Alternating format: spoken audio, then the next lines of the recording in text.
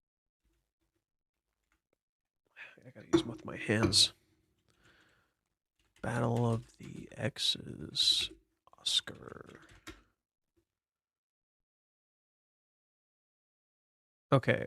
Battle of the X's is the Oscar refers to the 82nd Academy Awards, with ex-spouse Catherine Bigelow and James Cameron completely directed for the best director of their movies. The Hurt Locker, while Cameron directed the Avatar, and Hurt Locker won. Oh. Oh.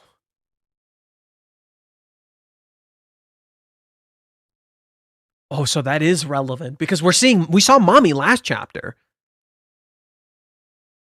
We saw Mommy last chapter. So this is absolutely relevant. We literally saw Mommy last chapter, so this is absolutely fucking relevant. That's weird. That's so trippy. It's crazy that Reiji like knows all this.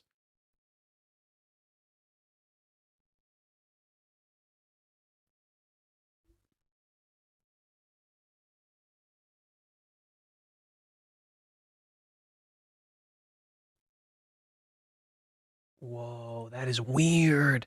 That's so weird.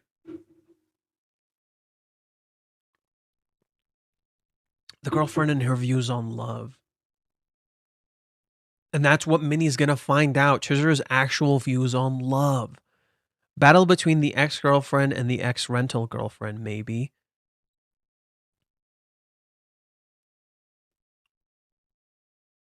Yeah, she used to be Kazuya's ex-rental girlfriend.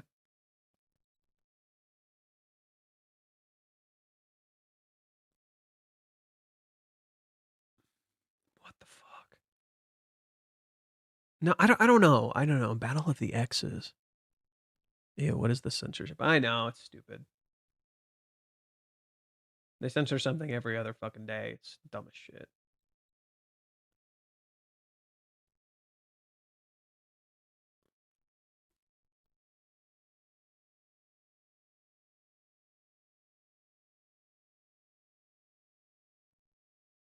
Oh, something is setting up. Johan, did you check the chapters I said earlier? Oh yeah, we have chapters we need to check. I forgot. Okay, so we need to check chapter 341, 143, 314. Well, we looked at these prior. We did look at these prior, but sure, let's pull them up again. Let's pull them up again. It's fine. Okay, a little bit.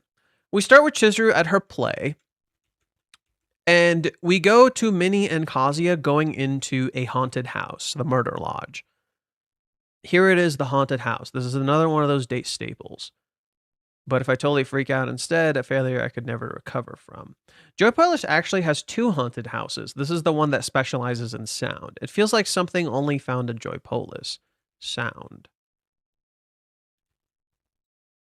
So Kazuya and Minnie enter a dark place. And they hear sounds. This is seriously no joke. And they both scream and freak out. Don't worry, they're not dead. The master's scary. That exhausted me. Ha ha ha. The type to laugh after a good scare. Murder Lodge was really scary. It felt like a real haunted house, even if it was just the sound. I seriously wonder if Mizuhara is even into this kind of stuff. It'd be lame if I freaked out on the day, so I'm glad I did this rehearsal first. He still freaks out on the day. It's great that Yamori seems to be having fun. I would have had a hard time coming to a haunted house alone. I'm super grateful for her hanging out with me today. Don't you have a boyfriend? What are you asking that for? I'm just curious. You seem like you have a lot of friends. Wouldn't be surprised if you had one. Do you think I have one? You know, after living together? She has a point. It doesn't seem like she has one. Well, I have a lot of fun with my normal life, so it feels pretty whatever. I'm happy with my work and friends. I guess that's how people think nowadays. It's very like Yamori-san. Besides, isn't being in love kind of lonely? They just entered a dark, lonely place, if you will. And yet they weren't alone in that darkness. I mean, confessions are something you've got to do on your own, you know? If you want to keep the most important person to you by your side, then you can't rely on others forever. By the end of it all, you have to spend countless restless nights alone, even if you manage to talk with someone about it. It's a lonely battle to get rid of loneliness. For starters, I'm quick to lose interest. My dance club in high school, my summer gymnastics, I never really continued with any of it. Wow, I didn't know that. I'm actually kept up with my cosplay, but that's gotta be because of my friends. Friends. My cosplay friends. They invite me to get togethers and stuff. When I see everyone else working hard, it makes me want to work hard too. I'm not fit for a lonely battle like that. Well, couldn't you apply that to love too? You see someone else working their butt off. Don't you want to do your best too in love? If anything, I envy you. I wish I could find something that I could love as much as you do, master. What are you on about? You went out of your way to check this place out for your first date. Chizuru-san's a lucky girl. Wouldn't that inspire you to try to get your own love? You're seeing him work hard. Why don't you work hard? Do you see the paradox in her reasoning? I watched you very closely today, master, so I would know. Lonely battle, huh? It's true that I'm not able to share everything with you, Morris, and I'll be on my own for the date. I've never thought about being fit for being in love. There's no such thing as being fit for being in love. You love every day. Her calling me master might actually mean she respects me after all. I read about it in a manga. The only people able to learn the truth are the ones who overcome the dark loneliness. Well, Chizuru is all alone right now. Wouldn't you argue that Chizuru is overcoming the dark loneliness? Chizuru is all alone right now. And yet she's pushing through it. So she's learning the truth. Oh, maybe that's what this is foreshadowing. The only people able to learn the truth are the ones who overcome the dark loneliness. Chizuru is going to overcome the dark loneliness. You're a brave hero, and I'll be cheering you on from the front row. Okay, so next, let's check out 314. This is when Kazuya... Oh my god. This is when Kazuya texts Chizuru to talk. What did we see Kazuya do in this chapter? He texted Sumi. But the difference is, unlike this chapter, we didn't see at all what Kazuya was thinking and what he was going through. In fact, Kazuya is not shown at all in this chapter. But we do see Kazuya contact Sumi, and we see her reaction. A lot of this chapter is Kazuya worrying and overthinking about what to say and how to talk, and how Chizuru might react. Not a rental date. I'm going to ask her myself. Wait, this shot looks familiar. Wait. This shot looks familiar. Hold on. Everybody pause.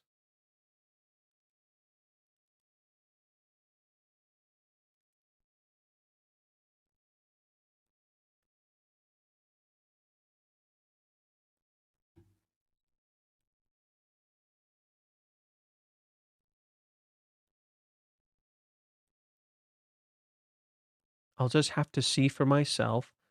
I'm going to ask her myself. What the heck? What the heck?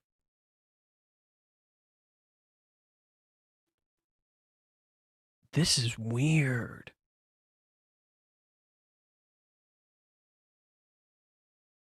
I have to see for myself. She's in shadows. I'm going to ask her myself. He's in light. I mean, I'm scared to even ask her out, but if she says she's doing research, then there's no better way to research than this, right?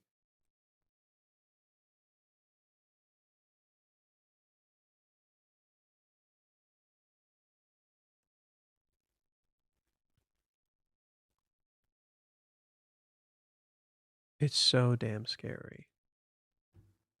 What are you so scared of?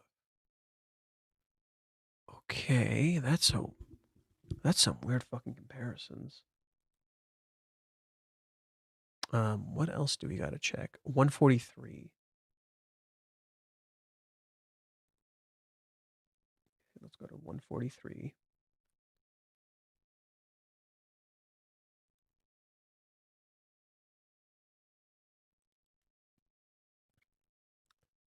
Chizuru, there's a moment when love takes root. Do you know about it? It's when talking about that person fills you with laughter and joy.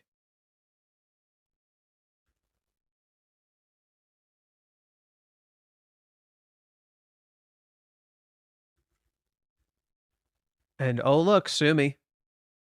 Oh, look, Sumi. Sumi shows up to give gifts to Sayuri. And Sayuri was talking about Chizuru's mom.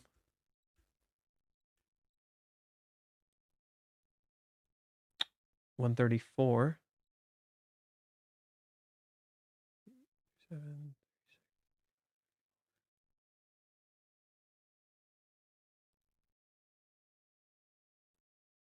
Chizuru wanted to tell Kazuya something, walks away, and Kazuya thinks it's what Minnie said, but he was wrong, because if you remember what this turned out to be, it was something completely different. Kazuya thought Chizuru was confessing to him, and he thinks something's going on. In reality, what it turns out to be is that Chizuru tells Kazuya about her grandfather. Right? Here's the scene playing out. Kazuya freaks, and she says, "I decided I was going to say it before we wrap up." He thinks she's confessing. She's not confessing. She says, "So I used to have a grandpa, but he passed away 3 years ago. From the first time I said I wanted to be an actress, he cheered me on, and the two of us made a promise that someday he'd see me make it. But there was a car accident, and Kazuya knows her grandpa got into a car accident. And now he's driving."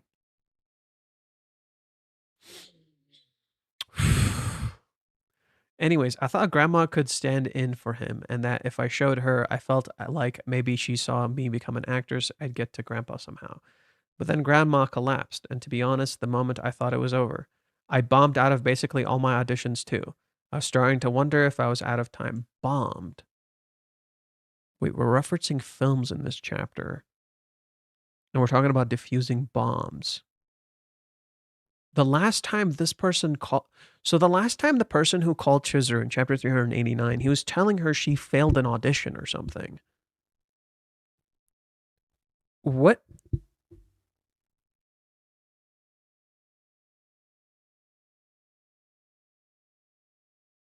Did Chizuru not get a play?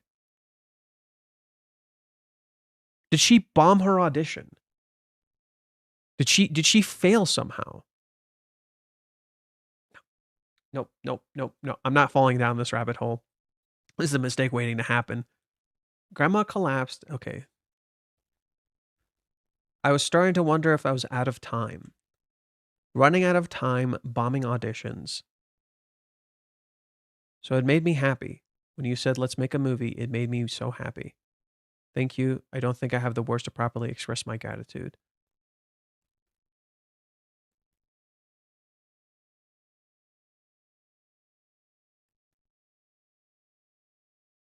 Everybody dies, Grandpa. And you drink so much alcohol. Booze cures what ails you. Oh my God. Her grandpa drinks. Chizuru is now drinking with Minnie. He quit smoking.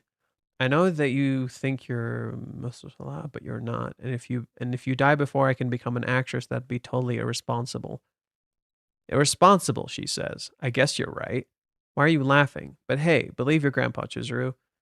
If you keep your head facing forward, stay focused on your dream, and don't give up, there will be people there to support you. I promise you, they'll show up.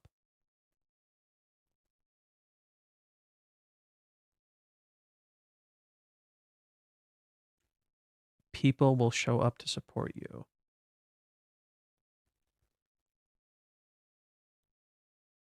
Oh, Jesus Christ. Why do I feel like all of this is incredibly relevant and we can't tell? But we see Chizuru working. That's what I don't understand. And Chizuru before this, there's a part, I don't know if she was lying to Minnie, but she told Minnie that she already got another play. So in chapter 319, in chapter 319, which I referenced today, we were talking. Minnie comes up on Chizuru right here. And Minnie's like, what are you looking at? Chizuru says, I'm checking my script after finish reading it by tomorrow. She's like, you're still studying? She's like, no, it's another role. I got a new role. That's amazing. It still hasn't been officially announced, but I'm grateful for the opportunity. She says she already has another role. But doesn't this contradict what we find out later? Now, you could say Chizuru's just outright lying to Minnie, but she shows a script. She is lying to Minnie. That's not what she was looking at. But is she using the truth here? And again, she's wearing the pendant. Again, she's wearing the pendant. She's using the play as an excuse to hide her feelings about Kazuya. And yet now it feels like that's reversed. This exact scene is the same thing that happens in 390. Is this the same play? This is chapter 319. In chapter 390, Chizuru tells Minnie that she has a play and that's why she's not going to have a boyfriend. Doesn't this contradict that information? That feels weird and it feels intentional. And I remembered this when we read 390. I thought that was weird. That like we were already getting this information, but it just doesn't make sense. It doesn't line up with the timeline. Maybe the play is just an excuse to keep running away. No. Okay. We already discussed this. Chizuru wasn't so much running away in the 3-month time skip. She was literally around, and she wanted to face him. She just didn't know how. That's why she let Minnie in. Chizuru wasn't running as much as you thought she was. She never left. She was stuck around. She let Minnie in. She wanted to stop running. That's the thing. Chizuru, the thing you're misunderstanding about the 3-month time skip is Chizuru wanted to stop running and didn't know how.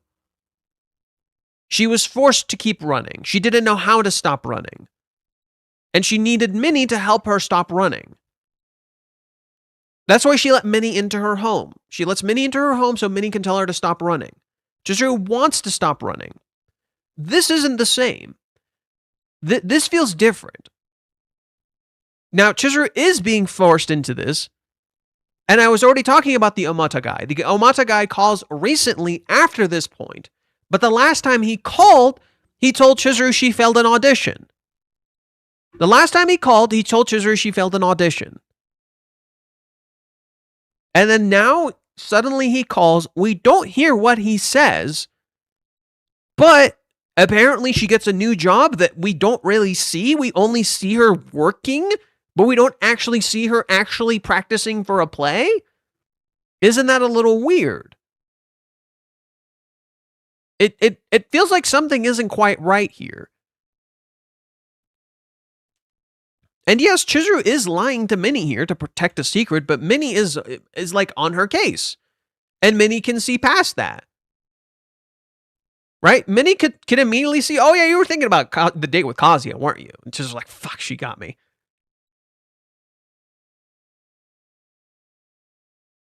And geez, that's all you talk about even at home. So, no, this feels relevant. Something's wrong. Something with this play is wrong. Maybe she works backstage? Is she? Maybe she's working backstage.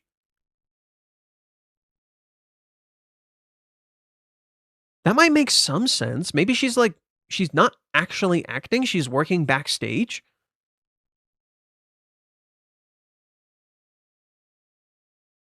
Weird. We don't have the full information, but something isn't adding up. Yeah, something is not adding up. Something is weird. Okay, let's go check Reddit.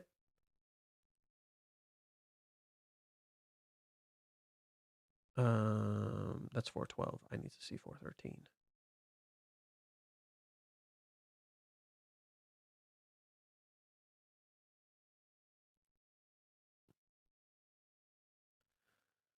Okay. She keeps spoiling us with new hairstyles and close-ups. Yeah, Sumi looks really cute. Sumi looked really cute.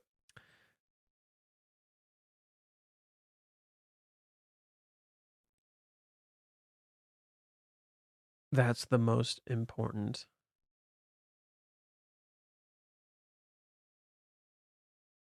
Huh.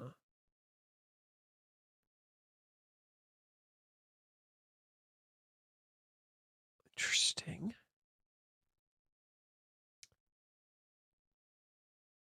Okay, Sumi's back.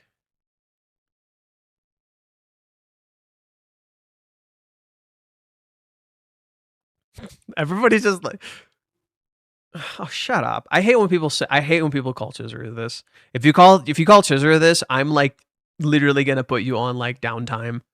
I'm not kidding. Every time you do it, I'll put you on downtime. If you fucking call Chizuru this, pisses me the fuck off.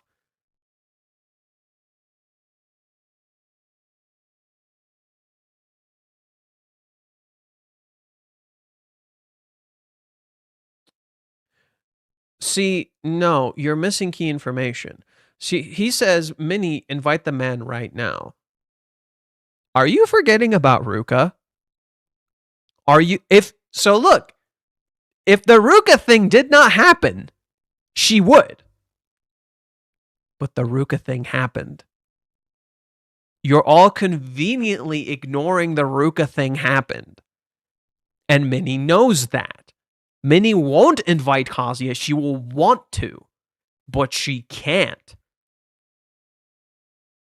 Right? She's going to want to invite Kazuya, but she can't. She's not going to. You are setting yourself up for failure. If you think Minnie will actually invite Kazuya, you're wrong. I doubt it. I really, really doubt it. Well, Chizuru was getting dangerously close to the meme, we are married and I'm pregnant with your first child. Okay, whatever.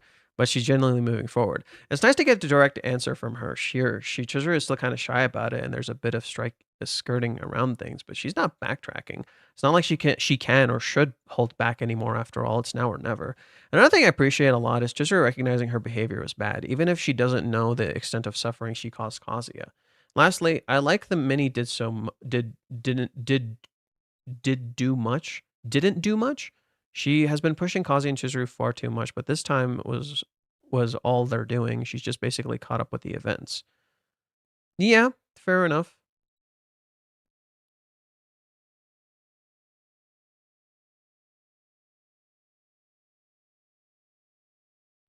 Finally, guys, we won. Let's go. Yes, I know what chorizo is. I know what it is, and I don't like it. I'm going to just keep saying that. I know exactly what it is. Okay.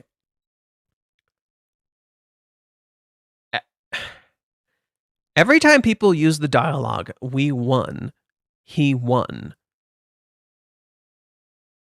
they're not recognizing the issue with that dialogue. You don't just win in love. That's not what it is. And I think Reiji wants to criticize that. So every time Minnie says we won, every time you say we won, I think you're digging your own grave. You are being presented an incredible positive, and you're not realizing what's about to fucking happen.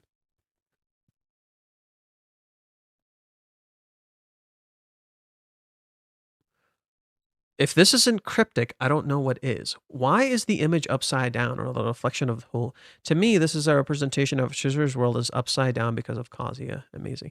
No, this is your world getting flipped upside down. This is your world getting flipped upside down. You're falling now.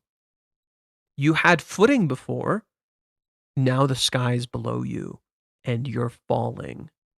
But also visually, literally telling you she's falling in love. Yeah, that's literally what it's visually telling you. She's falling in love because what is the moon? What does the moon represent? Their eternal bond. She's falling in love. Get it? But it's also your world flipping over. You no longer have footing. You're falling over.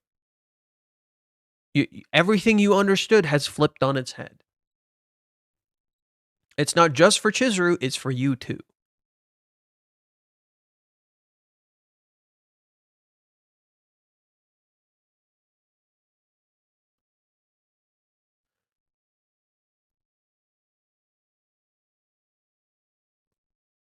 Wait a second. Does that mean that she still doesn't have her answer? I don't really know anymore. I'm totally lost.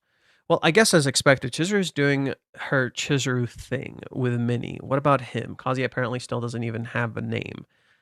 She doesn't care to know? Yeah, sure. The kiss was just a test, like Minnie suggested. She couldn't think of anything else to get an answer. She didn't want, she just tested it? Seriously? Are you for real, Chizuru? Liar. Okay, let's read that again. Let's read that scene again. Something isn't quite right about this scene. Okay. Hold on. I know that you two are close. I don't exactly fully justify asking him to keep it a secret either. I don't exactly feel justified asking him to keep it a secret either, but she wants to. Are you paying attention to the dialogue? She does want to keep it a secret, but she doesn't feel like she's justified in wanting to keep it a secret. So she won't, but she wants to. Have you noticed a repeating pattern with Chizuru where she regularly wants something, but because she doesn't believe it's right for her to want this thing, she doesn't do it? But there comes a point where you should be able to ask that, and it's okay. And what has Kazuya been doing? He went and told Minnie. He went and told Umi. Right? He's told at least 2 people now. And he's not respecting her possible wishes. Yeah, it happened. Sure. Should you just go and tell everyone? Right? Maybe Chizuru does want to keep it a secret. Maybe that was what Chizuru was trying to do. Then she already assumed I'd tell Master. In that case, it's true, he won. How did she come to that conclusion? I don't get it. How did Minnie come to that conclusion? Oh, Kazuya won. Right? How do you put 2 and 2 together? Right? She's like, okay, I kissed him. I know it's not justifiable for me to keep it a secret. How do you get that? Okay, that means that then she already assumed I'd tell Master about today too. Right? So just because she assumed that she'd tell Kazuya about that doesn't mean he won or whatever the fuck you're talking about. I wouldn't blame you if you laughed at me, Minnie-chan. Huh? Laughed at you? Even I think it's pretty lame when we're drinking. When we were drinking, I said it was absurd, and yet that was the only thing I could do. I'm just so pathetic. How about just one more kiss? Maybe you guys can figure something out. It wasn't research. That's not what she's saying. She's like, that's the only thing I could do to find my answer. It wasn't. No, that doesn't feel right. Something about this doesn't feel right. Wait a second. That's what she's talking about? The final research theory?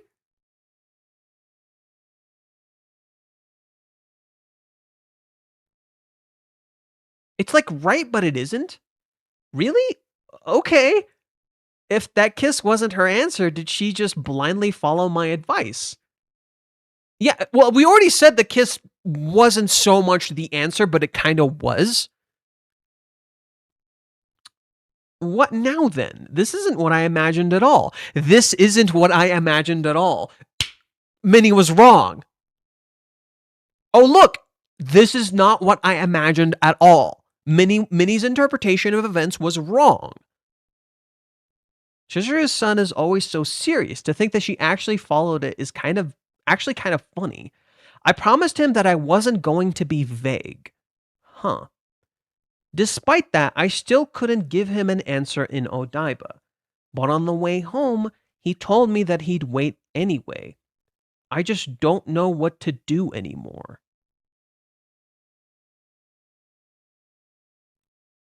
This dialogue should seem really, really familiar. This dialogue should feel really, really familiar and should really highlight the fucking issue for you. God, it is baffling how no one is noticing this.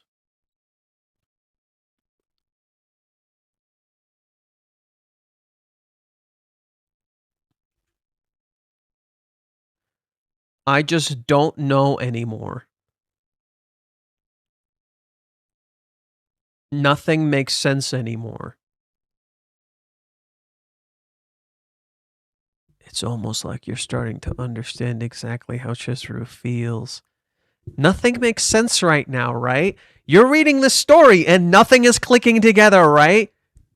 Doesn't it feel like nothing is making any fucking sense right now? I literally saw someone on Reddit post the other day about how the story doesn't make any sense and they don't know where it's heading and they're so confused. Huh. Doesn't this feel oddly familiar? Stop resetting, please. This is getting irritating. Every time it fucking resets. It's getting really irritating, actually. Is there a way to turn that off? I just don't know what to do anymore.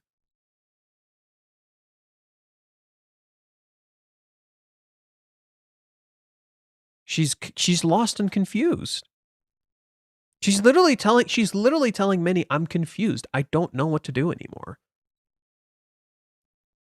And that perfectly lines up with what happened with Kazuya. This is literally, it lines up perfectly with what she told Kazuya. I get really confused about you. I don't know how I feel and how I act. I act weird. I'm sorry.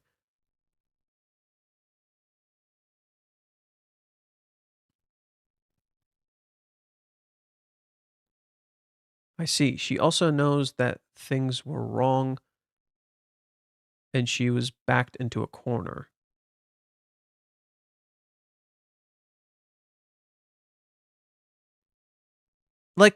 Like it's weird to me that people aren't processing that Chizuru didn't know all of this. That Chizuru didn't know, like, things were not good and she had to make a hard fucking choice. I'm surprised Chizuru is kind of opening up to Minnie. She's always extra guarded towards her. She's desperate. I think Chizuru is desperate. Because Sumi has this gift. She wants to give it to Kazuya. She doesn't have a solution. Then she's presented with a magical solution. Minnie has always been kind of a way for Chizuru to talk to Kazuya or in some ways reach him or understand what he's feeling. So she's just using that. Didn't Mommy surprise us last chapter? Right? You were completely caught off guard by Mommy last chapter. She's being completely different from her usual self. Chizuru is the same. We think we understand Chizuru. I thought I understood Chizuru, and yet here she is surprising us. Opening up to Minnie, even though before she was shutting Minnie out. Probably because she's getting desperate, and she feels stuck, and she doesn't like feeling this stuck, and it sucks. She doesn't want to do this anymore. Chizuru feels really trapped. She wants to see him. And that feeling is going to keep adding up. She keeps wanting to see him. And she doesn't know what to do. She's literally telling Minnie right now, I don't know what to do. I'm confused. I don't know what to do. She needs help. Chizuru has always needed help. She's a human fucking being.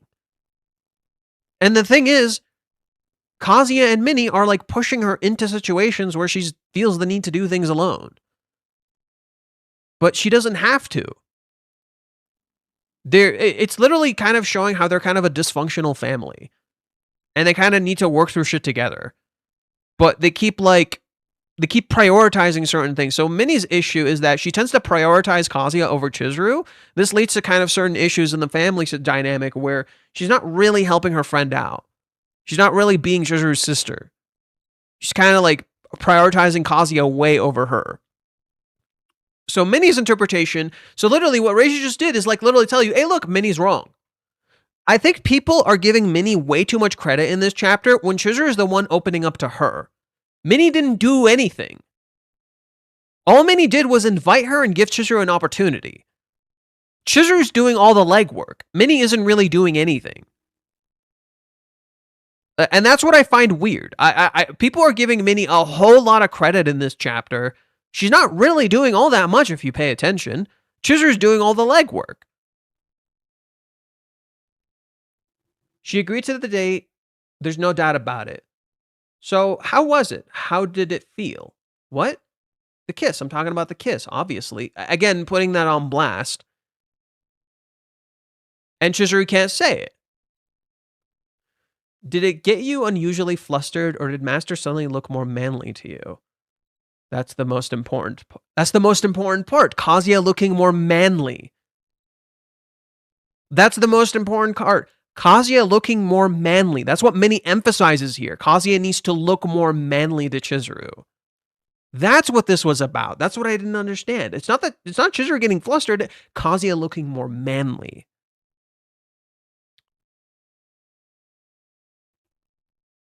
That's not just any reaction. She's in shadows. Okay, it's really important that Minnie is in shadows here. She doesn't get it. She doesn't realize what this means for Chizuru.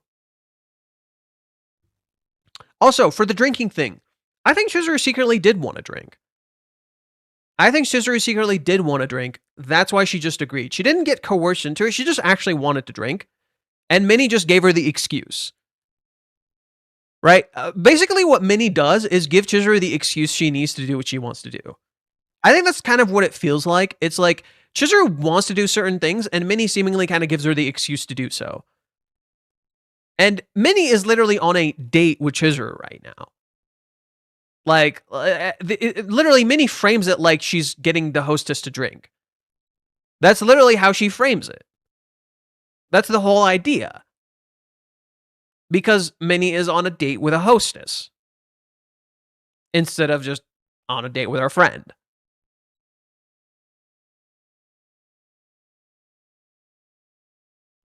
Just one. Oh no. What if Chizuru gets drunk? Oh no. Oh no, no, no. What if Chizuru gets drunk? She said just one glass. Watch it be more. Oh no, I didn't even think of that. It's like Chizuru is getting drunk on her feelings. No, that doesn't feel right. Yeah, the way Chizuru is acting now feels really, really different from the way she was acting before July 11th. Did you notice that? I think it's almost like Chizuru's trying to change how she acts. I think that's a good interpretation. The sudden shift from Chizuru's behavior right after the kiss to Chizuru's behavior now is too stark. It's too different. It's too different. I think Chizuru's literally trying to change how she acts, even if she doesn't like it. She's literally trying to change her identity. She's trying to change who she is. And I think that's wrong. I kind of had this theory early on. Weirdly enough. She's trying to change herself. We're so focused on Kazuya changing himself, we're not noticing how Chizuru is changing. And she's literally trying to change herself. Because remember, there's a scene in chapter 394 where...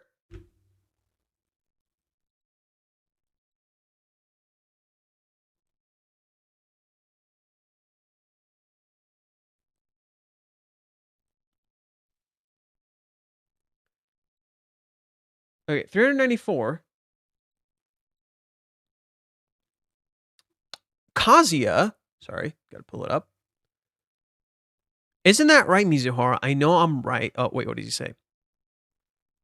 Mizuhara has changed. Past tense. She already changed. If she says yes when I confess my feelings, then it's possible such a thing could happen on the way home. I know I'm right. When we cut to Chizuru, she's changing. Not changed, she's changing. And she doesn't look particularly happy. Right? She doesn't look particularly happy. Something is wrong. Right? So, literally, Kazuya is incorrect. Minnie is incorrect. Something is wrong here. So, Kazuya is saying she changed, past tense. You cut to Chizuru, she's changing. Something is happening. She's becoming different. She's literally becoming different. Something is wrong here.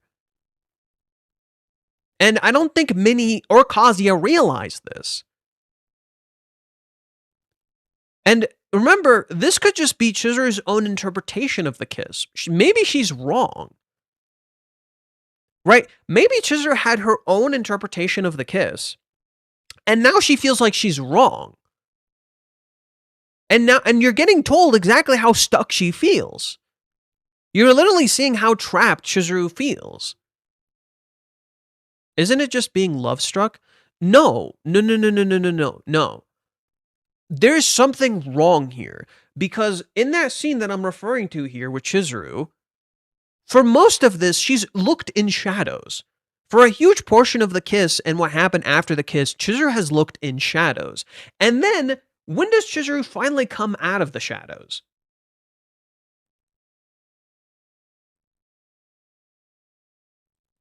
Chapter 397, she's still in shadows.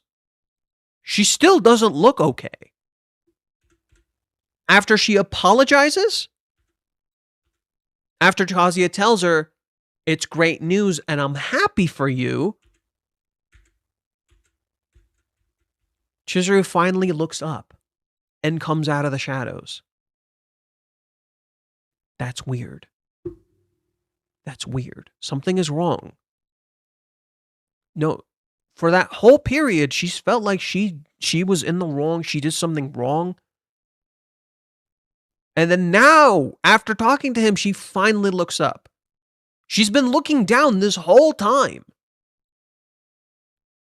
She's been in shadows this whole time. And then now she starts looking up. There's a little bit of being fearful of love as evident by Chizuru's words about her mother. While she may not fear love itself, she may fear what it turns her into. No. What she's afraid of is more so herself than anything. And she thinks there's something wrong with her.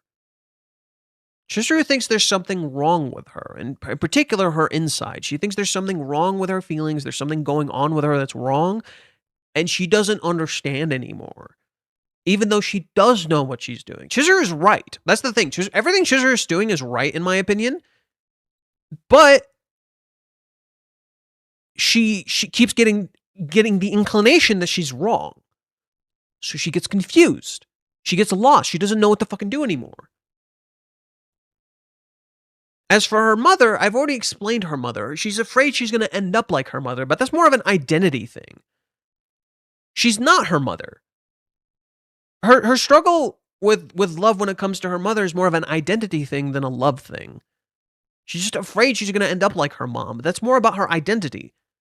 Chizuru is not her mom. That's an identity thing. Identity and love go hand in hand. The thing is that Kazuya leans significantly more into love than identity. Chizuru leans a little more towards identity. But that's the thing. You need kind of both to balance it out.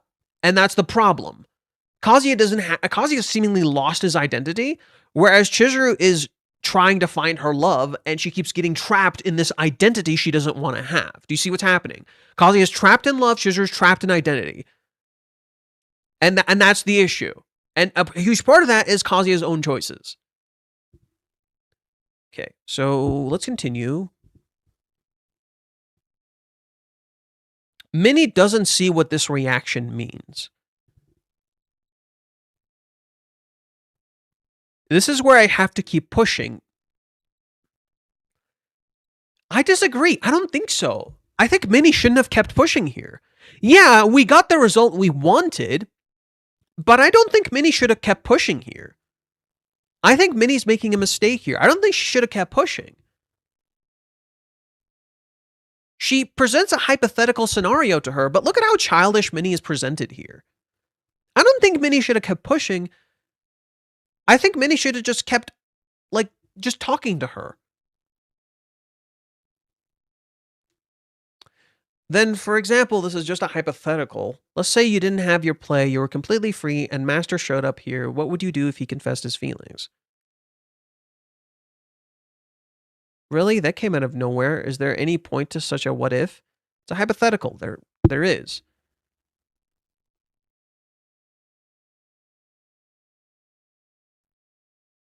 In that case, I think I'd date him.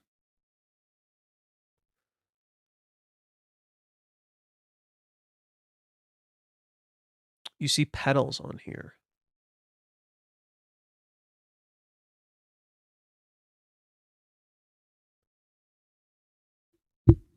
Let me read some of the comments.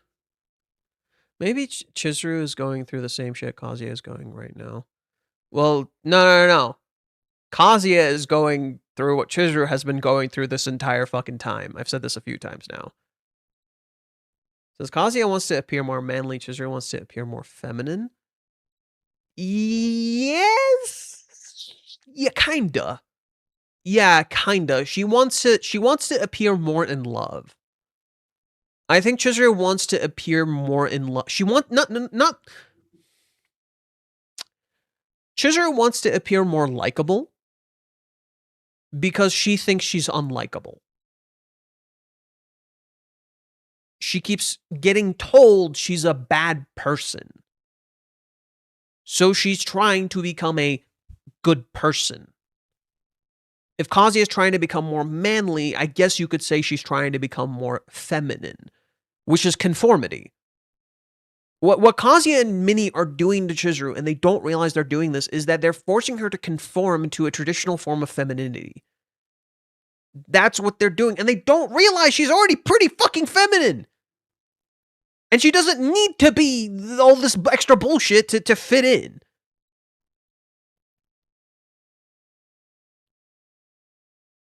Human maturity and love, life keeping pure, are going to change into something bad in the future, like real life couple.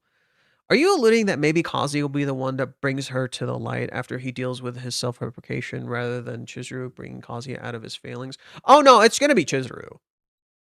Oh, Kazuya is not. I think Kazuya is going to crash soon.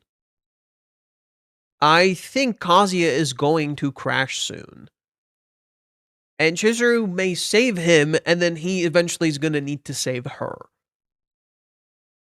I think Kazuya is going to crash soon, and he's going to realize he's a lot stronger than he's treated himself to be. So yes, Kazuya is going to save her eventually, but he's going to need to be saved first. And the way he's going to need to be saved is in part by Chizuru and in part by himself. He's going to need to save himself a little bit in order to actually be saved. This is all about realizing, like, you're not broken. That's what it feels like to me. This is about realizing you're not broken. Whereas Kazuya and Chizuru have been conditioned that they're broken. In fact, what Minnie is doing even now is still kind of a problem. It's just not viewed as a problem because you're getting the results you want. But I think the thing that this chapter does really, really well that people are not noticing is that none of you are questioning why you're suddenly getting what you want when before you weren't. Isn't that a little weird? Nobody put two and two together. That's why I felt this chapter was weird when I was reading it. Chizuru is not acting fully in character. Not completely. The way she's opening up to Minnie is the way she would open up to Kazuya.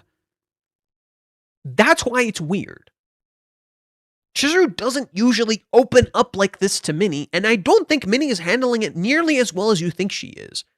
Especially this need to keep pushing when Chizuru just opened up to her about something like really personal. Minnie's like, I'm gonna push some more. Instead of helping Chizuru feel understood, she does this childish hypothetical. Which to us is great because we got the answer we wanted. Yeah, she's gonna date him. Of course she's gonna date him. No fucking shit. No fucking shit. Of course she was gonna date him. But This is more about Minnie getting what she wants rather than helping Chizuru get what she wants.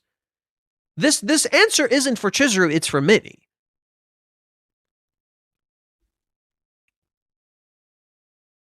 Do you think this plays a romance play? While she may not have gotten the star role, she banked on learning something from it that makes her love show in a more meaningful way to Kazuya.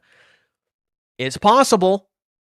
Chizuru is playing a role so that she could play a better role for him, which in of itself is such a problem. It's such a problem, if that's the case. Wait, you throw Kazuya into that? I'm sure he loves her just the way she is. Has he been saying that? Chizuru kissed him, and he goes and does nothing with that. Kazuya keeps telling her how much he loves her, and yet when she shows her real self, he doesn't really communicate how he appreciates that real self. All of it is in his head. He doesn't ever say that to her. He doesn't appreciate these little things about her. So Chizuru thinks she's not feminine enough. Doesn't Chizuru tell him, I want you to think I'm cute? It's almost like she's insecure about her femininity. It's almost like she thinks she's not a good enough woman. Literally being conditioned that she's not feminine enough.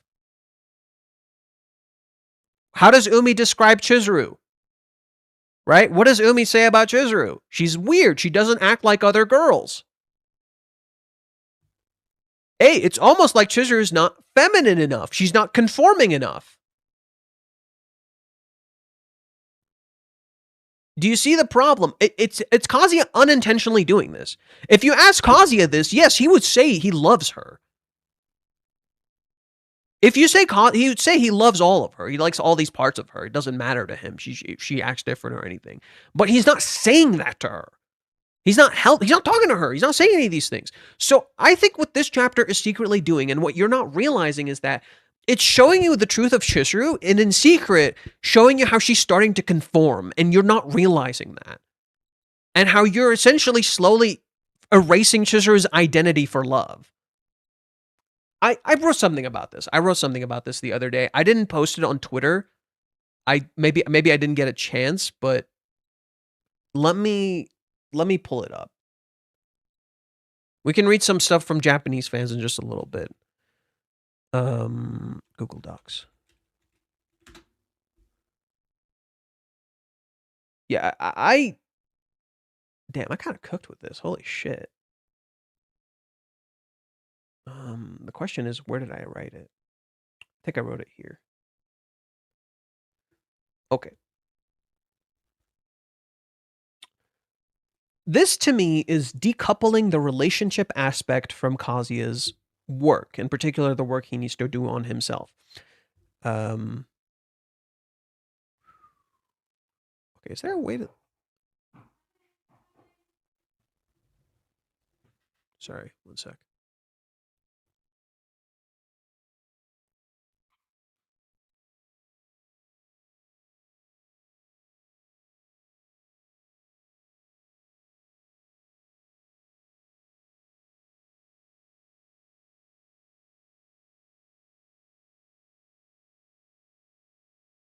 Sorry, someone was knocking on the door. I was kind of worried for a sec. They were knocking kind of weird. It's just the fucking neighborhood kids.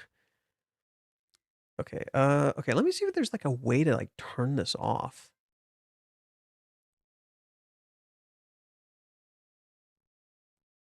Is there some way to turn this off? Account info.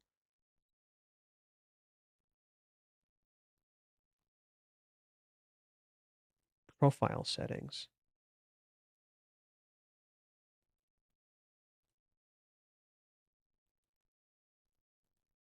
It doesn't give me an option? What the fuck? Whatever, man. Whatever, man. Okay, I'll leave this image for you guys while I read. So bear with me. Okay. So this, to me, is about decoupling the relationship aspect from the work Kazuya needs to do on himself, or just the work Kazuya needs to do in general. doing it specifically just for Chizuru, but kind of for himself and why he wants to do it. He needs to learn why he's doing what he's doing. And for Chizuru, it's the flip.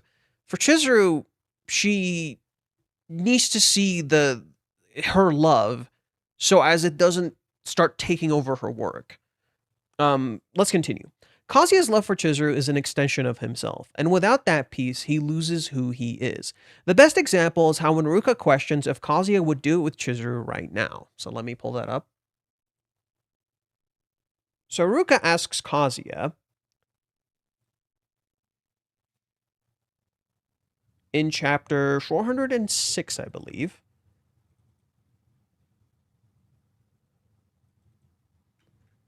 Okay, so pay attention to what Ruka says here.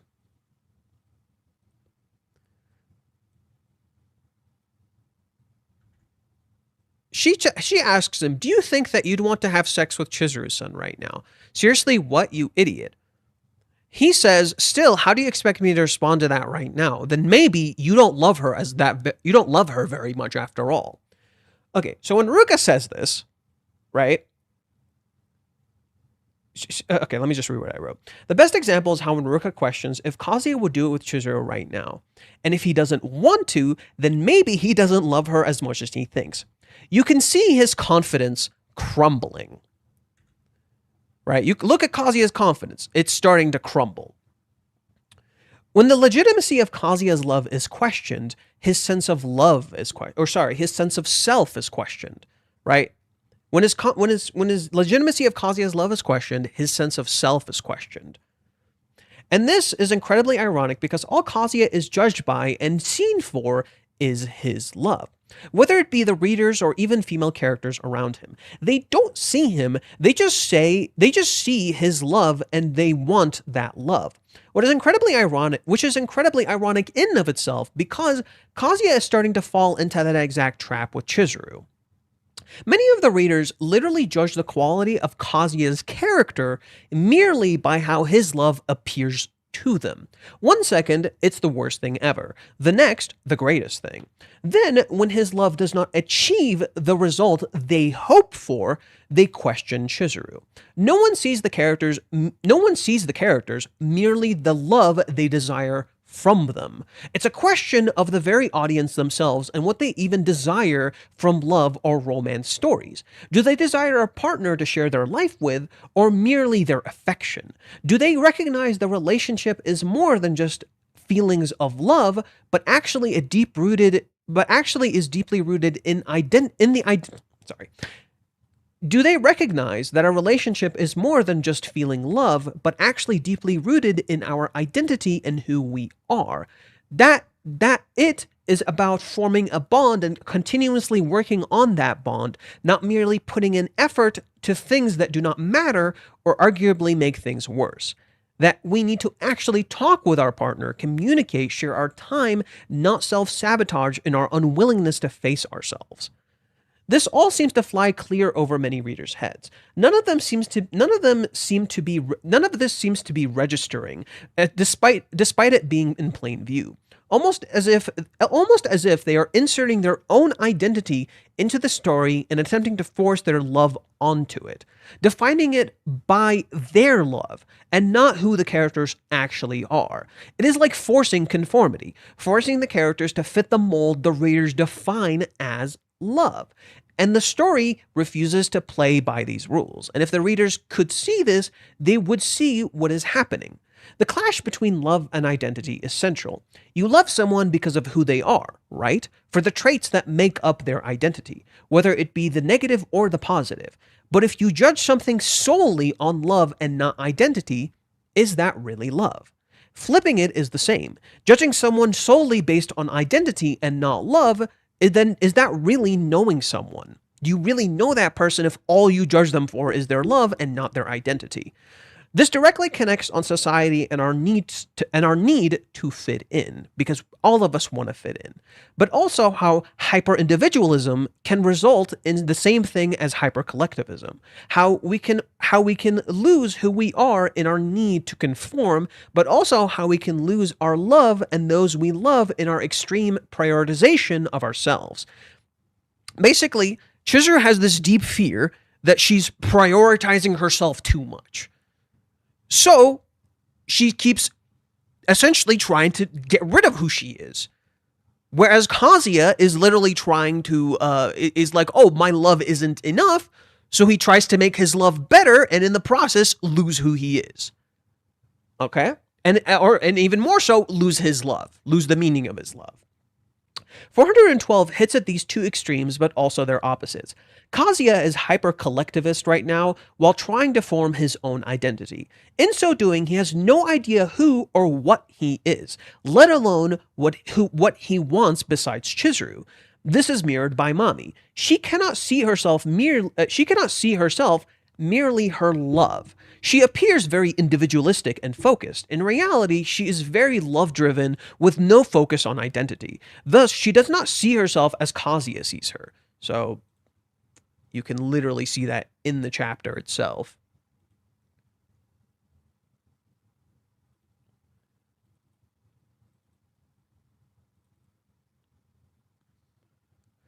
Mami-chan has really grown up too, right? She appears very individualistic and focused and knows exactly what she's doing. In reality, she is very love-driven with no focus on identity. Thus, she does not see herself as Kazuya sees her, just as Kazuya does not see himself as Mami sees her, right? She doesn't see herself the way he sees her. Minnie and Chizuru are flipped. Minnie is hyper-individualistic while searching for conformity. Minnie is really, really individualistic. And in that individualism, she's essentially making Chizuru conform. And she doesn't realize she's doing this. Minnie has a clash between being Chizuru's sister and being Kazuya's support. In particular, trying to ship Kazuya and Chizuru in her efforts to ship her Oshis, aka her idols, and actually interacting with real people she cares for and enjoys the company of. She shouldn't be pulling between the two of them like this, but care for the both of them equally as friends. But she doesn't. So this chapter, in my opinion, definitely has that. I think that while last chapter focused on the element of, Kazuya's collectivism and seeing Mami's individuality, this chapter is about Minnie's individualism and literally making Chizuru conform and not realizing she's doing this.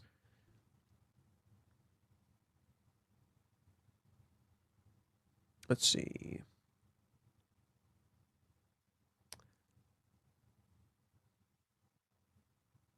I think the "her world is upside down" panel could actually be something positive, like Miles Morales and Spider-Man taking the leap of faith. That's when he truly discovers himself. You're right and you're not. What do I mean? As I explained before, it's literally, visually speaking, it is literally Chizuru falling in love. But there's a negative undertone to it. Chizuru is already in love. So she's literally falling over, her world flipped over. It doesn't make sense anymore. She literally says, I don't know anymore. And then to add that onto that, visually speaking, it's literally us, the readers, not understanding what's happening. And our world flipped over. You can add your own interpretation to the narrative, but it is literally about our interpretation of what's happening flipping over. Right? It's the entire world flipped upside down. It doesn't make sense anymore. This doesn't look like it makes sense. And that's the whole point. It's not meant to make sense. It doesn't make sense. It doesn't add up. It's literally senseless. That's the whole idea. And you're seeing all these cables and wires because you have all these connected things, all these complicated connected wires and connections between literally everything. Like every single aspect that you've seen is connected. And what did you see when Chizuru kissed Kazuya on top of the hood? That's right, you literally saw power lines, connections. You're literally seeing power lines, and then these words are at the center of the page. Everything you're seeing is connected, but it's all flipped upside down and it doesn't make sense. And you can't see these connections properly. That's the whole idea. You cannot see the connection of everything that you have seen and how it connects to love, because it's all flipped upside down. So they are both changing for each other's benefit. If so, I'm having a hard time seeing how they break the spell. Who said they're going to break the spell? They think they're changing for the other's benefit. They're not. Let me try writing this message again since you didn't read it earlier. Still catching up on the stream, though. I'm about 30 minutes behind. I thought I did read it. There's one thing in particular that doesn't add up for me. If the kiss in chapter 305 is nothing more than research, then why is Chizuru so happy while she's kissing him? Did Chizuru look happy? Did Chizuru actually look happy? And I don't know. Did Chizuru actually look happy? And it's not just I already talked about this. I guess he's still behind, so he hasn't fully caught up. But I already talked about this. Chizuru thinks she's wrong. She's not. It's not just research. I actually genuinely think it's not just research. This is the interpretation Chizuru came to because of all the events that happened. It's not just research. No, there's more to it. Clearly so. It's not just research. It was a choice.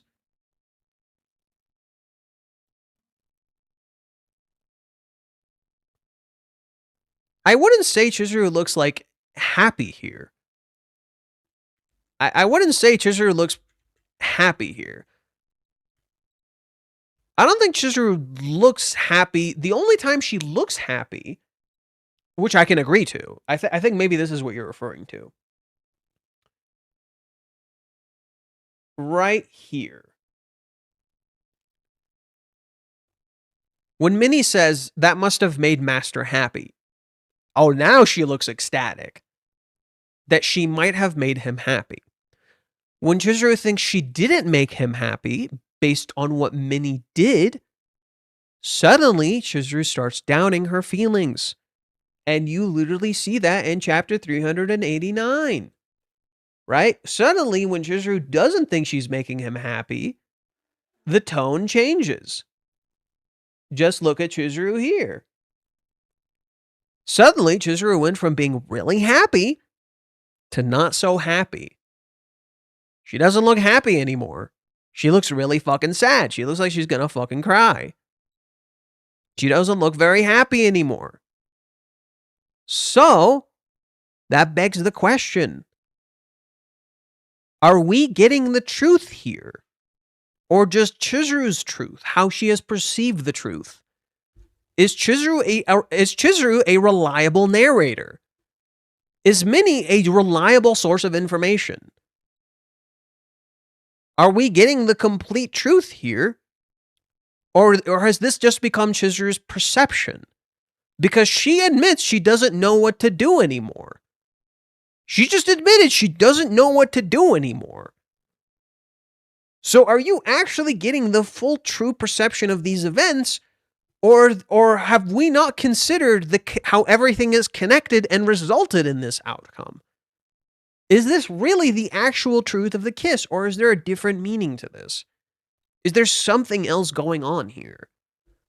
I think this chapter is meant to not fully add up. It's meant to subvert what you have come to understand, because Chizuru is inexperienced when it comes to love, so her interpretation might not be correct. Her own interpretation of her actions might not be correct, because she's literally getting confused on her feelings. She's literally getting confused by her love. Whereas Kazuya is losing his identity, Chizuru is losing her love. She's getting confused on that. She doesn't know why she's doing what she's doing. When it comes to her identity, she kind of knows herself. But she's seemingly trying to sacrifice her identity for love. Whereas Kazuya is seemingly sacrificing... Kazuya is the one sacrificing identity for love. Chizuru's not trying to sacrifice love for identity. It just merely looks like it. If anything, maybe Chizuru is his mirror. She's the one actually trying to sacrifice her identity for love, whereas Kazuya seemingly just doesn't even have an identity at this point. Yeah, Also, the final panel is probably a reference to the first chapter. When Chizuru said that she and Kazuya would never end up in that kind of relationship, even if heaven and earth were reversed. It's a line that got lost in translation. What? Wait, what? Wait. You're gonna have to elaborate.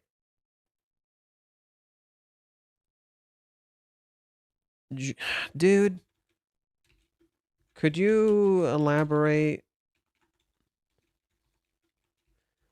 on that final line thing?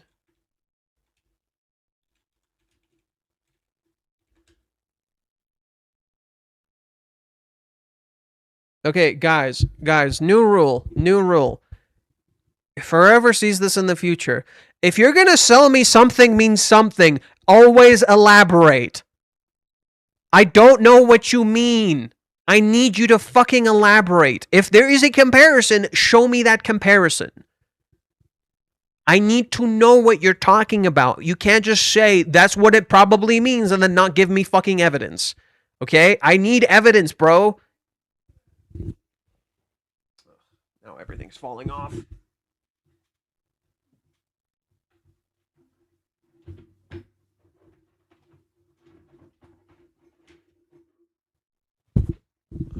Goku, I'm just gonna wait for them to do the line. I don't like unless we speak Japanese. What?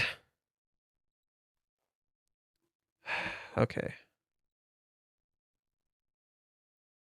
It's in chapter 2? Oh yeah, because that's when she kicks him. Okay, so is that line mirrored by how she says here?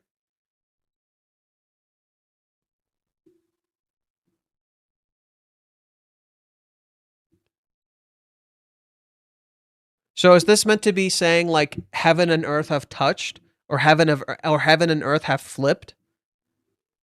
Like visually, heaven and earth have flipped?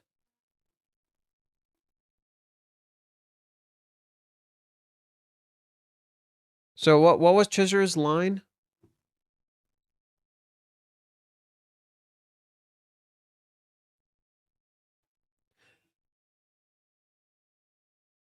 Oh, wait. So Chizuru's line wasn't if hell froze over, it was even if heaven and earth were reversed? Wait. Chizuru's line at the beginning of the series is not if hell froze over, it's if heaven and earth flipped? Dude, come on. What? Are you shitting me?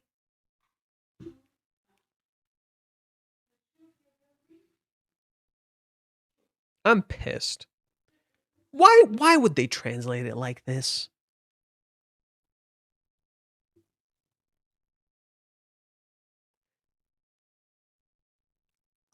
I couldn't have possibly recognized this meaning because of the translations we got. I could have never recognized this meaning because of the translations we got. How could I have possibly known this? Tell Crumpy to translate what I just sent. Fine. I'm a little busy being pissed off because I got fucking. Could you translate this?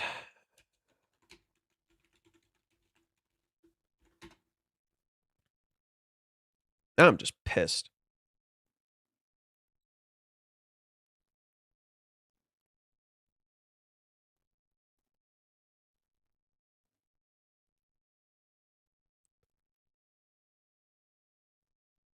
Juntone is a genius. More like he just read the manga. I feel like you could piece two and I could have pieced that together if I just known that was the original line. I could have pieced that together. That's not really genius material. No offense, G. Like, that's... Thank you for the catch. I really appreciate it. But that's not something like a genius would figure out. That I could have figured that out if I fucking knew that. Like, and I'm not even that smart. I'm a fucking idiot.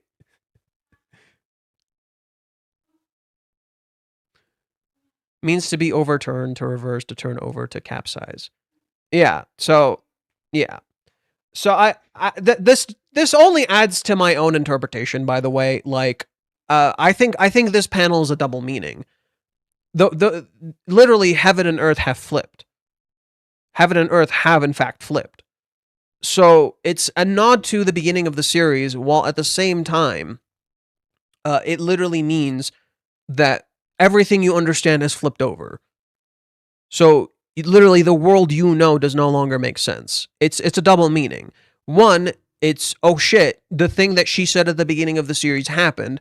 Two, everything you understand has flipped over.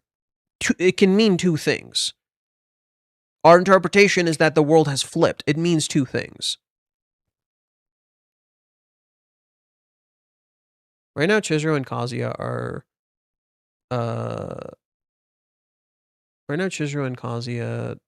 are separated boats. We're just seeing whose boat ends up with holes and sinks first. Kazuya is winning the race.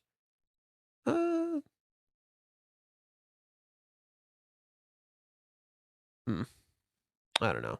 That's a weird interpretation. I don't know if I agree with that.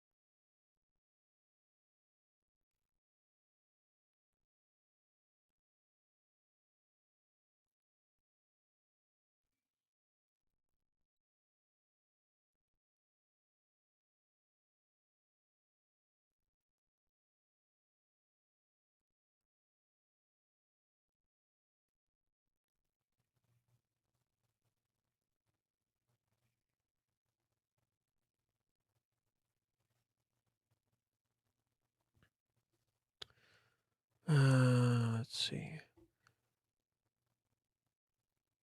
And the world flipped over as in Kazuya is the one avoiding.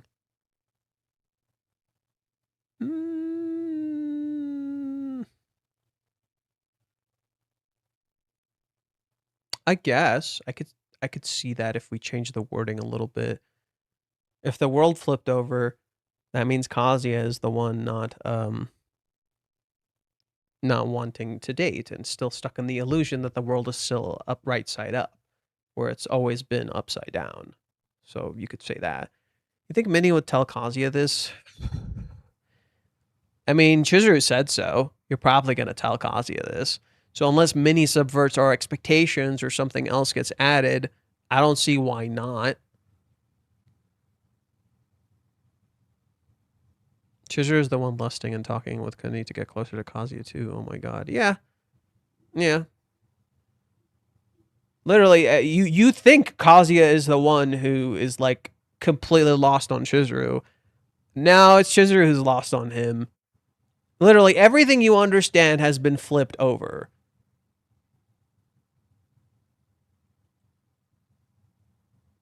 I guess I'll mention this.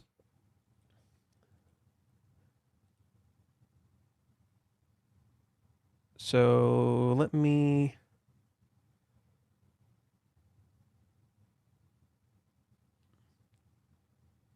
Here. One sec.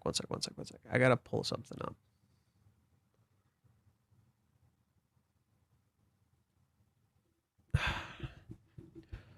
Okay, so I'm gonna. Ooh, yeah. Ooh, okay.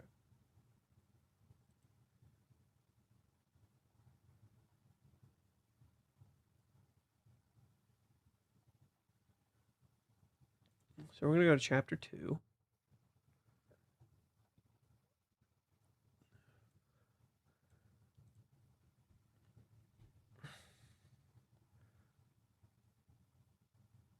Whoop, whoop, whoop, whoop, whoop.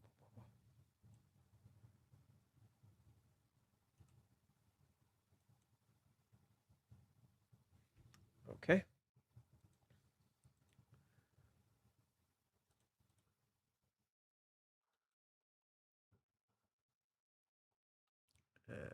And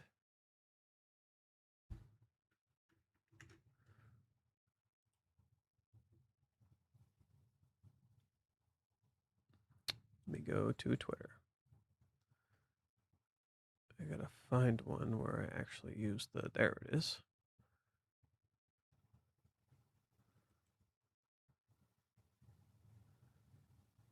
Okay. Final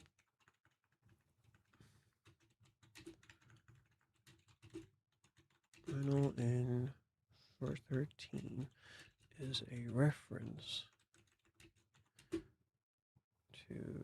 chapter 2. Chizuru says, JP.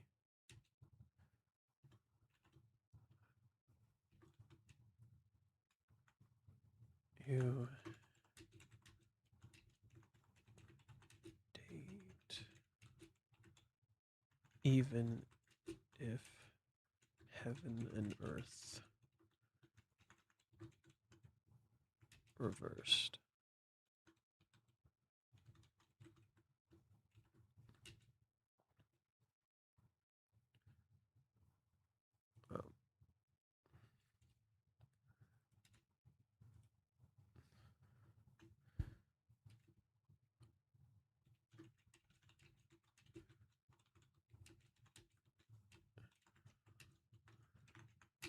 The world flips over.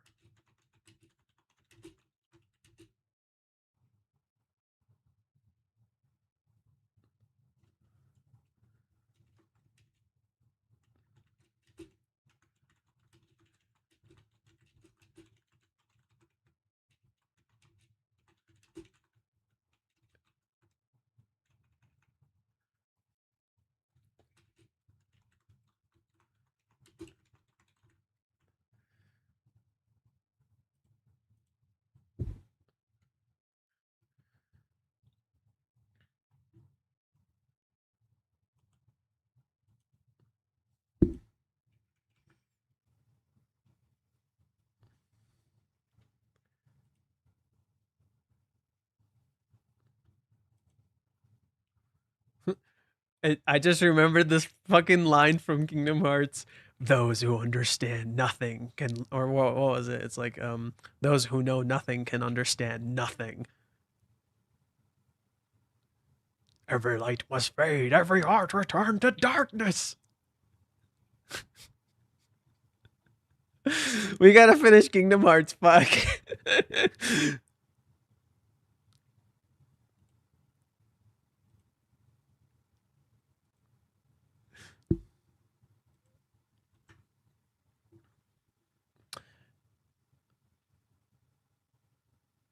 The final.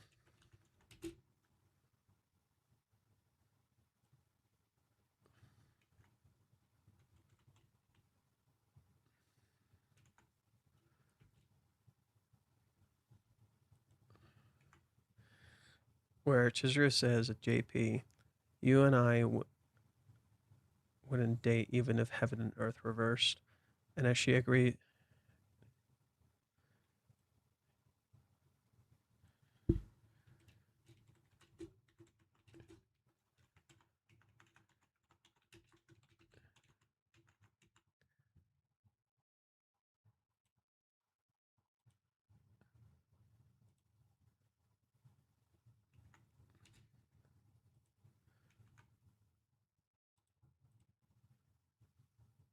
and as she says,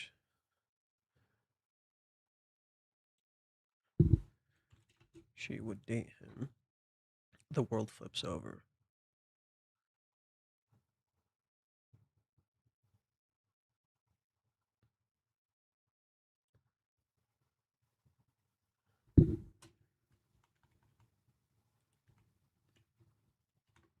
In more ways than we imagine.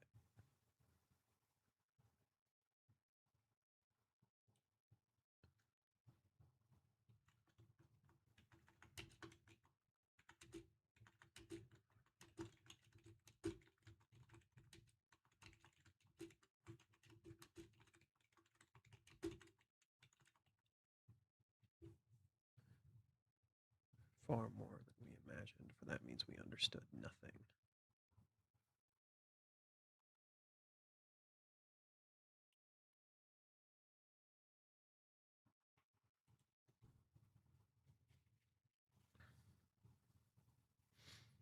Does this seem right? Does it feel like a...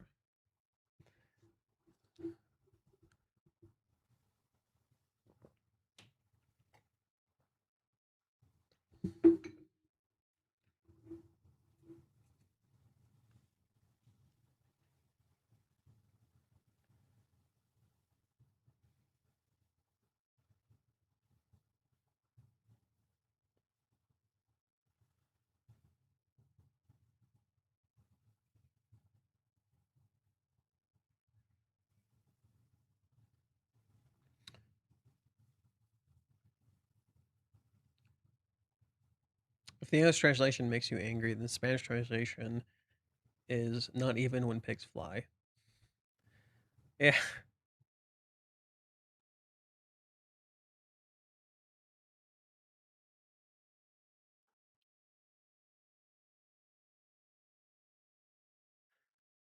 This is another one of those chapters that feels hidden to the brim with information.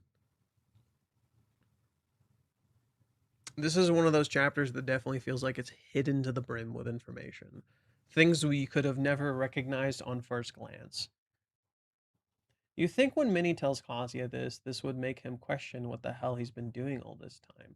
Whole worldview breaks, gets more confused, spiral, then crashes before meeting Sumi. Well, wait. Hold on.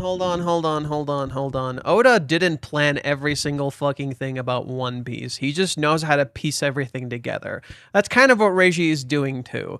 Reiji wasn't so much outright foreshadowing this as it was like pretty obvious that was going to happen. Rather, he's connecting the dots in a very meaningful way. So I think you're kind of conflating what foreshadowing kind of is. He didn't plan this exact moment. Rather, he comes back to that exact moment in a really meaningful way where it comes off as planned because he thought it through. Let's see.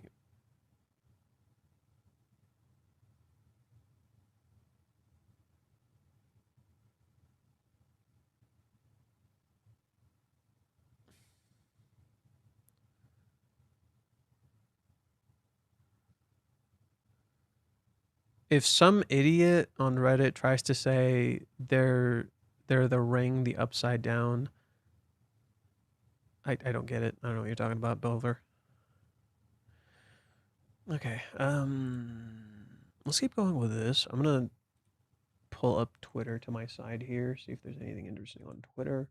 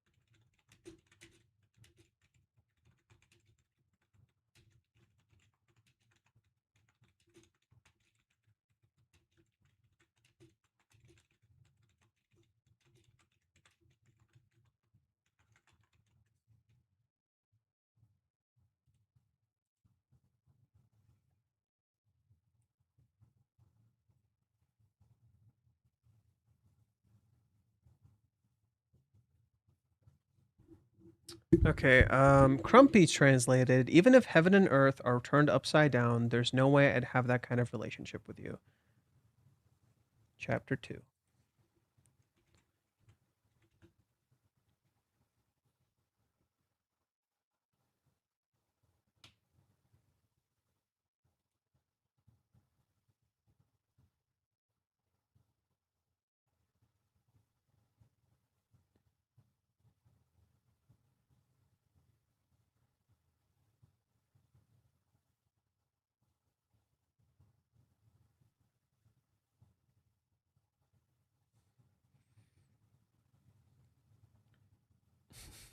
Okay, I want to edit my reaction to this chapter just so I can have this clip.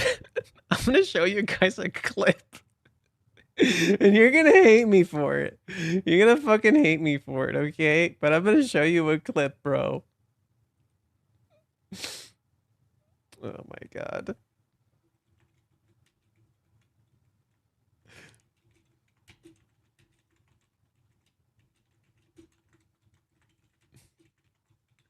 I literally just want to edit today's reaction just to fucking put this.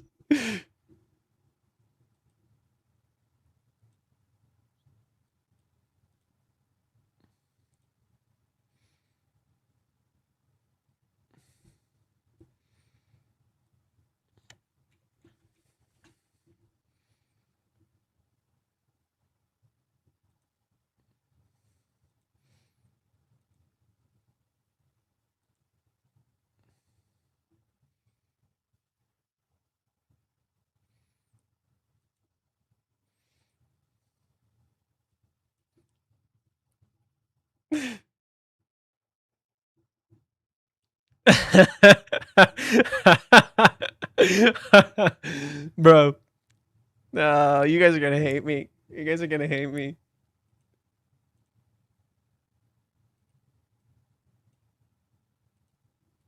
So you have come this far, and still you understand nothing. You have come this far, and still you understand nothing.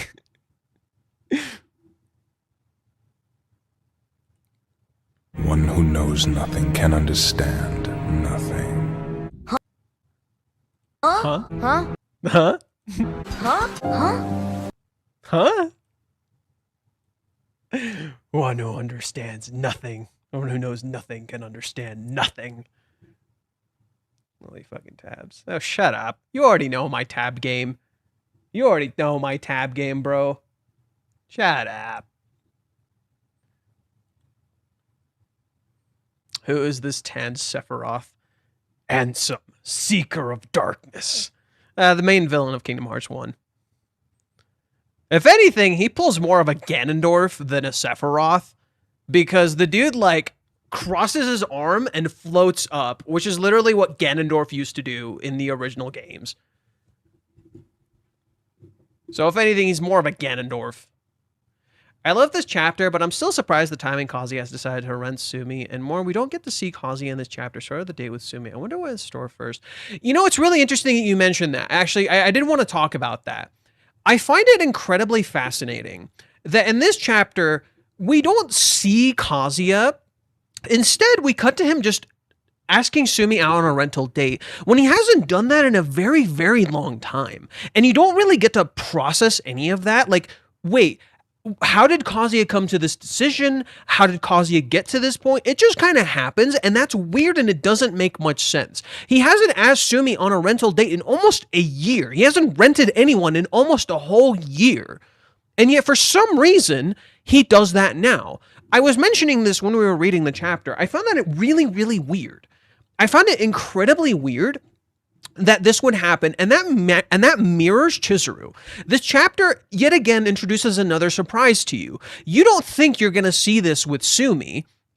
Just as last chapter, you didn't think you would have Mommy randomly show up and us randomly seeing Chizuru. So this chapter introduces you to a surprise, right? It starts with familiarity, right? Oh, we've seen this a million fucking times. Oh, look, Chizuru wants to talk about Kazuya. Oh, wow, nothing surprising here, right? It starts with something far too predictable and something that you're not surprised by even a little bit, right? This is how it starts. It starts in like a predictable way that you're not surprised by.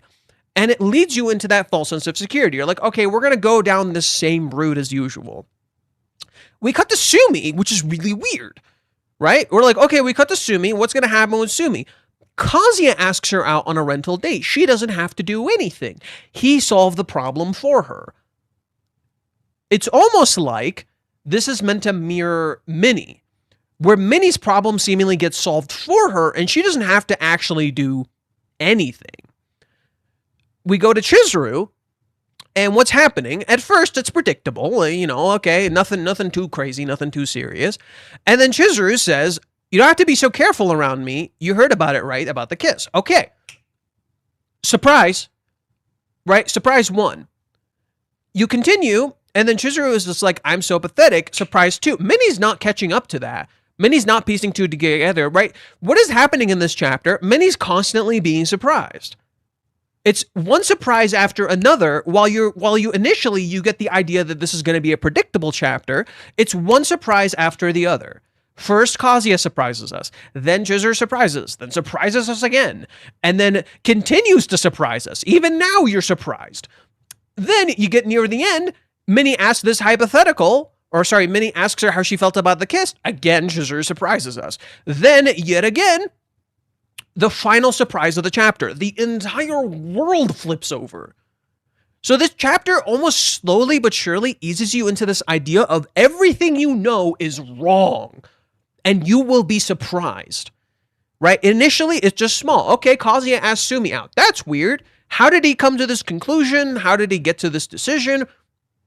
You don't get an answer. It just happens. Then Chizuru slowly surprises you, and surprises you more, and surprises you more, and more, and more, and more, until the whole world flips upside down. Heaven and earth reverse. And suddenly, you don't know what the hell you're talking about. Suddenly, almost everything you understood feels like it makes no sense.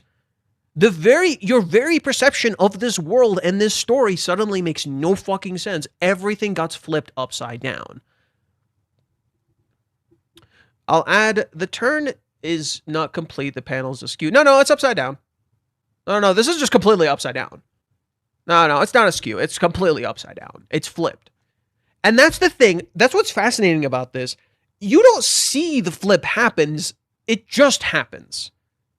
So your entire world is flipped upside down, but you don't even notice it flipping. It just flips.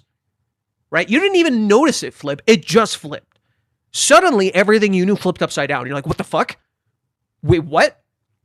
Why did Kazuya suddenly want to rent Sumi? He told us he was going to get advice last chapter, but you never even thought he would just go to Sumi because he hasn't contacted her in nearly a year. So it's weird. This entire chapter looks like okay, what this chapter does that's fucking brilliant is it leads you to this idea that you think you understand what's happening.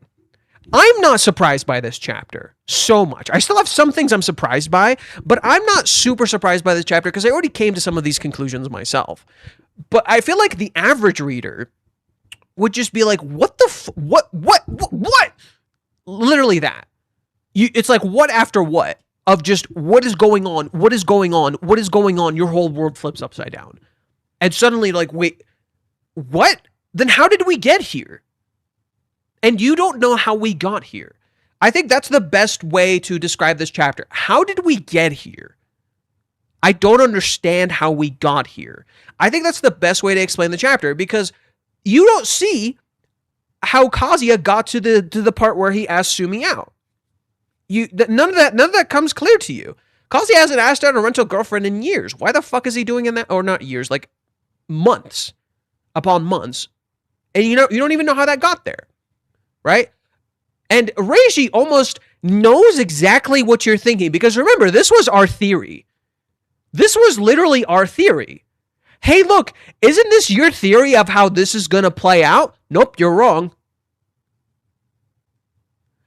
This was literally our theory. Hey, Sumi contacts Chizuru, Chizuru contacts Kazuya, Kazuya meets Sumi. This was our theory because that's how it's always played out. Every single time Sumi met Kazuya, almost every time Sumi met Kazuya, it was like this. Except for the cheer update. The cheer update and no, what was it? The cheer update. So the cheer update. So the first time Sumi meets Kazuya is through Chizuru. The second time Sumi meets Kazuya, it's also through Chizuru. The third time, Kazuya goes to Sumi, I think. Or no. Even the third time, Chizuru sends Kazuya to meet Sumi. Yeah, even the third time.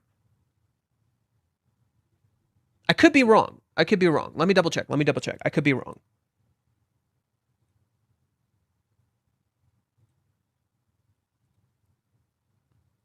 It would be chapter 90? No, 93? I fucking knew it. Sumi asked for another practice date. Okay, the first practice date, the second practice date, and the third practice date were always Chizuru. There was one exception. There is one exception, and it is the cheer up date.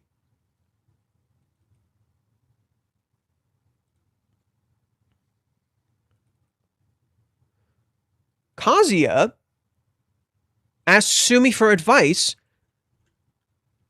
for the cheer up date. He's the one who goes to meet her. Every other time, it was always Sumi meeting him through Chizuru.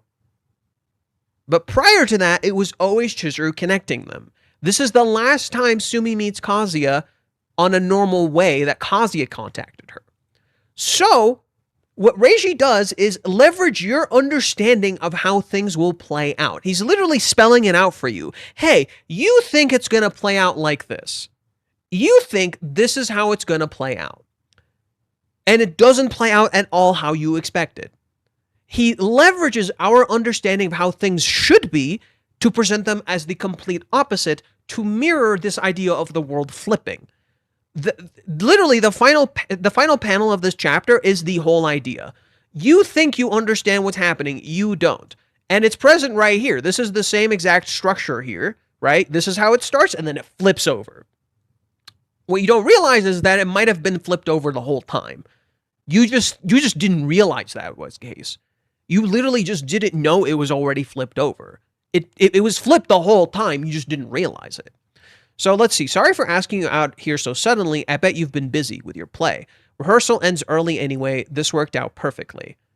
Okay, nothing too weird. I have an early day tomorrow, so I can only be out for maybe 2 hours. Royal Hills Refugees Girls Get Together. If we talk at double the speed, that adds up to 4 hours. What about him? What's he up to? What's he doing today? Well, I figure he's looking for a job and whatnot. He's probably busy. Oh, are you that curious? Not really. Right? At first, you're led into this false sense of security. This seems all too familiar. But every information Chizuru shared has been going on this entire time. Every piece of information Chizuru shared has been going on even in this moment where things seem familiar. So Chizuru looks like she's being a tsundere.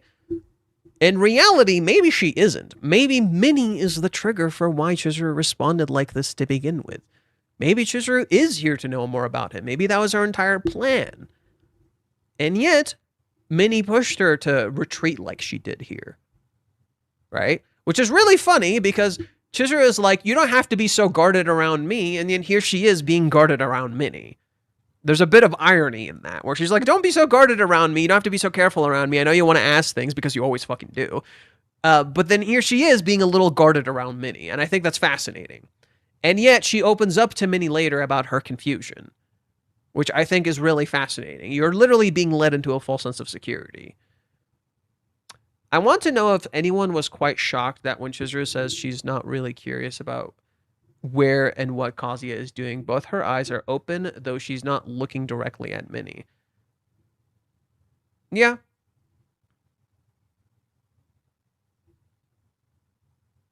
Are you that curious? Not really. She turns away. Yeah, she's just not being honest, but her eyes are open. Because it's plain and she's not lying. She's just turning away. Her not really means yeah. Right? It's pretty obvious. Like you don't need to. It's like a bad at lying moment, right? There's a good at lying moment, and then there's a bad at lying moment, and this is a bad at lying moment. That's what this is. This is a bad at lying moment. Where, oh, it's so fucking obvious you're lying. Like, closing your eyes wouldn't do anything here, right? She can't even, like, fully commit to the not really, because she is curious. And I'm curious what she said in Japanese. I'm going to pull up the Japanese. I'm curious what she said in Japanese, because there might be a little bit of nuance. There might not be any nuance, but there might be a little bit of nuance.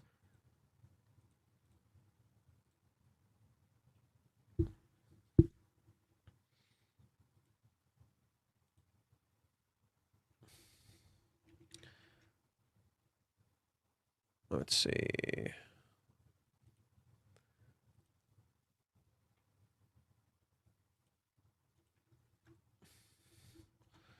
What did Chizuru say here? She says Betsune? Not at all. Ah. Fair enough. That sounds more like not really. Yeah, it lines up. Not really lines up. Not really. Yeah. No, it makes sense. Betsune, yeah. That lines up. Yeah. So yeah, this chapter's whole thing is about like flipping everything you understand on its head, and the fact that you're seeing Kazuya look at statistics, look at like isn't it fascinating that the opening of the chapter is like literally a guide, a structure, a pattern that you're following, only for you to realize that entire pattern is wrong. Isn't that interesting? You have this pattern and structure that you're following, you're looking at data, you're looking at information, you're doing research, and all of it is wrong and pointless. Everything you understood is not correct. Which is really funny, because suddenly Chizuru's opening makes a whole lot of sense, because what's going on? Chizuru is literally wrong. I figure he's looking for a job and whatnot. He's probably busy. She's right, but she's wrong. What do I mean? Yeah, Kazuya's doing all of this stuff, but is he doing it for himself or a whole bunch of other bullshit? Is Kazuya even looking for a job right now? He's renting Sumi, right? Chizuru's like, I'm curious what he's doing. You literally see what he's doing right here. He's renting Sumi. Is he job hunting or is he renting a girlfriend? Huh. Chizuru's curiosity is literally explained right here to us. Is Kazuya job hunting? Nope. He's renting a girlfriend to figure out how to talk to you. Huh. And if Chizuru's interpretation about Kazuya being busy with job hunting and whatnot is inaccurate to the truth, then wouldn't you say Chizuru being busy, right? Chizuru's like, he's probably busy job hunting. Minnie is like, you're probably busy with your play. If Chizuru's interpretation of this busyness for Kazuya is inaccurate, then Minnie's interpretation of Chizuru being busy with her play might also be inaccurate. Huh. It's almost like they're busy when they don't need to be. It's almost like it's there from the start. You're literally, it's there. Oh my God. Even in the beginning, when you think you understand, you might actually be incorrect. Bruh. Right? And you see Kazuya hard at work. But then you cut 2 seconds later, is like, is he actually hard at work? He's over here asking Sumi out on a date. Feels like the roles have been reversed, with Chizuru and Kazuya seeming more than ever. Kazuya is not ready to date Chizuru, but she is, though, at the start before Kazuya at Hawaiians. Yeah. Yeah. I would argue even in Hawaiians, Kazuya wasn't really fully ready to date her, because he was not listening to her. He was just kind of off doing his own thing. And he was, like, you see it in Hawaiians, where he's not talking to her. He's just so focused on confessing that he's losing track of Chizuru. He's, instead of just doing the thing he wants to do and worrying about dating later, he puts dating over her own care and safety. That's the problem. It's like, yeah, Kazuya says he's ready to date Chizuru in Hawaiians, and Chizuru doesn't look like she's ready to date him. In reality, Chizuru's more ready than you could ever possibly imagine, but Kazuya is actually less ready than she is because he's not prioritizing actually talking to her over dating her. Kazuya looking like us making theories. Pretty much. He's literally theory crafting. Right? Kazuya is literally out there theory crafting, and it doesn't align with anything.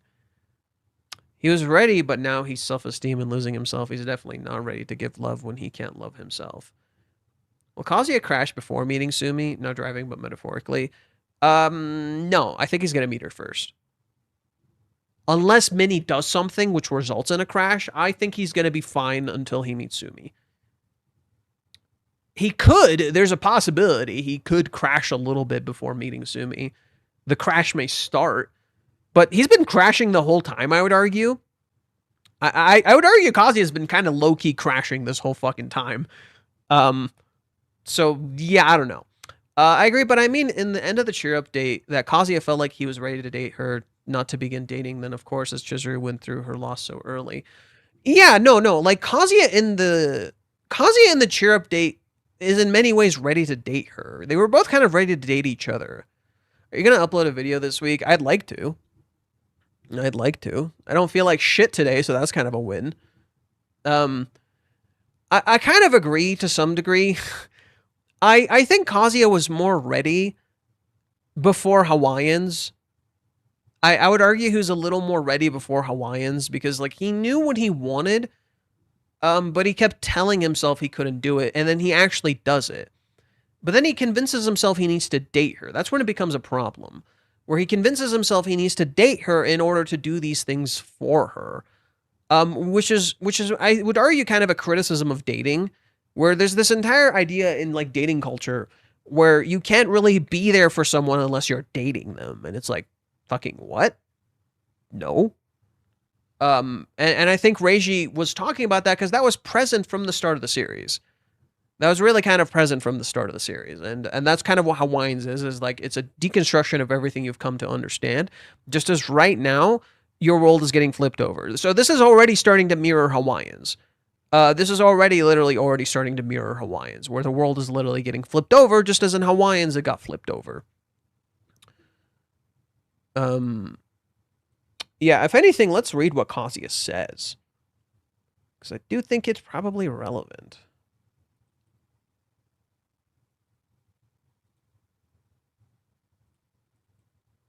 So Hawaiians, the world flips over, and you literally see Kazuya slowly turning. Look at Kazuya slowly turning as the world literally turns upside down. I don't have any way to explain the money, and aside, it looks like Mami-chan's about to spill anyway. It's all starting to spin. Space-time itself is warping. Space-time itself is warping. And we literally have all these references to time and space. We're done for. It's all over. They know Mizuhara is a rental girlfriend. They know she isn't my real girlfriend. I can't get my head around it. I can't even think anymore. The crowd is even starting to talk. Well, of course they are. They're making a scene. Kibe, Dad, Mom, what's going through their minds right now? Why hasn't Grandma said a word the whole time? Is she getting ready to flip out? Or is she just speechless? This is bad. I can't even see a second into the future. This is the worst case scenario. I cannot predict the future. The future I've lost control of my future. Okay, come on. That wording is too specific. Considering the references to time travel, considering the inability to see the future, considering the 3-month time skip and now the 3-week time skip, or sorry, the 3-week separation so far. That's weird, dude. Enough, all of you.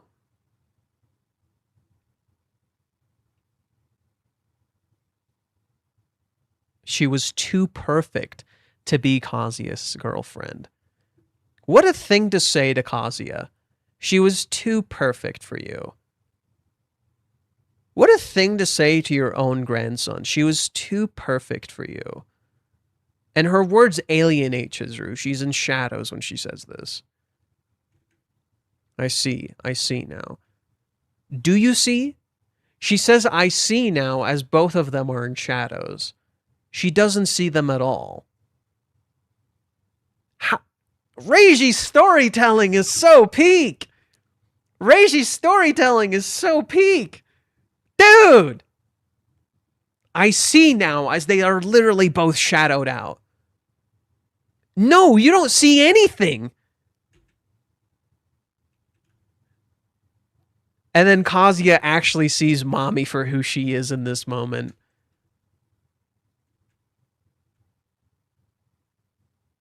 Chizuru's son has duped us yet again in shadows.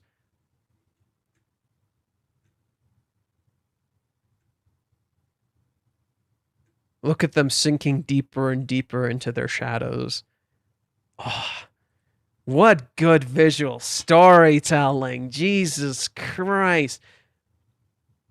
Wow. I can't stand Nagomi. I love Nagomi, but she's learning just like everyone else is learning. I have like a love-hate relationship with Nagomi, and I think that's usually kind of how family goes sometimes. I generally feel like Kazuya will be the one to turn Chizuru down, but I more hope that self-aware that he's getting improved in his inner qualities, so I'd be more happy. I don't think Kazuya will turn Chizuru down. That's not the idea. Kazuya is too trapped in his own love. He would never turn her down. He's trapped by his own feelings. He would never, ever turn her down. It doesn't really make much sense. If anything, Chizuru needs acceptance right now. Turning her down would achieve nothing. What Chizuru needs now is acceptance, not to be turned down. What would that achieve? Like narratively, it just doesn't make sense. Not only for Kazuya, but for Chizuru's characters. Like, for both of their characters, it just makes no sense. Because the whole idea is that they're trapped in their feelings. Sad fact, Kazuya, Chizuru remembers, is no longer there. No, he is, just not... Look, I kind of like this idea that someone is just completely gone. That's not a thing. That doesn't happen. People don't just fully disappear. They're still there. That's not really true. He's still there. Kazuya is there. He's just not there on the surface. But the real Kazuya is underneath. He's just buried deep down. Nothing ever really truly disappears. Especially your sense of self. It doesn't truly disappear. You're still there. No. The hair is a physical disguise of this. It's a disguise of him losing his identity. It doesn't mean it's gone. He's just buried really deep down.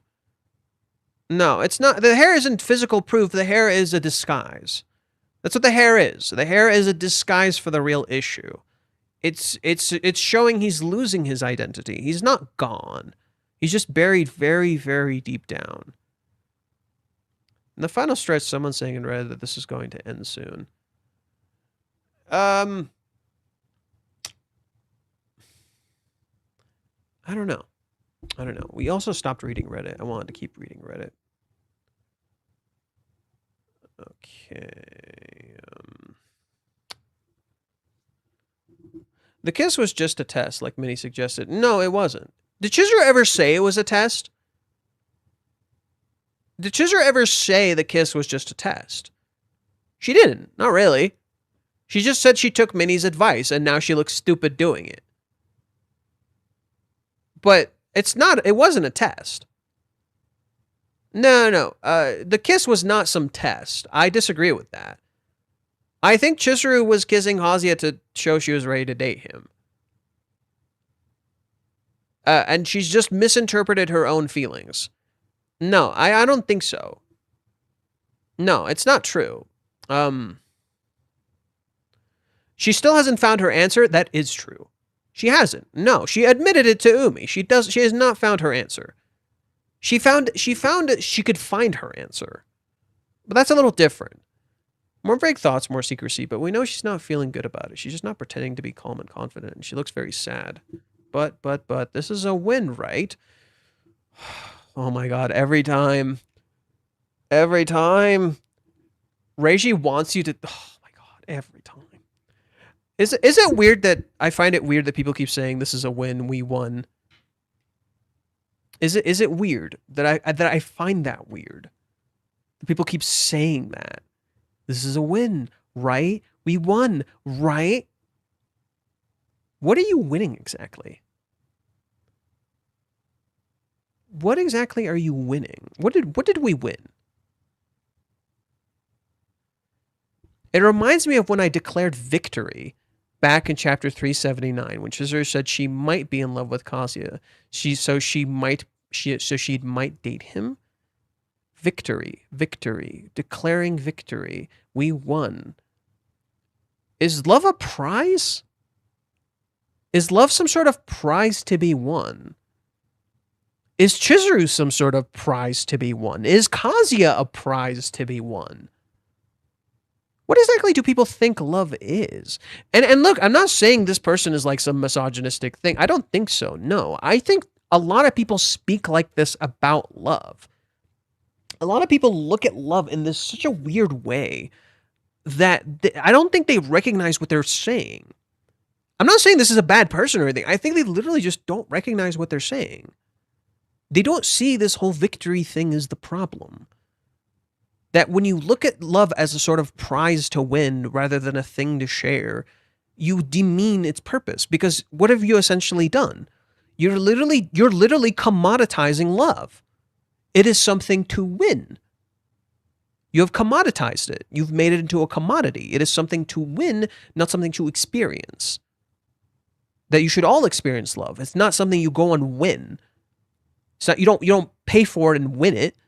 Because is it a gotcha? Because you can win in a gotcha.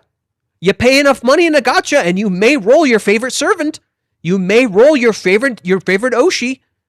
You know, the character you idolize to death. Is love just some sort of roulette where you win? Hawaiian's arc. Chizuru rejects him at the chapel, then a kiss at the pool. And ghosting. Well, they don't contact each other, given Kazuya tried once. Recently, rejection at Odaiba, the kiss of the taxi, and now ghosting again. Except Kazuya tried once. Kazuya didn't try. No. Kazuya tried once in the 3 months time skip. Yep. He tried, to particular, 3 times, but it was 1, 2. He didn't even know if she was there. And then he tried it a 3rd time. The 3rd time was like kind of half-assed. This time he didn't try at all.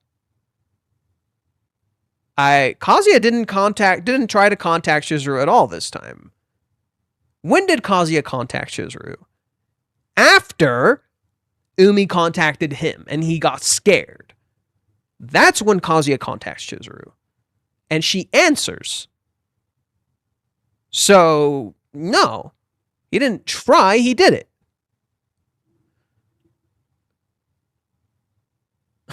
So what's the next logical step? Oh, right, Kazuya rents Sumi. Wait, what? It's obvious Minnie's going to think Kazuya has won. I can totally imagine Minnie yelling at Chizuru to go straight to Kazuya, but I don't feel it. I don't know why it shouldn't end like that, but it won't. There's no way it ends like that. There aren't enough obstacles. Things aren't going too well. No, something is wrong here. I'm a bit conflicted seeing Chizuru so sad. She generally seems like she doesn't know what to do, and yet at the same time, she says she'd be ready to go out with him. It's completely contradictory. Yeah, it is contradictory.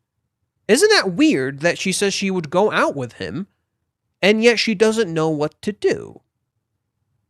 Why does Chizuru not know what to do, and yet she says she's ready to go out with him?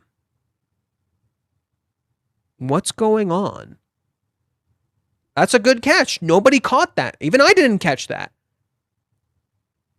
Chizuru says she would go out with him, and yet she says she doesn't know what to do anymore. That doesn't make sense. It aligns with and that thing not making sense, guess what that aligns with? Guess that aligns with? It aligns with what she did with Umi. She tells Umi, I want to face this person wholeheartedly. Kazuya calls and she answers, but she doesn't actually go and talk to him. She doesn't go and interact with him. Why? What's going on? It doesn't make any sense. And that's why I'm like 90% sure the panel of the world flipping over at the end is literally what that is saying. Nothing you think, you don't understand what's going on.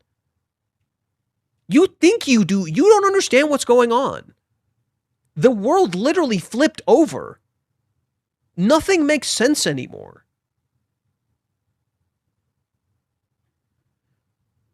One thing that makes me love this manga is how it feels like it shows a lot of how everyone's depiction of love is different, but most of the hate is wanting Kazuya and Chizuru, but never questioning the character's choices and actions. Rishi puts so much time into why his characters say and do everything for a reason. It's called building characters, telling a story. Hate how much you hate this series, but gets so good compared to the most romances I've ever read. Yeah, I mean, that's why, like, no romance... Like, most romances for me don't hit anymore. I'm gonna be real, fellas. Most romances for me just do not hit anymore. It does not click for me anymore. I'm just like, well, I don't care. I'm sorry. Like, a lot of it is like incredibly predictable, not that interesting, or just kind of flat in comparison to this. And only a few manga have ever come close. Like, I've listed my top 3, which is this one, not Maizoni Koku, How Do We Relationship, and Maizoni Koku. Those 3, like that, they're the pinnacle for me at the moment. Nothing else has like really come this close. And Rent a Girlfriend is like has such a large margin between these other two, where like I think it's just has so much incredible character and world building. Well, in Minnie's hypothetical, there's no play anymore, which is why Chizuru says, "I think I'd date him then." Yes, true. But there's something weird about why she doesn't talk to him. Isn't it? How many people have said, why doesn't Chizuru give him a birthday gift? Why doesn't she wish him happy birthday? Why not do any of this stuff? She can do that while working on her play. So why doesn't she? I don't get it. That doesn't make sense. Do you see why it doesn't add up? There's clearly something wrong here. She says one thing and does another. Because she doesn't know if it's the right thing to do. Yes, but what do you mean? What's wrong with wishing someone happy birthday? Right? It's kind of weird. No, that doesn't really add up. Yes, she doesn't know what the right thing to do is. Correct. But Chizuru is like way too confused. She's like really, really lost. And things are just not fully adding up. And I think the visual with Sumi at the start of the chapter really highlights that. That she wants to do something and doesn't know how to go about doing it, and she may have an idea of how to go about doing it, but maybe she'll get a different result. Or she'll get a different opportunity. So something is clearly wrong here. Can I please suggest my favorite manga to you, Johan? It's the main reason I get only into romance manga and anime as a whole. By all means, shoot. I'm going to use the restroom. You suggest it while I'm using the restroom. Be right back.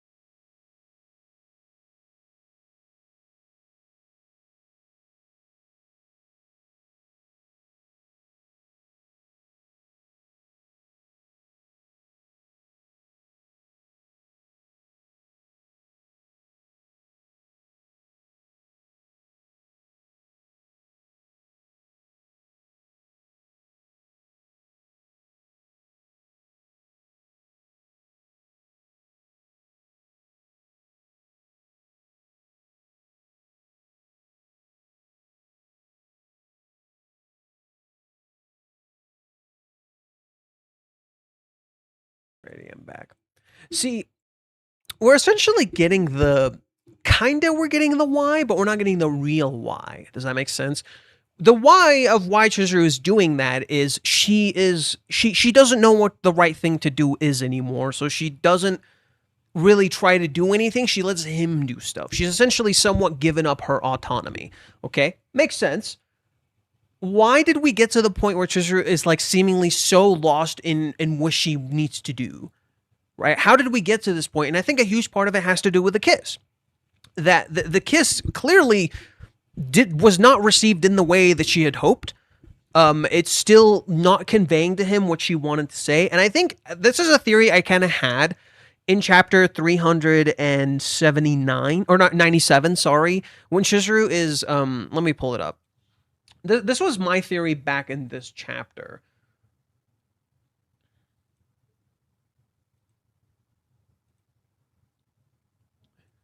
So when I read this chapter, some people compared what Chizuru said, which I think is also an intentional thing by Reiji that Reiji was doing. Some people compared what Chizuru said to Kazuya here. So this scene, where Chizuru says this, I don't really understand why.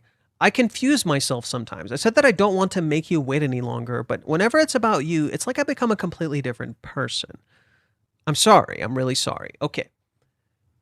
People said that, so this chapter is called The Girlfriend in the Moon. Okay? In Japanese, when you say the moon is beautiful tonight, it's indirectly saying I love you. That is a thing that got popularized in Japan. It's indirectly saying I love you. I think if we look at it that way, Chizuru keeps indirectly constantly saying I love you to Kazuya. I think she wants to be able to convey her feelings more clearly. Because every time she's conveyed her feelings, they're not getting through somehow. So she's trying to understand why she's acting like this and trying to convey her feelings more clearly. I think that might be what's happening in this chapter and why she's talking to Minnie here. She's trying to understand why she's doing what she's doing. She needs some help to understand herself. She's getting really lost on herself when it comes to love, right? Whereas Kazuya is the opposite. He has completely lost his sense of self in favor of love. Love is just kind of his big driving force, and his sense of self is completely lost. She's getting confused by herself because she knows who she is, but love makes her act in ways she doesn't understand, and she doesn't know if what she's feeling is love. So literally, this entire chapter is about Chizuru being confused and not understanding what to do, and needing some help to know what to do. And that's why she's appearing so contradictory. She doesn't know how she should be moving. She's afraid to make any move because she's afraid of what that could result in. I think that could be why Chizuru is appearing so contradictory to us as the readers. It is a contradiction. It's not meant to make sense. You're supposed to feel like something is wrong here. Chizuru is talking to Minnie because she's so confused and she wants some help. And instead of helping Chizuru, she just asks her about love. Right? Remember, what did Minnie say in the 3-month time skip? Minnie called out her identity. She's just like, look, stop trying to separate your rental identity, your rental persona, from your real identity, from who you are. Here, Minnie is not doing that. Minnie just focuses purely on the love aspect of love. Or sorry, on the love aspect of love, whatever. You get my point. Instead of connecting the two. So Minnie makes a separation instead of connecting love with identity, because that's Chizuru's essentially her struggle, is that her identity is clashing with her love and she doesn't know what's happening to her. Instead of connecting the two, Minnie solely focuses on love, right? And I think that's Chizuru's issue, is that she's having this clash between identity and love and she doesn't know how to connect them together. They're not merging together, and Minnie's not telling her to, okay, just combine the two. She's not listening to her. She just responds with what she wants. Chizuru's clearly not in the right space of mind to talk to Minnie here, But Minnie just focuses purely on that instead of what Chizuru is thinking and feeling. She doesn't listen to her. She doesn't like help her out. She just kind of asks her own question.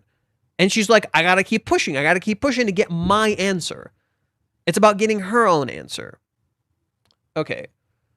To me, it feels like if she thinks she can't talk to him until she finds the answer she's been searching for, but she's ready to date him now. But so does she think she'll find this answer in July 11th? Does she think she'll magically find this answer by July 11th? Because it doesn't seem like it. She agreed to the date. So do you see how that doesn't add up?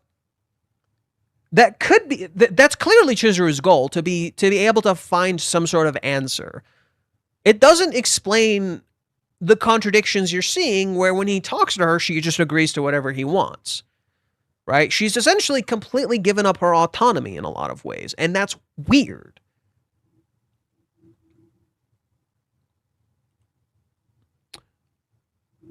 It feels like another piece of evidence for Meiji to say it's Kazuya's fault. Because if Kazuya were there, if Kazuya had pushed, Chizuru would have already been going out with him. But I still don't understand why Chizuru didn't talk to Kazuya, since apparently what worries her the most is making him wait.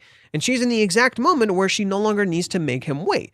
Is the play really that important? Because this seems like the only reason she gives to not be with him. And even if we could take it positively, thinking she just wants to hold him back a little longer to be 100% with him, for me, in this context, she always puts her work before Kazuya. It's just too strange. See what I mean? Doesn't it feel weird? It's like she's putting her work before Kazuya, but she literally said in the date to not do that. She literally said in the date, you need to prioritize both your work and your love. You have to find a balance between the two. You can't prioritize one or the other.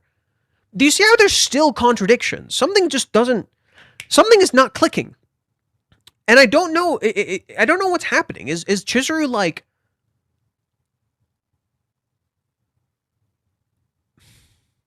I don't get it. Is Chizuru willfully letting herself look like a bad person? That doesn't make sense.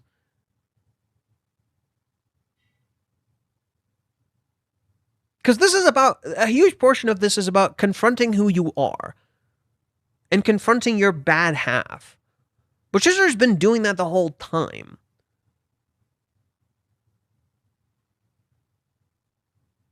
There's still a mystery here. I don't think we fully pieced it together. There's something isn't adding up here. Before I said something similar when we talked, but today I saw Varicus 10 days ago on Discord wrote this. Kazuya's definitely running... Oh, okay, so this is the thing I was reading earlier. I totally agree with Kazuya doesn't seem to be missing Chizuru, because that's exactly the thought I've had every chapter where Chizuru didn't appear. Damn, I feel like I miss Chizuru more than Kazuya does. Does he want to see her right now? I just figured he had convinced himself I mustn't bother her with work. My goal is July 11th. He's solid in the idea of waiting. If he knew what state Chizuru was in, he'd probably snap out of it. And in that light, it also confirms the idea that Chizuru would have hoped Kazuya would want to see her before July 11th. Yep. It explains things for Kazuya. Sorry.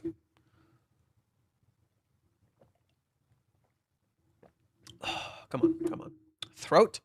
Work with me, baby. It explains things for Kazuya. It's Kazuya who's kind of ghosting, but it isn't explained why Chizuru herself doesn't contact him either. She doesn't want to make Kazuya wait, yet she rejected him and then kissed him, so it's ambivalent. But it's not like she's anything. But it's not like she has nothing to say to Kazuya, right? I'm fine with him saying Chizuru is ready to accept Kazuya, even if she still can't admit she's in love. It wouldn't be very satisfying, but she said it. Just a few days after the kiss, she wants to go out with Kazuya. So the only things blocking her are the play, or the fact that she can't let herself want to be with Kazuya without being able to respond to her feelings. But now my brain is starting to boil. All of this is way too complicated for no reason. Okay, so this brings me back to something. This just reminded me of something. It just kind of flashed in my head. I remember when, before the separation really kicked into gear and July 11th was confirmed, Reiji was talking about this clash Chizuru seemingly has. On one hand, Chizuru has this dream of becoming an actress on the big screen. On the other, Chizuru's family, the reason she's even trying to become an actress, are gone. That seems connected. I think, this is just a theory, I think Chizuru thinks she needs to succeed in acting, and she's having this clash between her current love and her past love. Chizuru's past love for her grandparents is still driving her to succeed as an actress. And that is clashing in part with her love. It's not about picking job or love. Rather, I think what is going on is that Chizuru is going back to that love that she's lost. And you literally see her talking to her grandmother because it's this thing she can't let go of. She can't let go of her family and the people she's lost. And so she clings on to work because it matters to her so much. She's not picking work over Kazuya. Clearly she's not. But she's having this struggle where she wants to be with Kazuya and she wants to do this work, but maybe she thinks like maybe she understands work better. No, I had the right thought in my head and I lost it. Fuck. Just give me a sec. I had the thought in my head and I lost it. Hold on.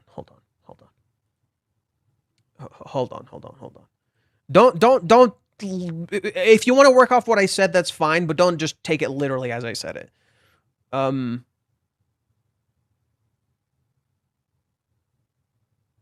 Okay.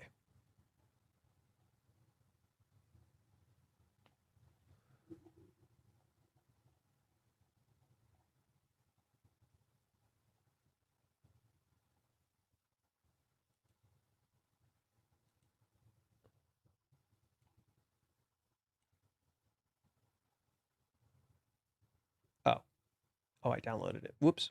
Okay, I'll open it here. Okay.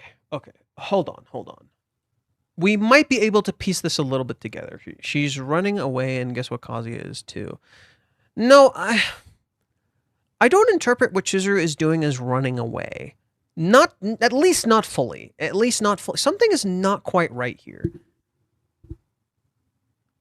So it stems from what she wants to do and cannot do. No, because yes, I agreed with that. It is connected to what she wants to do and what she feels she cannot do. Her running away, I don't fully agree with.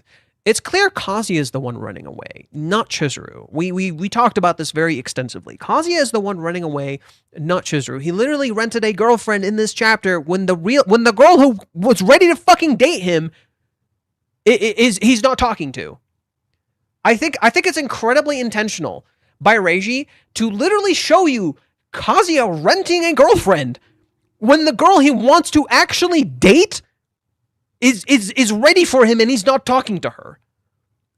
This is what, like, no matter how you slice it, I cannot agree with the sentiment that Chizuru is running away. That is literally antithetical to who Chizuru is at the moment. That is literally antithetical to what Chizuru has been doing this entire fucking time. It doesn't make any fucking sense. She literally said, I don't want to run away anymore. I can't run away. She literally says, I refuse to run away. I don't want to run away anymore. She's not running away. Something is wrong.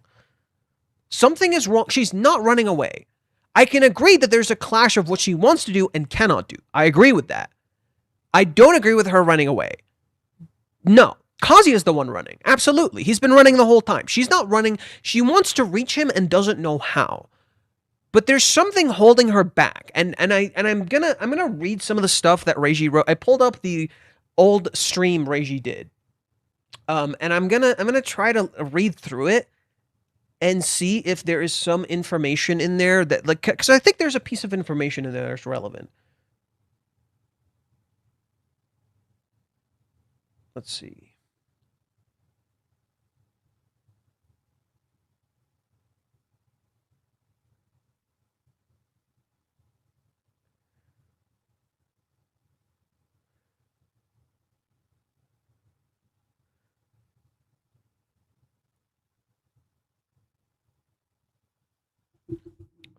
So sorry if I'm going a little quiet. There's something I'm digging for.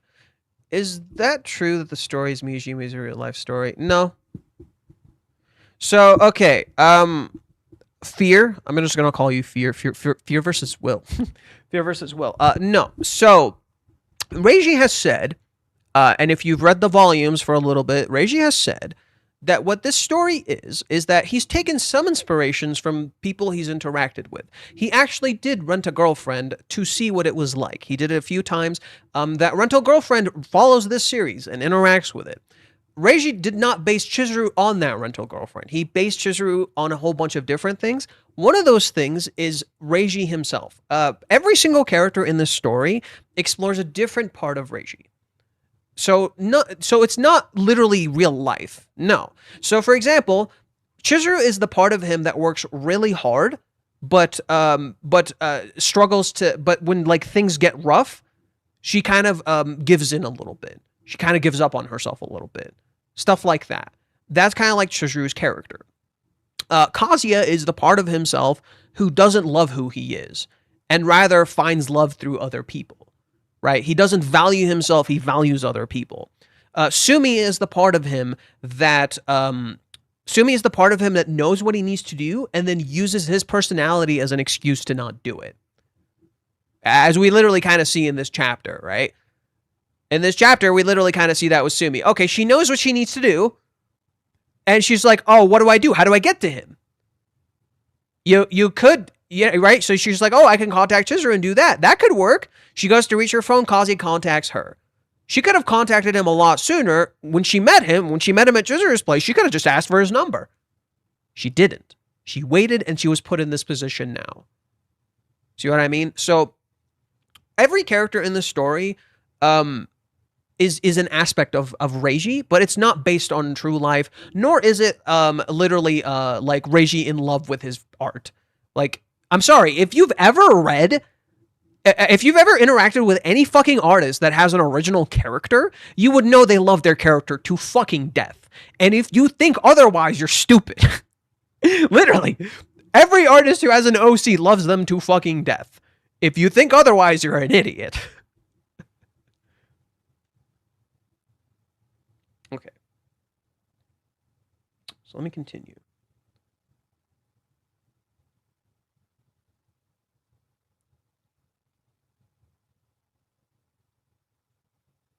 Okay, so I'm going to read this for you guys. I've read this in the past. Kazuya is kind of like me, who tries to improve himself from a girl like Chizuru's real life. Girl proposes, but then I reject them, and the girl, after she rejected me, I don't want Kazuya to win. You have an issue here. When you say things I want Kazuya to win, we've talked about this, I'm assuming you just jumped in.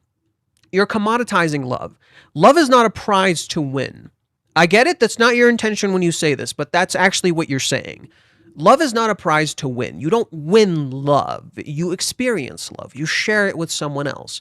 Love is something you feel, and you share that with someone else. You spend time on the thing that you love. It is not something you win. You don't win love. You experience it. The problem is that you're projecting a whole lot on Kazuya, because what you're not realizing is that Kazuya is not really improving. In fact, he's losing his character more and more and more and more and more. And you think he's improving. He's not. He's actually not been improving this whole fucking time. Or not this whole time. I would say since the Hawaiians 3-month time skip. He hasn't really been improving since then.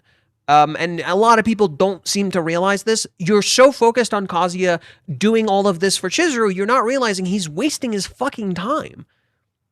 Why is he doing this for Chizuru when he can do it for himself? And I think that's the issue. He's not doing any of this for who he is. He's doing this for other people. He's let love consume him. And that's the thing. It's not just, oh, go be individualistic and don't give a shit about love. You need to care for both. Also, Dr. K, hot water with lemon and honey. It should help your throat, or just hot water with lemon. No, my throat is, I don't have an issue with my throat. I have some mucus, and the mucus is getting trapped in my throat.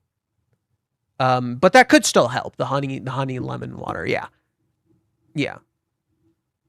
Drink. I thought you said Dr. K. I'm like, what the fuck? Because I know who Dr. K is. He has some really interesting stuff. Anyways, I was going to read something here, so just hold on for a sec. It makes me wonder. So this is from Reiji's. I read this before in an earlier stream, so I think it's okay to read it now. So just hold on. It's so listen to what Reiji said. Lately, someone wrote this to Reiji.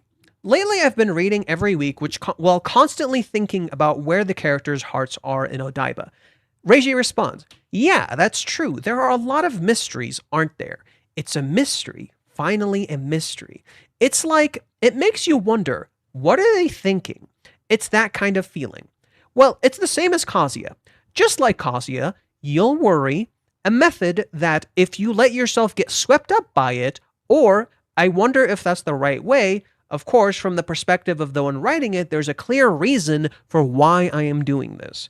And I'm writing it with that in mind. But what that reason is, it's not like it's been explained by Mizuhara herself. Nor is it something Kazuya can figure out no matter how much he thinks about it.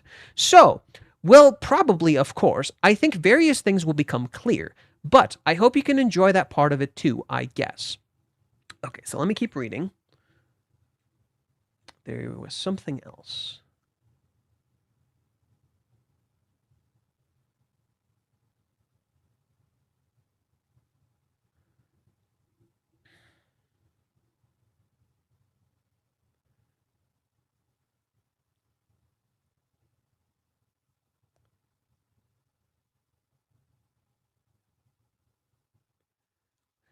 Here he says, when storyboarding for the kiss, he wanted to make it feel like the sky is being reflected on the hood of the taxi, reflecting the sky. That was something I came up with right there on the spot.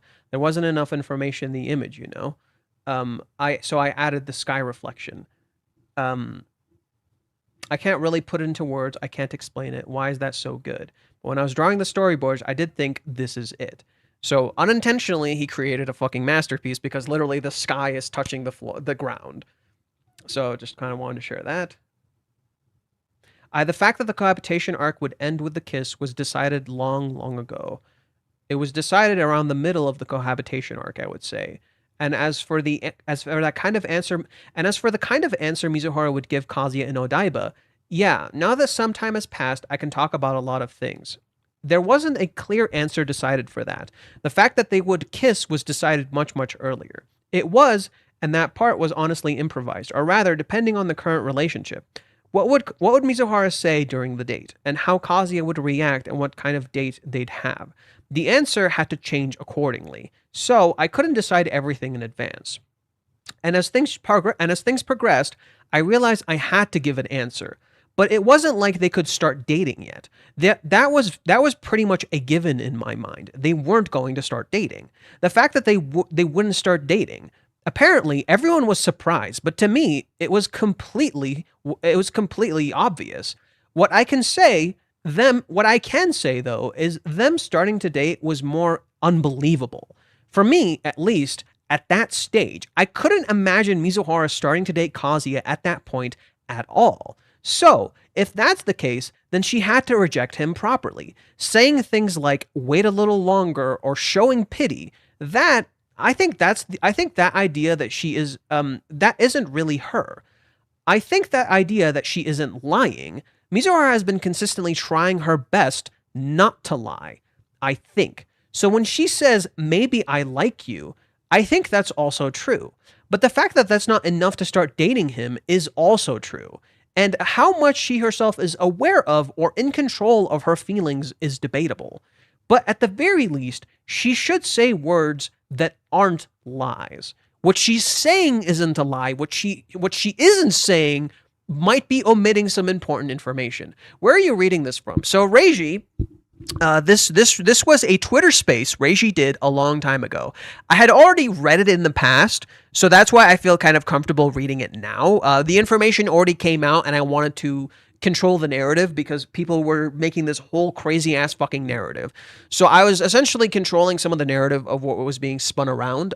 This is something Reiji said. I don't usually share what Reiji says on the Twitter space. I try not to share what Reiji says on the Twitter space because you pay for that. You have to pay like $24 to fucking watch this shit.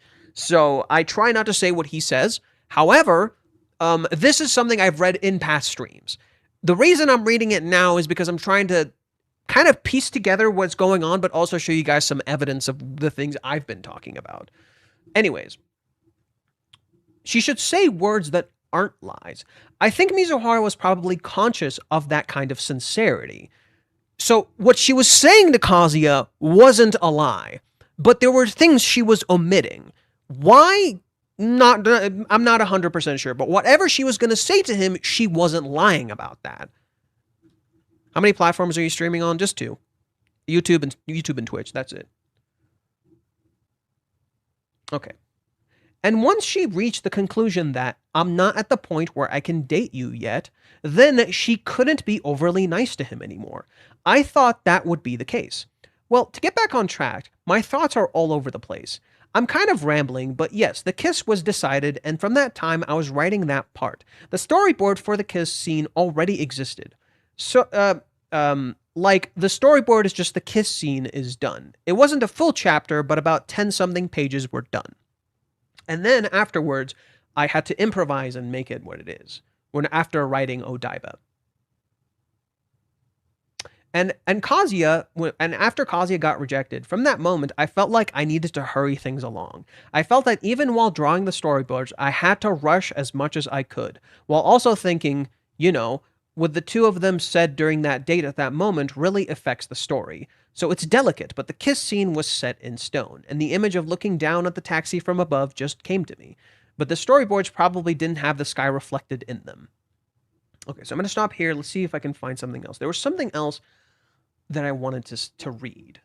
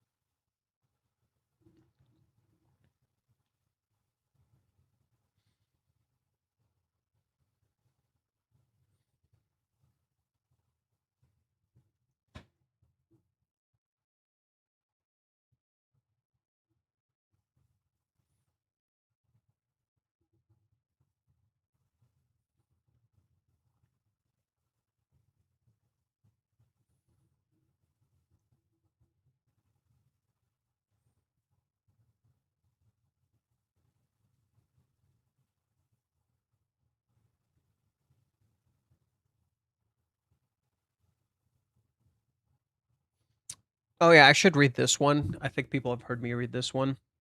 You know, opinions I get from you guys, the readers. A common opinion I see is that Kazuya should, like, get into the entertainment industry as a producer or something.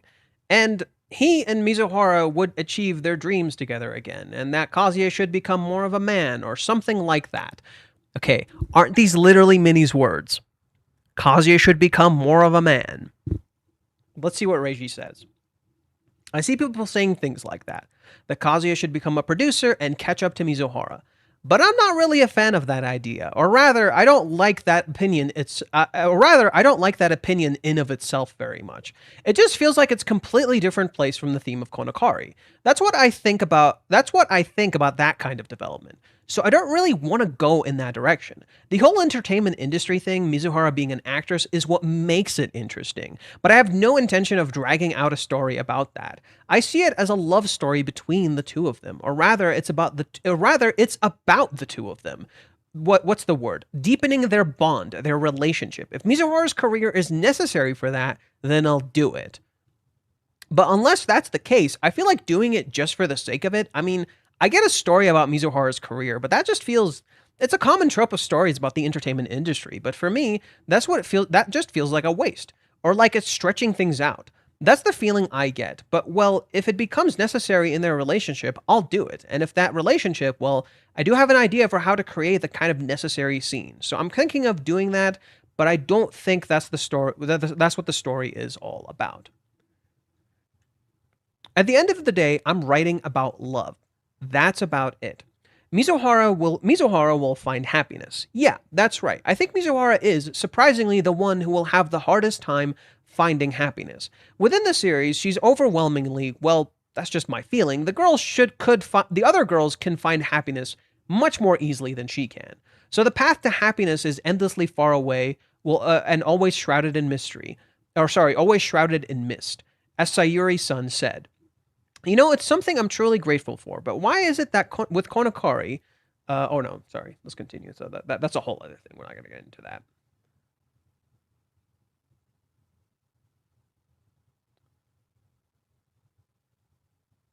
The readers, and they're all just wishing, okay, so the readers, they're just wishing for all the girls to be happy. I kind of understand that feeling myself. The readers all love Mizuhara and they want her to find happiness, and they want to see the process of that happening.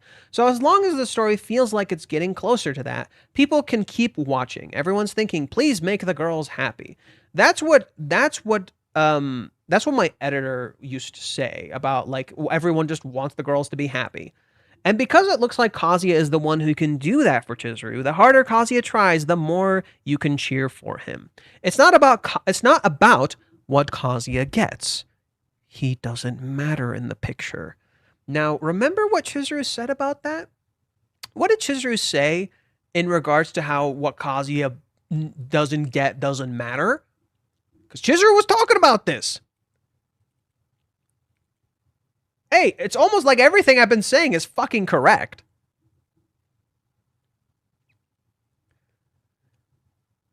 Everyone looks to the boyfriend to shower his girlfriend with compliments all the time, as if nothing else matters as long as the girl is loved. That's what society seems to think, but I hate that. Don't you think so? Someone is loved because someone is there to love them. If love is something meant to be built, then it's not fair unless both sides work on it together, right? I don't know what love is, but the only people who have the right to be loved are those capable of giving love themselves. I'd rather be someone who can give lots of love than someone who takes all of it. Huh. Okay. Let's see. That they're watching to see if Mizuhara gets closer to happiness. That's the foundation of what they believe. And that is why Mizuhara always seems kind of unhappy. You know, I often get asked what type of woman I like, and lately I've been planning to answer. Maybe I like unhappy people. From now on, I think I'll say my type is unhappy woman. He's being sarcastic. He's being a little sarcastic. Right? Because he's criticizing this idea of, oh, all that matters is if the girls are happy. Nothing else fucking matters. So he's literally criticizing that idea. He's calling out the readers. That's pretty much what he's saying. But Mizuhara was born with so much potential, and yet she seems overwhelmingly unhappy, doesn't she? But she herself acts nonchalant and positive, and she keeps moving forward. But I don't know if unhappy is the right word. She just has no luck, you know? Mizuhara, it feels like she was born with everything except for luck, and that's the kind of life she appears to have. That's just sad. It makes you want to cheer for her. That's how I feel about it, too. So it's not like Mizuhara got into acting because she wants to climb the social ladder. If she were doing it because she wants to be famous, then making her dream come true would be what brings her happiness. But Mizuhara isn't doing it to become famous. She's doing it because she genuinely loves acting. And well, when Sayuri was alive, she had to get a role in that movie. So she needed to become successful. And in a way, she had to climb that ladder. So she had things she had to fight and work hard for. Now, that aspect of it is somewhat gone. But when she talked with Kazuya about what she's going to do now, he said something like, "Aren't they watching you from heaven?" I think that's what Kazuya said. Or no, that's what Chizuru said. Grandma's watching me from heaven. What if, because heaven and earth reversed, I think there's a hidden thematic element here. If Sayuri is in heaven watching her, and now heaven is earth, because it flipped, then doesn't that mean that the priorities you should have completely flipped and lost their meaning? Because Sayuri is watching her from up on high, she thinks she needs to keep succeeding as an actress. And she's kind of lost some of her purpose, maybe. I think Chizuru's love is kind of clashing with some of her purpose.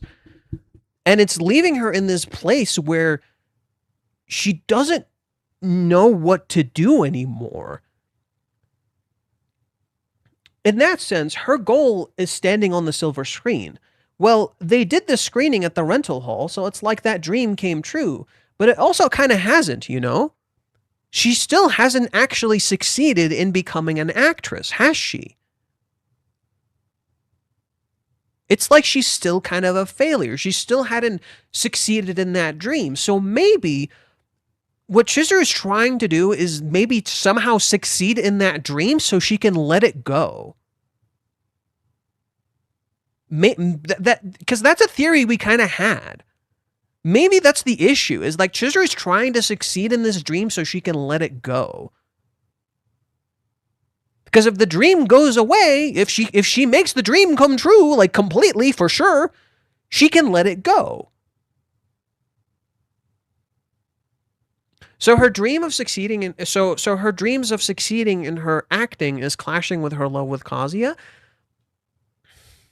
I think she thinks it is. But it's not. It's when it showed up and what's going on that she thinks her dream is the problem. Maybe she thinks her acting is the problem, so she's giving up one love for another. And thematically, that could make some sense. Right? Whereas Kazuya is sacrificing his identity, Chizuru is sacrificing something she loves for him. Doesn't that make a lot of sense? Because I've been trying to figure out, what is Chizuru giving up in terms of love? She's giving up a core part of her identity, her love for acting. And that's why she's completely focused on acting right now. She's completely focused on acting because maybe this is it. She's trying to let go of acting, and that would fall in line with my theory about Chizuru giving up her autonomy and trying to become more feminine, because how do you become more feminine? You completely devote yourself to that person and nothing else. In fact, isn't that literally what Chizuru said on her birthday?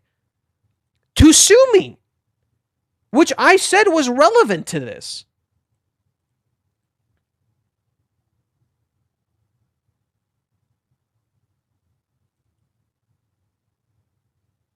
Right? What does Chizuru say to Sumi here? Kazuya isn't giving up. If I want to stay by their side, does that mean that I'm in love with them? If I can't give them everything I have, it's not true love after all.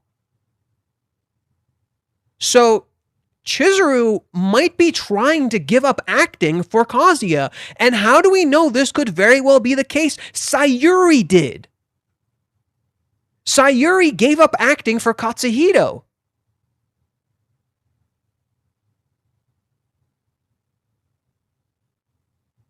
So literally, Chizuru is trying to succeed in the dream of acting that never truly fully came true, so she can maybe give it up for him.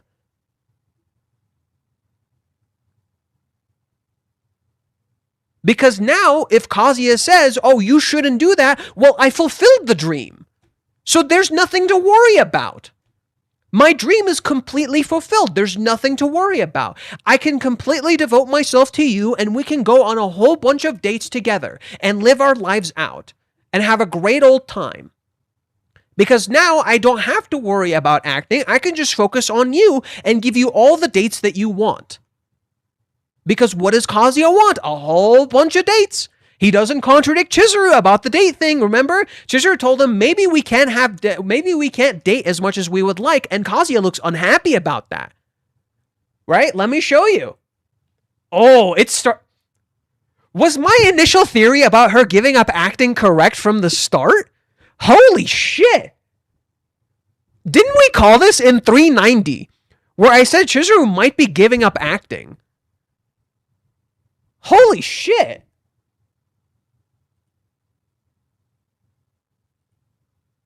Right, so if we go to 369, nice. Right, so Chizuru, Kazuya asks her, right, so what is Chizuru, Chizuru mentions something first. How much do you want to go out on dates?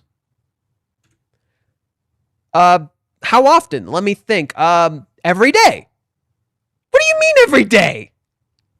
Do you not have a life or anything? What, weirdo? Don't you have anything better to do? That's the last thing I want to happen. I don't know. There's this weekend and also maybe 2 or 3 times a week. But if he just said, I want to be with you every day, it's almost like it's exactly what she wanted. So Kazuya says 2 or 3 times a week.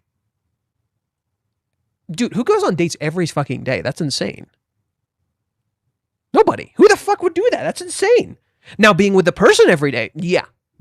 That's totally normal. But dating every day? What the fuck? How about you? Oh, we have our own things to do, especially once we find full-time jobs. So probably like once a week. The correct answer was once a week. No, it wasn't. I missed it by 1 or 2 times. She probably thinks that our values are completely different. No, what if she thinks my values don't align with his and I'm not making him happy? I see, though. Once a week, huh? She's busy after all and sensible. She's really not the clingy type to want to meet up all the time. Even if we start dating, our relationship might not be all that romantic. She looks at him. She didn't give him what he wants. It's not what you think, huh? It just takes time to get things ready when it comes to going on dates, but that doesn't mean that I don't want to meet up. I actually might want to be together all the time. Oh my god. So yeah, this is why I wanted to read what Reiji wrote. It makes so much sense now. Chizuru is literally having a clash between her first dream and her new dream. And because of her first dream, she's like, okay, I'm going to commit to it as hard as I fucking can because now I'm getting a chance to possibly make it real. I'm going to do literally what Sayuri did. I'm going to meet... Oh my god, it lines up even more when you reach chapter 349. Fuck! Oh, fuck! Oh, fuck! Oh, it lines up. Oh my god. Oh my god, oh my god, oh my god, oh my god, oh my god, oh my god, oh my god. It's right there. Oh my fucking god. Oh my god. Chapter 349. When Chizuru and the girlfriend and her goal. The girlfriend and her goal. Oh my god, the girlfriend and her goal. Fuck. Kazuya sees the DVD, wants to watch it. They watch the movie. My grandma used to be an actress. It's an old movie, so the DVD store is the only place that still has it. Really? It's not that surprising. Chizuru wants to watch it with him. She's amazing, isn't she? She's normally so gentle and cheerful. After seeing this, can you believe this is the same elderly woman who couldn't even read a map? It's honestly refreshing with how unrecognizable that she is. I'm surprised too. When I first watched this, it's like she mesmerized me and I've been following the same path ever since. I get the urge to watch this whenever I feel demotivated. It's strange, but I guess you could say it gives me a burst of energy. She's both my idol and my rival, someone who I will never surpass. Basically my goal. Her goal is a dead person. She can literally never ever surpass her. So, if she somehow gets to a point that's similar to her, wouldn't you say that she achieved her dream in some sense because Sayuri is watching? Hey, look, Grandma, I did it. I reached that point. Now I'm going to let go. Suddenly, this makes a whole lot of sense because why does this make sense? Let's go back to when Mr. Omata, the guy who called Chizuru, during chapter 390, he tells her she failed her audition, good luck next time.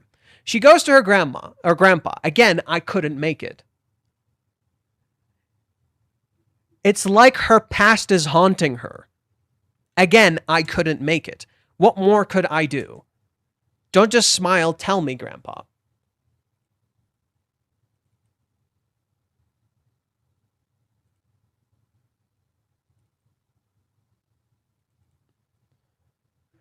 Grandpa, did you lie to me? Did you lie about my dream becoming true? If that's the case, it's fine. I know there are things that no matter how much you wish for it, it won't come true. So, please, stop saying things like dreams will come true. She made the dream come true in spirit, but not really. And she was about to give up here. And Kazuya helped her not give up. Okay? Kazuya helped her kind of make her dream come true in spirit. So what's she going to do? She's going to make her dream truly come true for the people that she loves, and then she's going to make his dream come true. Because what is Kazuya's dream? To date Chizuru. She's going to sacrifice her dream. She's going to make it come true, like actually truly come true, because she's going to play in this super big play, and she can say she did her best and she's done. And then she's going to give up acting for him so she can be the girl he wants her to be.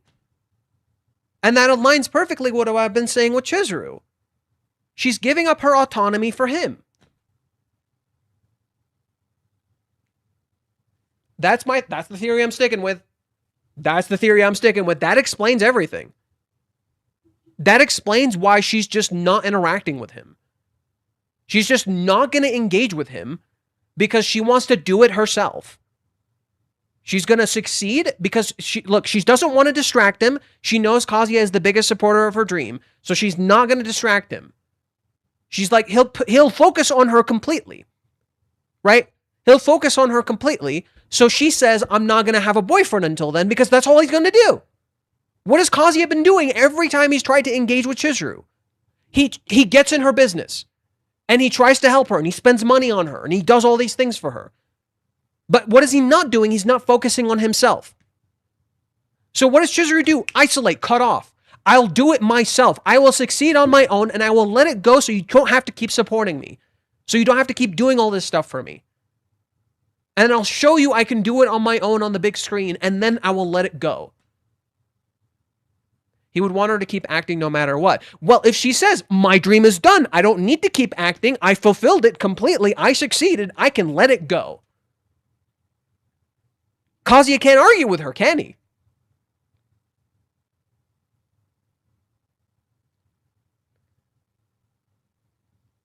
No, what you're not understanding is that it's the same exact thing Kazuya is going through. But that's hurting herself. Exactly. And she doesn't care. She's gonna sacrifice this for him. Because she also wants to some ways move on and let go of her past dream. Chizuru's biggest issue right now is like in her, she's really struggling to let her old family go. They're gone. So she's like, one way I can let that go and truly be with Kazuya is to do this. It is absolutely self-sacrifice. That's why she feels pathetic. Maybe. Well, no. She says she feels pathetic because she couldn't find her answer and then she ended up doing what Minnie said. So that's why she feels pathetic. She's like, I criticized you, but I just ended up doing the same thing you said. I'm just a fucking hypocrite. I'm an idiot. That's what she was saying. But no, I think it makes a lot of sense. Yeah, Kazuya would not be happy with this, but she doesn't think she can be the girlfriend he wants her to be. And that even aligns with her rejection. Oh my God, what were people saying about the rejection? Holy shit, what were people saying about the rejection? Who remembers? Well, who remembers? What were people saying about the rejection? Come on. I know you fellas know. Some of you have said it. Some of you have said it yourselves. What were people saying about Chizuru's rejection? Ah, that's right. She picked her job over him. When Chizuru went to the play, she picked her job over him, didn't she? Wouldn't what I'm explaining literally show how she's literally giving up her fucking dream job for him? Wouldn't that make you look like a fucking idiot? For thinking she's sacrificing she's literally picking her job over him. Wouldn't you suddenly look like a real big fucking idiot after that? Because what does she say? Considering my current lifestyle, my work, and everything else, I don't think this is something I can jump into right now. Okay, I'm going to resolve all of that so that I can jump into this right now. I won't need acting school. I won't need to do rental. I'll just be completely devoted to you. None of this other stuff matters. And what is Minnie trying to make Kazuya do? Right? Look like a perfect man for her. Not realizing she's literally sacrificing herself for him. It all makes sense. That's where the ticket comes in. Let me do this for you. No, we're not going to assume about the ticket. I don't know how the fucking ticket's going to be used. My only theory for the ticket is that the ticket could be the ticket could be used to make Kazuya tell her what the fuck he's been going through. I mean, of course this is a hothead theory, but I'm just trying to piece it together. That this is just my theory. This is just my theory, and it lines up with my perspective. Kazuya x Minnie. Bro, get out of here. Boo! Shit takes on my fucking timeline. Boo! Garbage fucking takes in my timeline. Get the fuck out. Boo!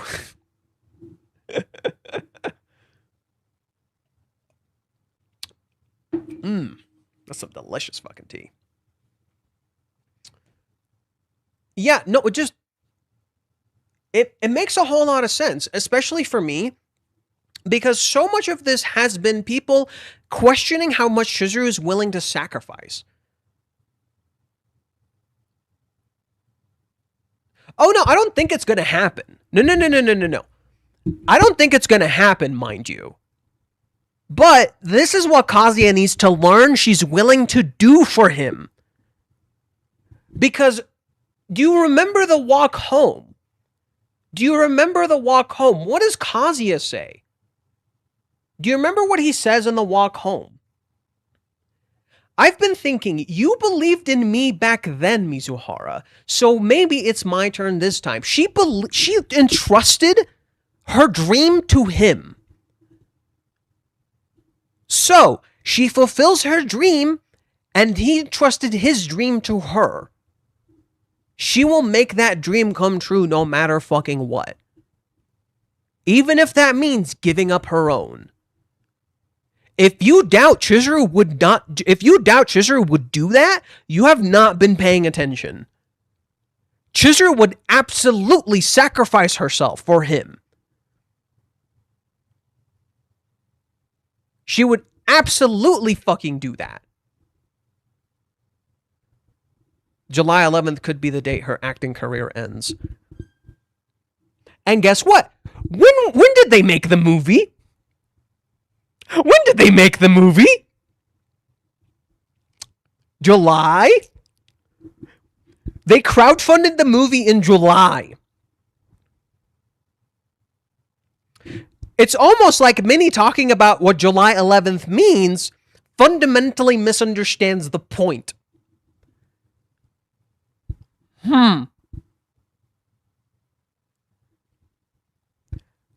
That's my theory, bro.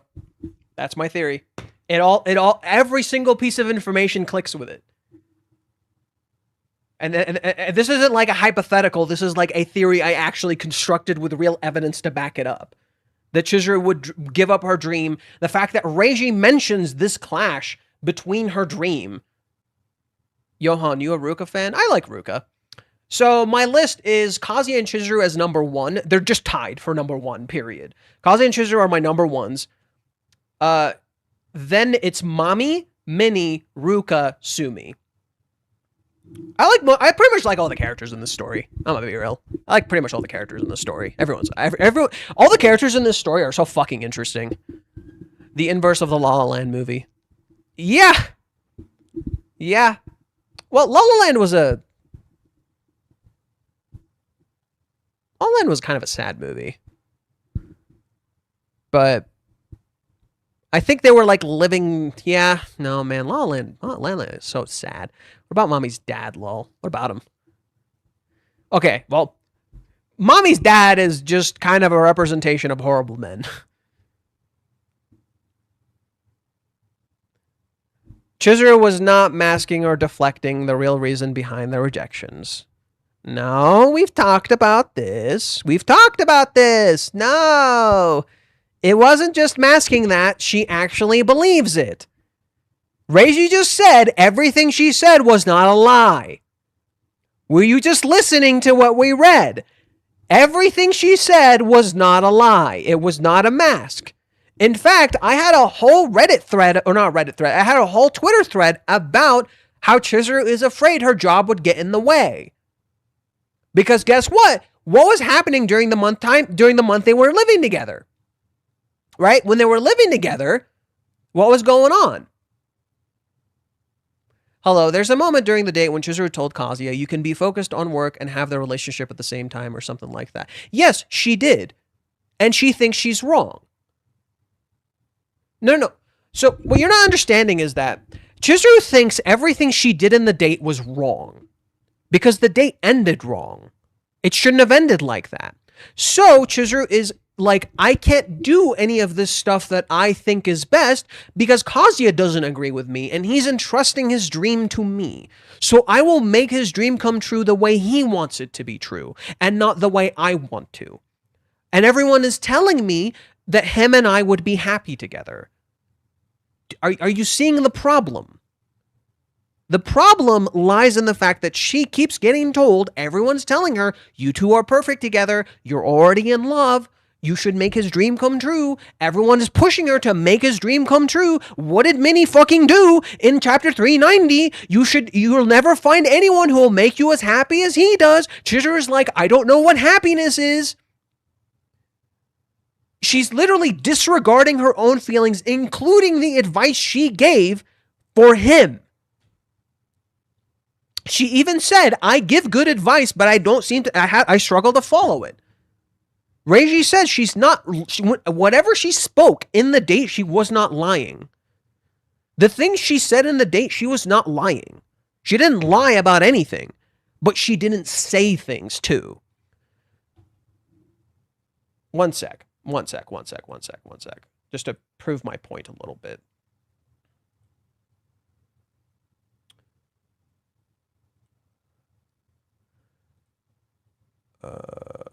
Acting.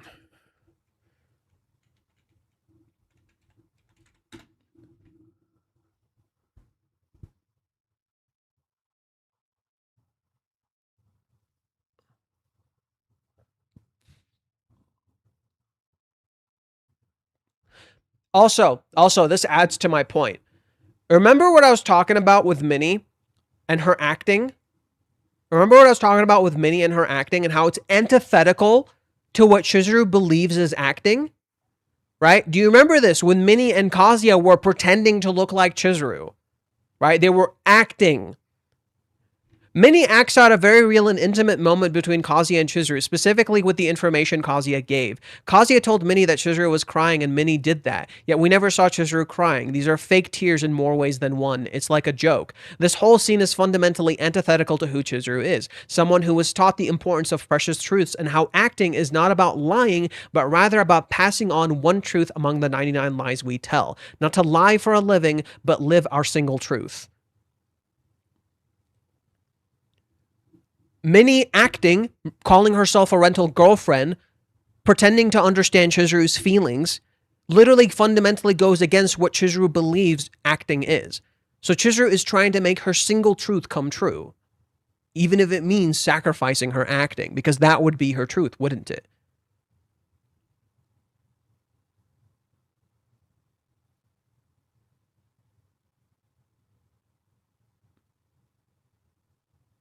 Kazuya and Minnie acted as a couple when they went to Joypolis.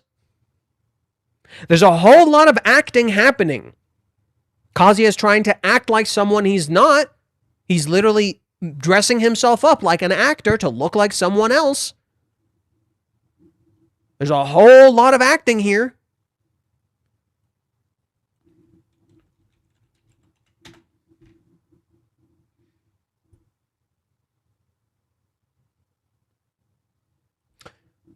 Looking back at this scene where Chizuru spoke to Sumi, I find it interesting how Chizuru speaks of devotion and giving her partner everything with a panel of Sayuri's picture. She views Sayuri as a symbol of true love, and Sayuri gave up acting for Katsuhito, but Chizuru loves acting. I think this is one of the reasons Chizuru is struggling to find her answer. She compared herself to Sayuri, but did Sayuri ever love acting like Chizuru did? She consistently talked about how horrible the industry is and was worried for Chizuru's dreams, if those dreams would bring her pain.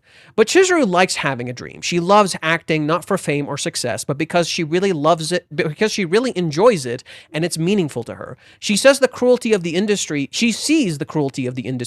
and still perseveres through support and grit. She shouldn't have to give up her dream for love. That's wrong.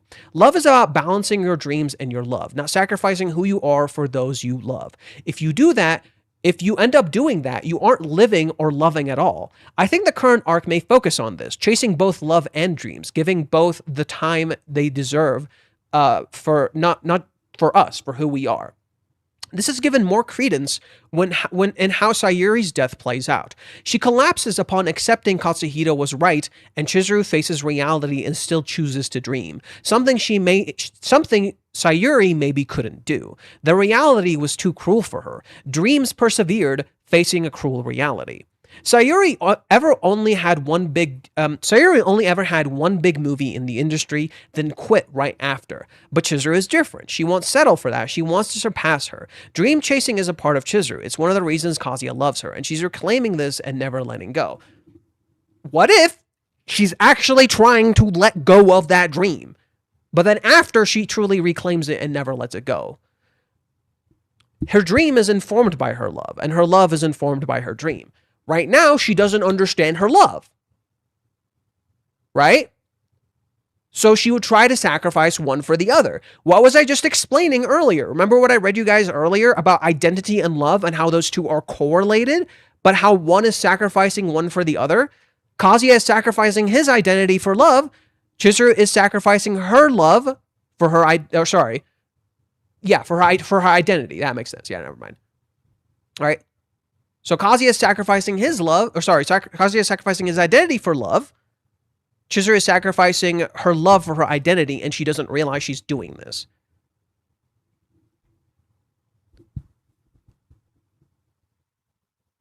Chizuru's original dream was for her grandparents, and they are dead now. She has to find a new meaning in her dream for herself. She didn't have that before and stagnated. Now she clearly has a new drive. What is that new drive? Kazuya. Kazuya is her new dream. There's a visual symbolism in this. So this scene, look at this. In this scene, she is both my idol and my rival, someone who I'll never surpass. She turns to look at Kazuya with her eyes closed, basically my goal. Her eyes are closed as she looks at him, not realizing he is her new goal. He is her new dream.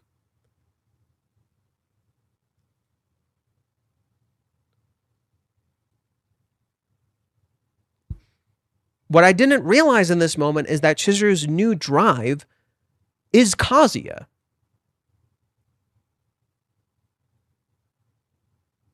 It's not simply Kazuya asking this of her, it reflects her own doubt and her feelings. She can't live up to Sayuri's love just as she can't live up to Sayuri in acting. In her mind, Chizuru could never live up to Sayuri. It's why even her love feels inferior. Chizuru is constantly reminded of how Sayuri knew more than her, whether it be from Nagomi, visiting the grave every day, or even her own grief that she lost this person and can never find out.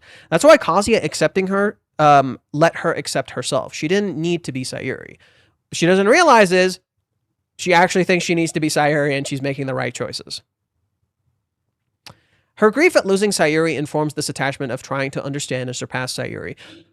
Oh my god, you know what else aligns with this? Who did we say Kazuya is starting to look like? Who did we say Kazuya is starting to look like now? Doesn't Kazuya kind of look like her grandpa? He's even picking up driving. Just as Katsuhito used to be driving.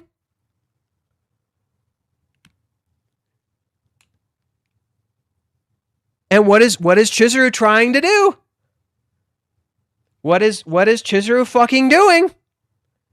She's being Sayuri. He's becoming Katsuhito. She's becoming Sayuri. Jesus Christ. Oh my god, how did this not fucking click earlier?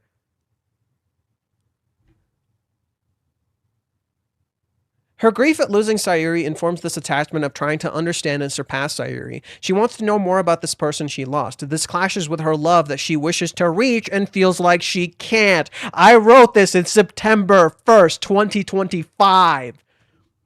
But she is not Sayuri and must accept she is gone. Chizuru being given acceptance on the walk home let her start accepting her grief and letting Sayuri go. And if she started accepting her grief and letting Sayuri go, wouldn't that mean she can start letting the dream go? Oh, Jesus Christ. She took the first step into moving forward, moving on from the pain and living again. Loss informs this whole arc, whether it be the apartment, time, and even Minnie and Kazuya. Kazuya lost his character and wants to reclaim his spot next to Chizuru. He defines his character by external forces, much like how Chizuru tries to be Sayuri. His future is only Chizuru, nothing for himself, because he too suffers from grief and what ifs. Mami, Ruka, and his future. The relationship with Ruka is literally like living dead. It's already over, but they keep dating, but neither changes things. Mami accepts she likes Kazuya now, but takes no meaningful action and he already moved on, but now this is all fucking coming back now. He didn't actually move on fully because he's not addressing his fucking issues with her. Kazuya doesn't focus on his future, only his present. Minnie embodies this idea perfectly, reflecting Kazuya's stagnation. She never speaks of her future, only Kazuya and Chizuru's future. Minnie has no dreams, goals, or anything outside of cosplay and YouTube. She doesn't chase love out of fear she isn't fit for it, and it's lonely. Nearly every character is suffering from grief in some way and is trying to move forward, and they stagnate and don't know what to do and how to change. This arc seemingly signifies this coming change, to focus on the future and live again, find meaning and purpose again. It's all about acceptance, accepting the past in order to see your future, accepting yourself in order to accept your feelings, accepting love so you can love yourself and thus others. Acceptance is the key to everything. It is through acceptance that we can truly connect and dream. Grief even embodies Kazuya and Chizuru's struggle to be together. They should already be dating, way past it even, but they aren't. And it's because they think they are at different points when they aren't. Don't know each other when they do. It's not even their first date. Even the cohabitation embodies this. They both want to live together, but they had to give an excuse to do it. Chizuru put up a curtain for Kazuya's boundaries and brought Minnie because she thought they couldn't live together comfortably otherwise, which is simply not true. They could. In that sense, the cohabitation is just an illusion. Fan service, if you will. It wasn't real, a writing trick. They acted living together. They weren't really. It wasn't necessary. It's like practice, like rental. Real, but fake. The experience was real, but it was also an act. They kept secrets they didn't need to, lied when they didn't need to. They investigated their feelings that they already knew. They didn't show their feelings when nothing told them no. This is all a coping mechanism for their grief, to find themselves again and accept their pain. It's even with sex and intimacy. They felt they couldn't have this because they had not reached the point of love yet.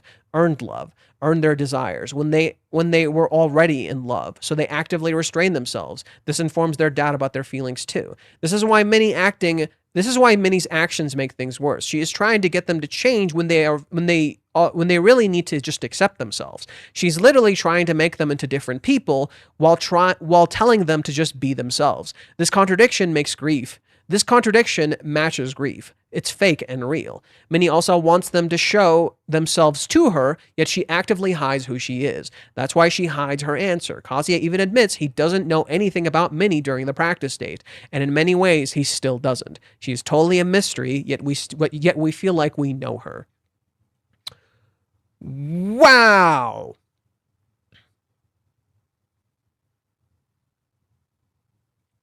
There it is. In the 3 months, Chizuru was willing to quit rental if it meant she could atone. Her guilt was eating away at her that bad. Minnie even talks about Chizuru's guilt regularly, not realizing Chizuru may be giving up her dream out of the same guilt that she is making Kazuya wait.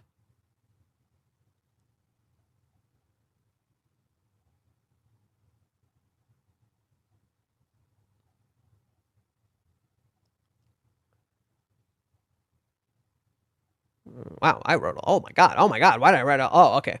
So I don't have to read all of that. I think I've read most of this.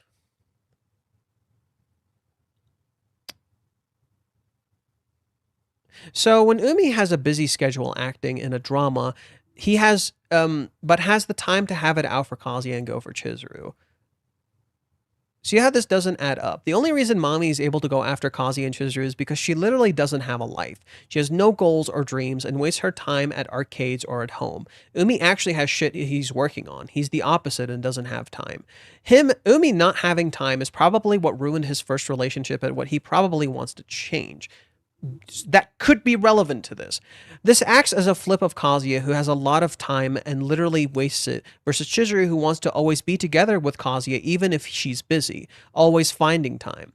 Umi is not like Mami. He doesn't do what Mami does. He is the flip of her. Someone who's too busy to have a life, and he's trying to find time to have one. Hence Futsal. Mami and Umi represent how important time is in opposite ways, just as Chizuru said, balancing work and love. This is interesting considering Chizuru says that she wants to focus on her play, which feels weird considering she has time to text Umi. Chizuru has been distracted in the past too. She clearly had issues with making time for the date too. She couldn't do it until the last minute. So do you remember what Chizuru said to Kazuya? When he asked her out on a date, she couldn't find the time initially. The only time she had available for a full day date with Kazuya was literally the day before he moves. If that's not a tell that time is super important to this, I don't know what is. Right? The day right before you move out, I'll be free all day. That works better, right? Chizuru has been distracted in the past too. She clearly had issues with making time for the date too. She couldn't do it until the very last minute.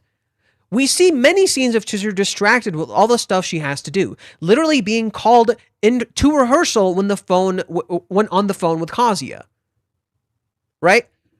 When Kazuya asks her out, right here, there's, oh my god, it actually regularly happens. Oh, shit. Oh, fuck me. Oh, it keeps oh my god. My theory that time is the answer was way more correct than I ever fucking realized. Holy shit. Oh my god. Okay, hold on. I'm gonna show you guys some shit. Oh my god. Okay. 3:14. Kazuya wants to talk to Chizuru. She sees the text. She gets called back into rehearsal. She's too distracted. Right? It's almost like Kazuya is the distraction when he shouldn't be. He should be the focus. It happens again and again and again and again consistently. Almost every time. It happens here, right? She's super distracted. Kazuya texts her and he actually helps her focus, but she thought she was being distracted. She thought Kazuya was the distraction when he shouldn't be the distraction. He should be the focus. We see many scenes of Chizuru distracted with all the stuff she has to do, literally being called to rehearsal when on the phone with Kazuya. 244 being the closest thing to being comfortable and normal because they were just talking and not struggling with romance, like she described in chapter 369. In chapter 315, Chizuru is clearly swamped with work. Look at her. She's overwhelmed as shit. She's tired. To the point that she's slumped. She barely has time. Imagine how she's handling this all on her own now. No help at all. Chizuru needs support, and she has none now that Kazuya and Minnie left. The only time she has is around nighttime. How can she possibly be devoted to Kazuya if she has all of this work constantly, and it will only get more busy later on? Right? The more she grows as an actress, the busier she's gonna get. Umi mentions this. Umi literally mentions this in chapter 290.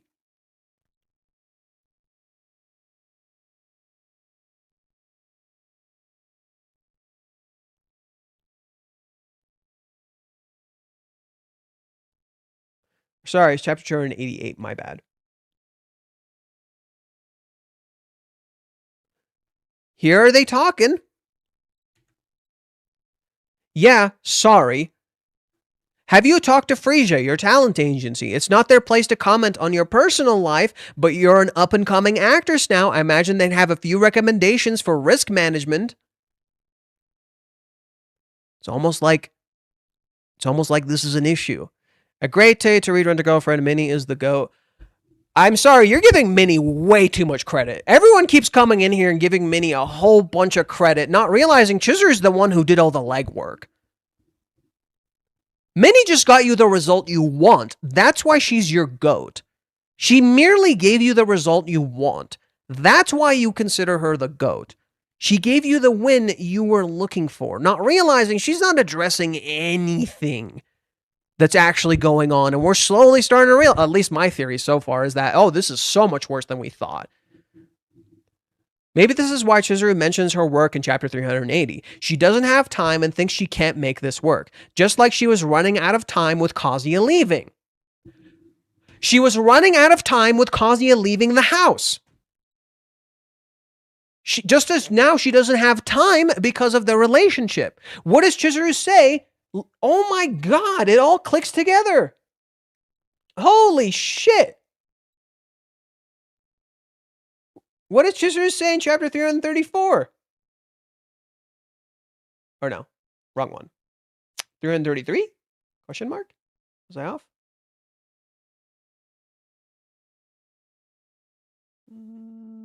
Yep, I was off. Okay, 332? Yep, 332. What does Chizuru say? What does Chizuru say? In that sense, it makes it feel like what lovers have is infinite time. Anything can be solved by talking no matter their differences. That's the kind of relationship they have. This is the thesis of this current manga. This is the thesis of where we are right now. Time. Making time is the solution. And what is Chizuru's solution? I'm going to sacrifice this time that I'm putting into this so I can focus on this. This is why Chizuru mentions her work in 380. She doesn't have time and thinks she won't make this work, or she can't make this work. Just like she was running out of time with Kazuya leaving. Kazuya reinforcing that he was moving only reminded her of the little time she had and can't jump into now. Kazuya wasted so much time in the date. He kept dragging things out. He was always moving, never stationary. She can't keep up. She needs him to stop and just go at her pace for a second. Her stopping him represents that. How long would the walk have been before he was ready? Remember how Chizuru had blisters? Yeah, she literally couldn't handle the pain anymore. It was getting too much. She literally couldn't keep walking. She needed to sit down for a second. The blister represented how much time and energy she has, and how Kazuya kept wasting it. And when Kazuya sees these blisters and lifts her up, she felt supported, like she could be a child in his arms, that she didn't have to walk, that she didn't have to worry about time, that she could just rest in his arms and know she will be okay, that she can be a kid and relax. She could literally come home, know he will carry her when she can't walk, make all her effort feel worth it, know she can come home and have someone who is there for her. Who will tell her he believes in her and that he loves her, who gives her the energy to go forward. The walk home embodied everything she wanted. She didn't want a strong Kazuya per se. She just wanted a Kazuya who could just be there for her, who could carry the burden of her time and not be burdened by it. She can, right? But no, Kazuya is clearly burdened by the time, so what's she gonna do? Sacrifice. What's she gonna do? She's gonna fucking sacrifice. Kazuya wanted to support her this whole time, but he literally wasn't doing it that whole time. He can support her before he gets love, but he doesn't. As he's leaving, he again chooses to waste time, only to show he doesn't want to be there, and he reminds her of this promise. Maybe Chizuru tested... no, it wasn't a test. It wasn't a test. No. I disagree with myself. Shut up. Past me is stupid.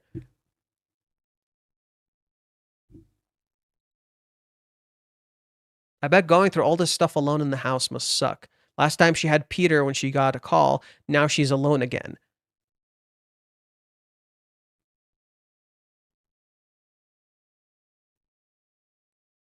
When Minnie was following her, she was hanging out with her college friends and making plans too. Now you could say, why wouldn't Chizuru just ask Kazuya and Minnie to come back? I don't know. Maybe she feels like she's a burden. And if she asks Minnie, Minnie will bring Kazuya.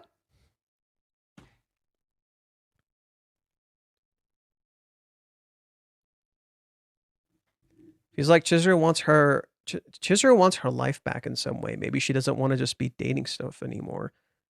She maybe wants stability. Maybe she wants a break from all, even though she really wants love from Kazuya and hopes he comes back.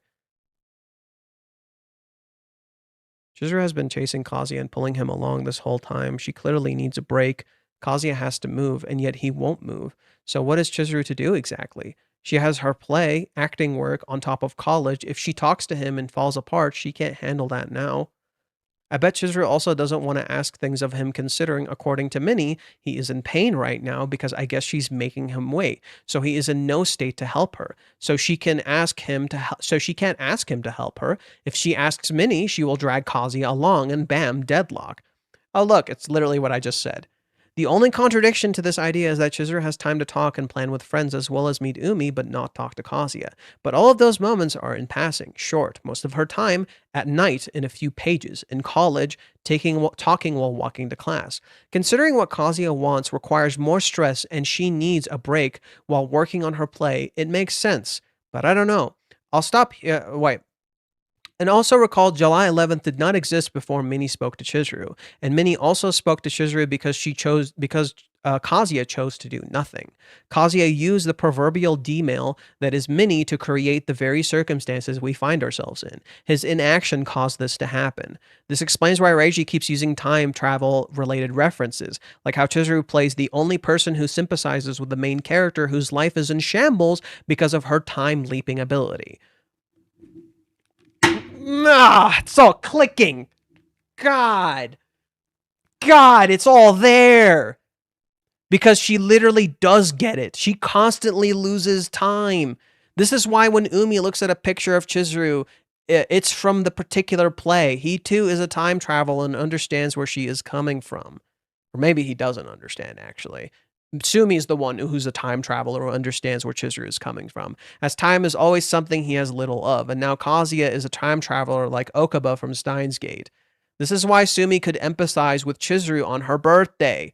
She is the person who gets where the time traveler is coming from, as Chizuru forgot her and felt forgotten herself. Sumi time travels too, as we had not seen her in more than 100 chapters at this point, just like Umi. So much of this arc has characters forgetting things and time moving very oddly. Sometimes it's too fast, others it's agonizingly slow. Kazuya forgets his promise to his mom in chapter 291, and then later to his dad in chapter 393. Chizuru, Kazuya, and Minnie forget themselves and each other. 383 ends with time again.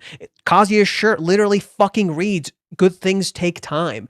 Time is running out in chapter 383, 384 to 385. 387 ends and more time is gone. And it continues, just like the 3-month time skip where they lost time. We literally leaped through time in a page turn. That's why Kazuya wears the "good things take time" shirt. This is why Kazuya remembering Chizuru's smile was so crucial to the kiss. He remembered her. He didn't forget her. The reason time travel is the narrative through line is because it represents autonomy over your life. When you time travel, you lose control over your life. Right now, we are in an alternate timeline. We are in the wrong place. We need to go to the true timeline, as we have lost control over our choices. We need to go and take back the time we lost, another 1.5 months of it because of a mistake. They need to take back their lives. An idea crossed my mind. What if Chizuru is currently working on her last hurrah? What if she plans to quit acting after the play, and Kazuya, in not pushing Minnie to do this without realizing, and Kazuya, in not acting, pushed Minnie to do this without realizing. But why would that be what Chizuru wants and what she thinks she needs to do? Minnie tells Kazuya Chizuru is advancing her career. What if she actually isn't? Her dream of acting was for her grandparents, who are dead now, and she doesn't want to lose Kazuya, so she will sacrifice her acting for him, as Sayuri did, to make time for the relationship. Kazuya says he doesn't want to get in the way of her work. What if he literally is then? He's getting her to quit for him without realizing it because she does want to be with him. This shows how much Chizuru loves him and wants to be with him. She would sacrifice acting to do it.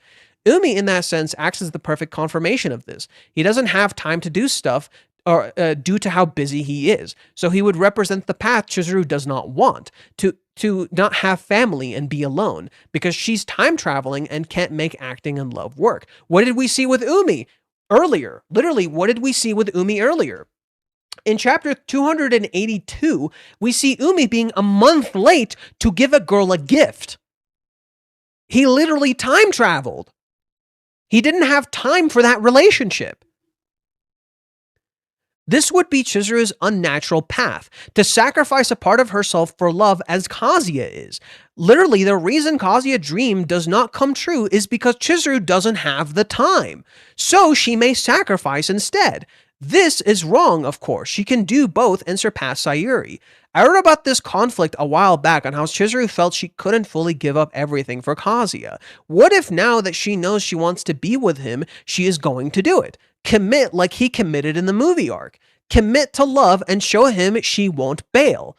It's wrong to sacrifice dreams for love like this, but Chizuru literally said it. She wants to be a person who can give lots of love, not someone who takes it. She doesn't just want to keep taking Kazuya's love, so she resorts to this, as the kiss may be not enough to give love. In the 3 months, Chizuru was willing to quit rental if it meant she could atone. Her guilt was eating away at her that bad. If we're mirroring the 3 months, now instead of giving up rental, she gives up acting. Because now she is incredibly more invested and sees how invested Kazuya is. Minnie even talks about Chizuru's guilt regularly, not realizing Chizuru may be giving up her dream out of the same guilt that she is making Kazuya wait now. During the date prep, Yude from the Tiger's Den invites Chizuru to a party and she turns it down because she's meeting Kazuya. In contrast, Kazuya is not home. He is out with Minnie and trying to plan for the big date. Minnie tells him make time to talk while he's literally not home to talk to her. Chizuru keeps making time for him even though he isn't there, and she thinks she's not doing enough when in reality she has gone above and beyond, so she will do more, sacrifice more, just as he sacrificed. What was Chizuru's reasoning to Sumi? He hasn't given up, he doesn't give up on anything, so I need to not give up either. In contrast, Kazuya thinks he's gone above and beyond when he has not. Maybe next time... Okay, let's see. This is just annoying theory stuff. We doubt how incredibly invested Chizuru is, how much she would actually want this. Minnie constantly talks about how Kazuya's investments and efforts being rewarded, yet never considers how Chizuru's efforts aren't being rewarded no matter how much she tries and loves. In contrast, Chizuru deeply invests in her acting too. She really loves acting with a passion, so it makes sense to have that be the paralleling idea of Kazuya giving up after investing so much. Now Chizuru feels the world is telling her to give up this part of herself for the love she wants. Chizuru made the hard choice to reject Kazuya, even though it was killing her to do it. And she knows what she just asked him to do. So now she's going to do the same to herself. I know what asking someone who invested so much into something means to tell them to quit, so I'm going to do it. I'm going to sacrifice. I'm going to quit something I invested super deeply into. The only thing that leaves a weird spot here is her not texting Kazuya about the play. We already talked about this here. Why is Chizuru hesitating? Maybe Chizuru was offered the exact role she described to Minnie, but she actually turned it down? No. It's stuff like this that makes you explore this clash between Chizuru's acting and her love for Kazuya, especially considering the movie arc is so deeply rooted in all of this. There's a reason we see so many scenes of Kazuya saying he doesn't want to get in the way of her acting, yet his actions are clearly leaving an impact due to his indecision. Before, Kazuya always lifted up Chizuru's acting, yet now it's clear it's the opposite. He doesn't really support her, he isn't really there for her. So it's Chizuru trying to succeed in acting for him, or is trying to give up acting for him. The clash of acting versus love is evident. I think the truth is we don't know everything. Sacrificing dreams in order to have them, sacrificing life in order to have dreams, sacrificing dreams in order to have a life, to have happiness. Remember Chizuru's words in the movie? She was willing to throw everything else aside for her dream. Kazuya said it was his dream too. Kazuya even talks about Chizuru taking extreme measures in chapter 391, right after Minnie yells at her. It's all there. Minnie was merely the straw that broke the camel's back. Kazuya and Minnie were happily cheering, not realizing what they just did to her, just like they did in chapter 388 and 389. And yet Minnie is merely an echo of Kazuya, his AI, his delusion, his fantasy. She didn't know what she just did. And now both Kazuya and Minnie are set to see the consequences of their actions, what they really do to those they love when they irresponsibly push their beliefs onto others.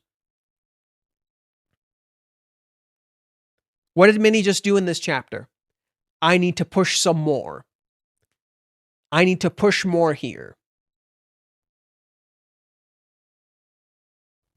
Minnie and Kazuya are like the parents who pressure their kids to become who they want them to be, not realizing how they just hurt them in a way they could never have imagined. They are like parents who failed their child. They were her Sayuri and Katsuhito, and they failed her. Chizuru is the little girl, and they are her parents, and they failed her.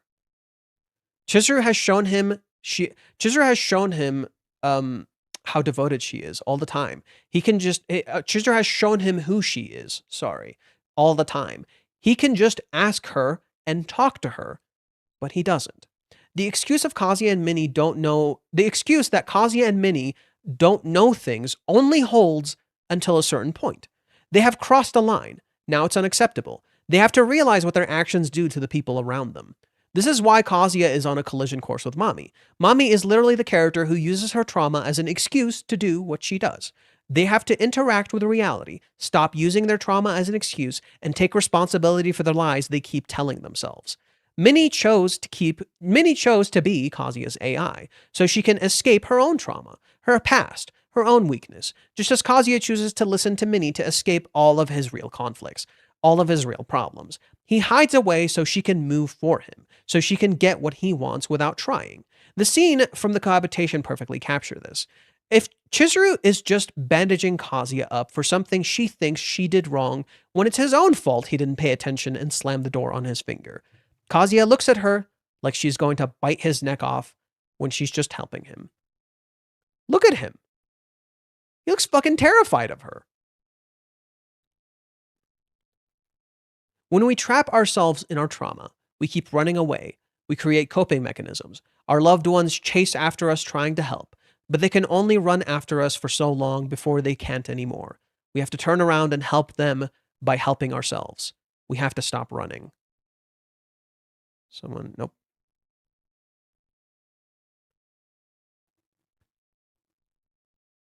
It makes too much sense to me. It makes too much sense to me. It's all clicking really, really well. It makes too much sense to me. All the signs are there. All the pieces and information is there.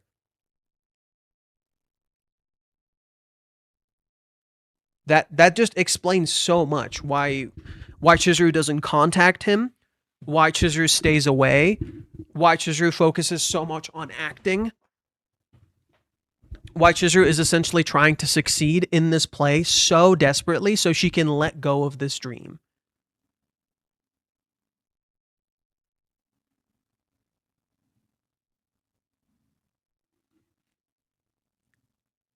And if you think of it like that,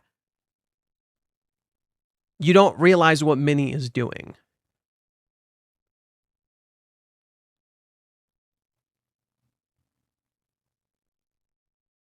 She's a blind little shit.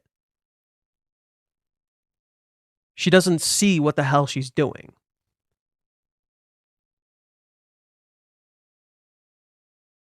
Then just one glass. She gets Chizuru to drink on the day she's supposed to be focusing. She says one glass, but what happened with Kazuya? She got Kazuya shit-faced drunk.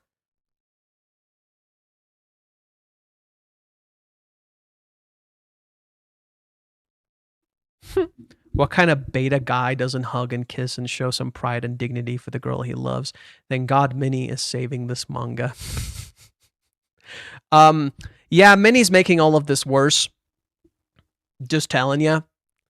You think Minnie is the saving grace of this manga? Reiji wrote Minnie to be the voice of the readers, and literally she's realizing in this chapter how wrong she is. As for pride and dignity, well, I'm sorry, you clearly don't understand what the fuck is going on with Kazuya's character. You want Kazuya to be a certain character instead of actually seeing what the fuck is going on with him, which is that he has clearly a fuckload of trauma and problems. And you want Kazuya to be Rentaro, pretty much. That's what you want him to be. But to me, Rentaro isn't that realistic of a character. He's kind of a perfect boy. He's such an adorable, perfect boy. You just care for him and love him. He doesn't really have that many flaws. Even his flaws are clean. Even Rentaro's flaws are clean. But that's the thing. Kazuya doesn't really know how to love others because he can't truly love himself. He's running from the truth. What you want for Kazuya isn't Kazuya. And that's part of the problem. You're trying to make Kazuya into someone he's not. This element of dignity and pride and all that shit, that stuff's stupid, dude. All that stuff is silly. Yeah, he needs to care for this person and love them and be there for them, but you're clearly not getting the picture here, buddy.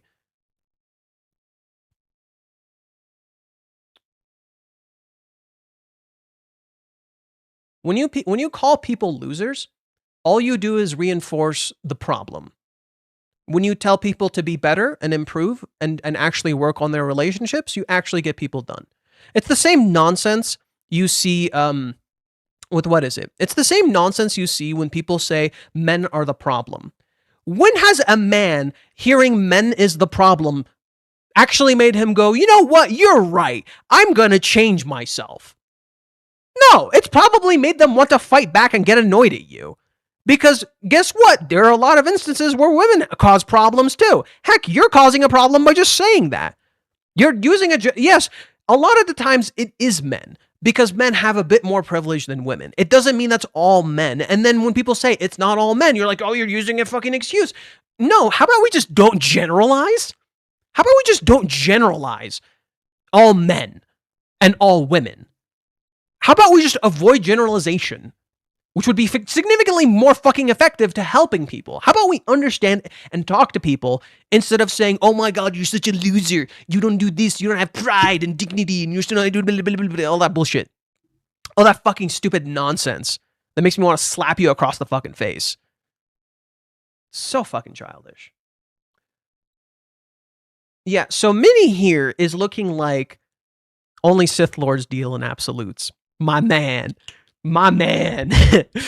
Only Sith Lords deal in absolutes.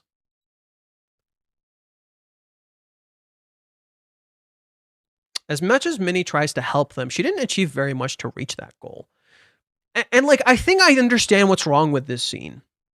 Minnie is just like, Chizuru's like, I'm not going to drink. I have to skip drinking because I have rehearsal tomorrow. Minnie's like, oh, really? It'll be fine. I know you can handle your alcohol. What she doesn't consider is that Chizuru is kind of very emotionally vulnerable right now. So what if the alcohol affects her more than you realize? What if Chizuru is a little more emotionally vulnerable right now? What if the alcohol affects her more than you realize? So Minnie is just like, no, it's fine. You should drink on the day before you have work. It's fine. She's being a very irresponsible friend. You're already being shown little signs. You think to yourself, oh, it's not a big deal. It's just one drink. Isn't that what alcoholics say? Just one drink. It's not a big deal. Bro, that's what we call a slippery slope. That's what we call a slippery slope. Now, this isn't to say Chizuru is an alcoholic, but I'm saying the dialogue is intentionally a slippery slope. Because that's what this is. I used to drink every night before work. It was based as fuck. Well, that's you. But Chizuru has rehearsal. She's not simply working. She has rehearsal for a play she really, really, really cares about. So if this fucks things up, while Minnie is off going, "Aw, she's so adorable. I totally understand how it feels when a customer gets the hostess to drink." Chizuru isn't a fucking hostess. She's your friend. The fuck you on about? Do you see the it's literally there. Okay. She's acting pretty normal. She just doesn't seem very different from when I last met her. Chizuru doesn't seem very different from when you last met her.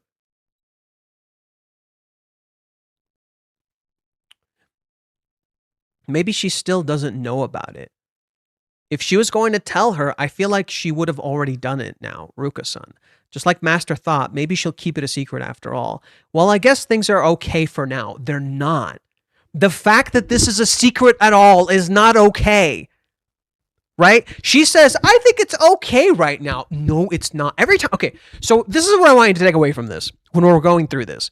Every single time you see Minnie in shadow, something is wrong. Every single time you see Minnie in shadow in this chapter, something is wrong. Is there something on my face? You keep staring at me. Nope, you're just good looks. Anyone would stare.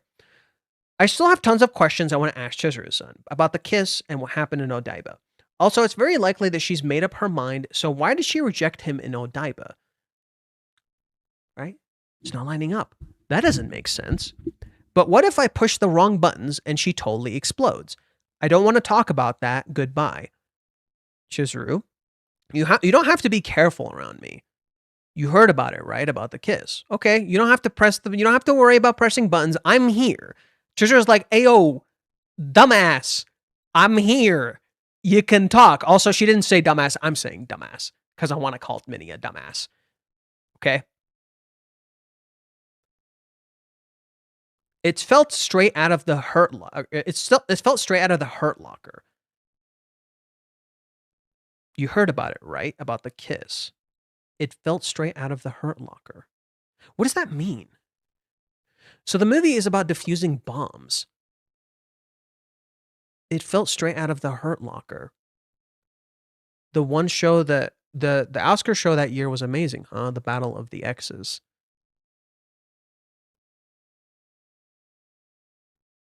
Is she implying Chizuru defused some sort of bomb?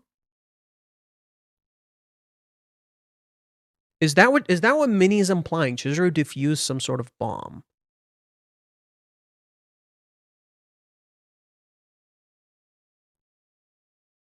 Oh, that's really interesting, actually. Is there something on my face, a face covered in darkness?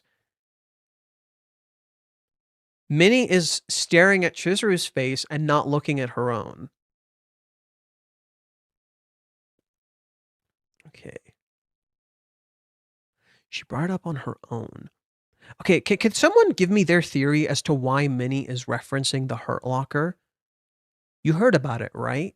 About the kiss. It felt straight out of the Hurt Locker. The one with defusing bombs.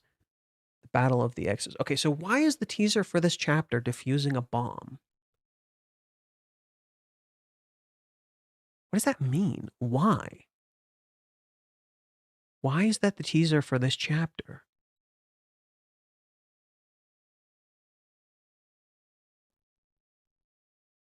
I don't get it. Why is the teaser for this chapter about defusing a bomb?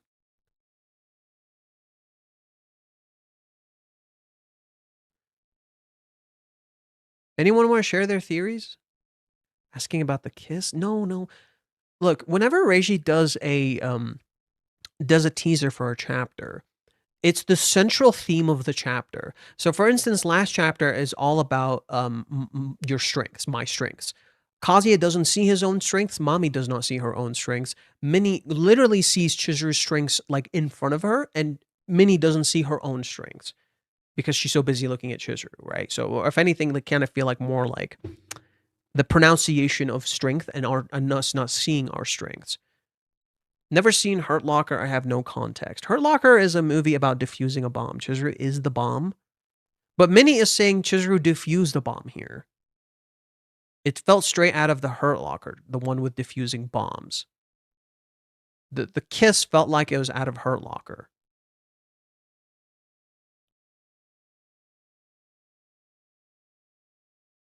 We may not know until next chapter. It's there somewhere, but we can't see it yet. No. It's this one is just a little harder. Actually, I have an idea. I'm gonna ask Crumpy what the Japanese text in this scene says. That might give us the context we need. Maybe the Japanese is a little more clear.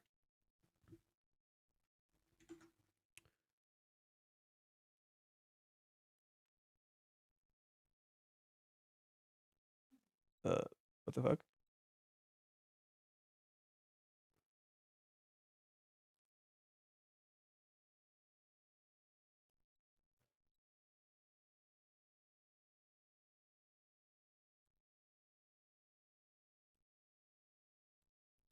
Sorry, one sec, something's going on.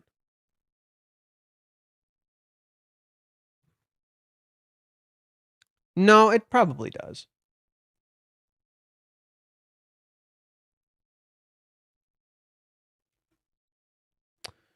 So for the panel...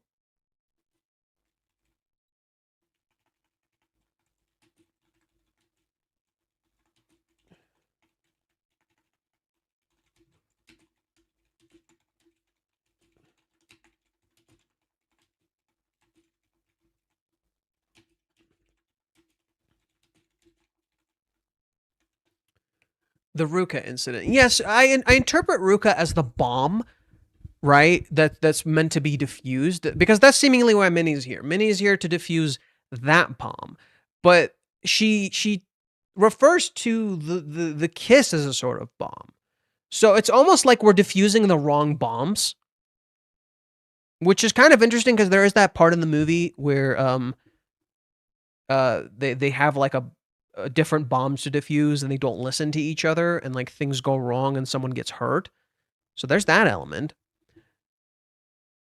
No. Minnie uses that in reference specifically to the kiss, and I don't understand why. Why is the kiss being compared to something like Hurt Locker?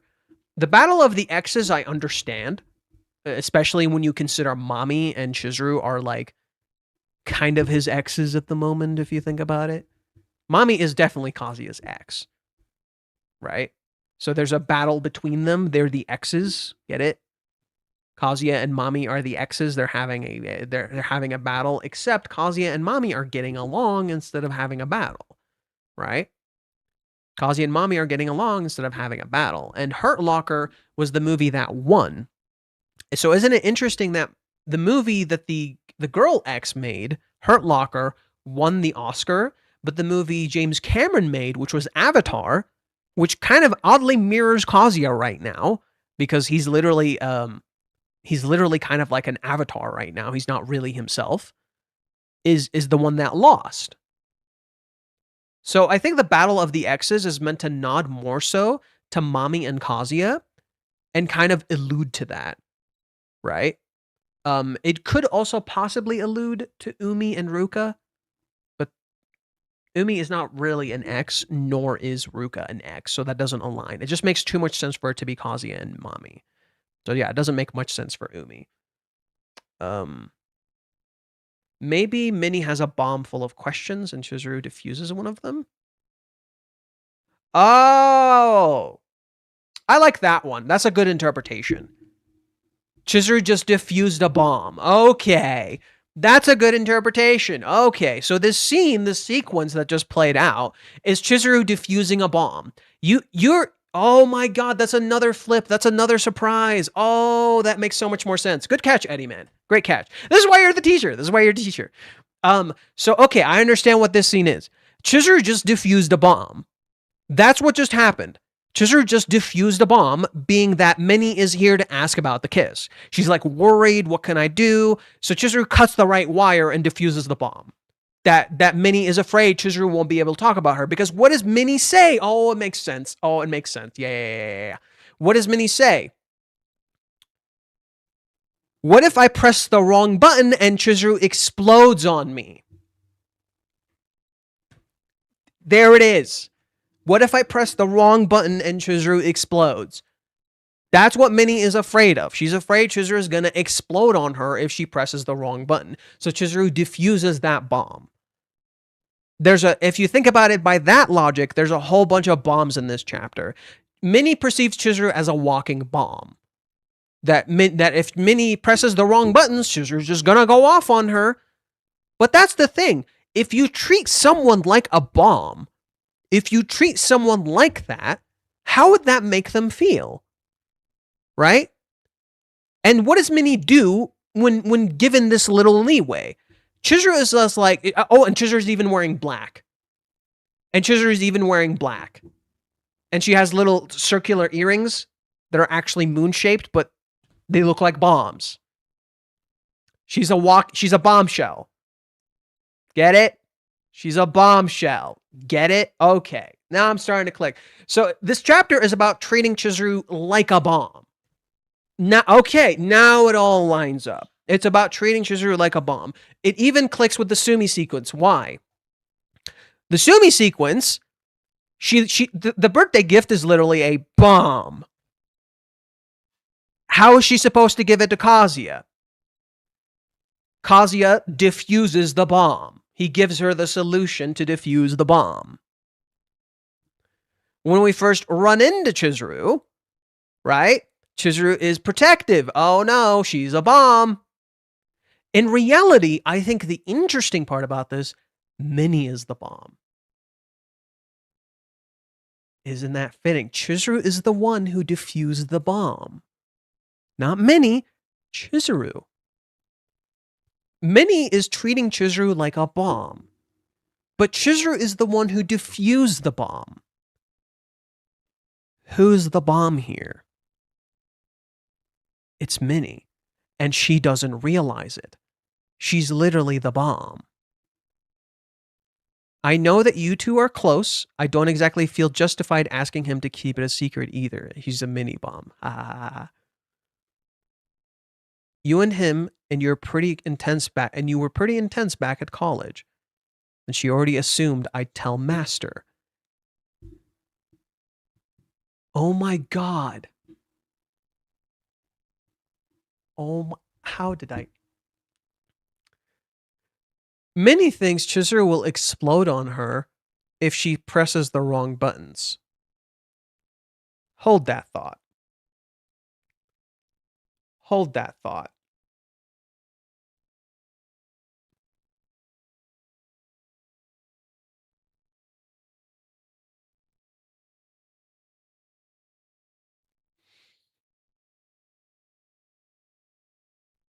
Who's exploding here?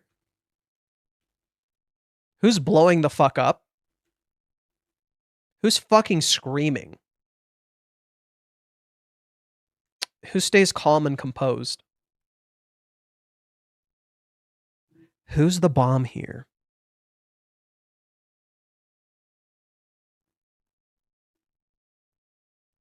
Who's actually the bomb here? Is it Minnie? I was going to say, is it Chizuru or Minnie? You know, the thing you do with your voice where you lead people on. No, I was going to say, is it Chizuru? Or is it Minnie? You know, I was trying to... It doesn't work as well when you do it the second time. Oh my god. She's not just a bomb, she's a nuke. Yeah. She's literally a walking nuke. Like, if Minnie is literally holding a bomb in her hand. Who's the one holding the secret destructive information? Minnie. Minnie's the one who knows about Ruka. She's the problem. You are under the impression Minnie is here to defuse a bomb. She's the bomb.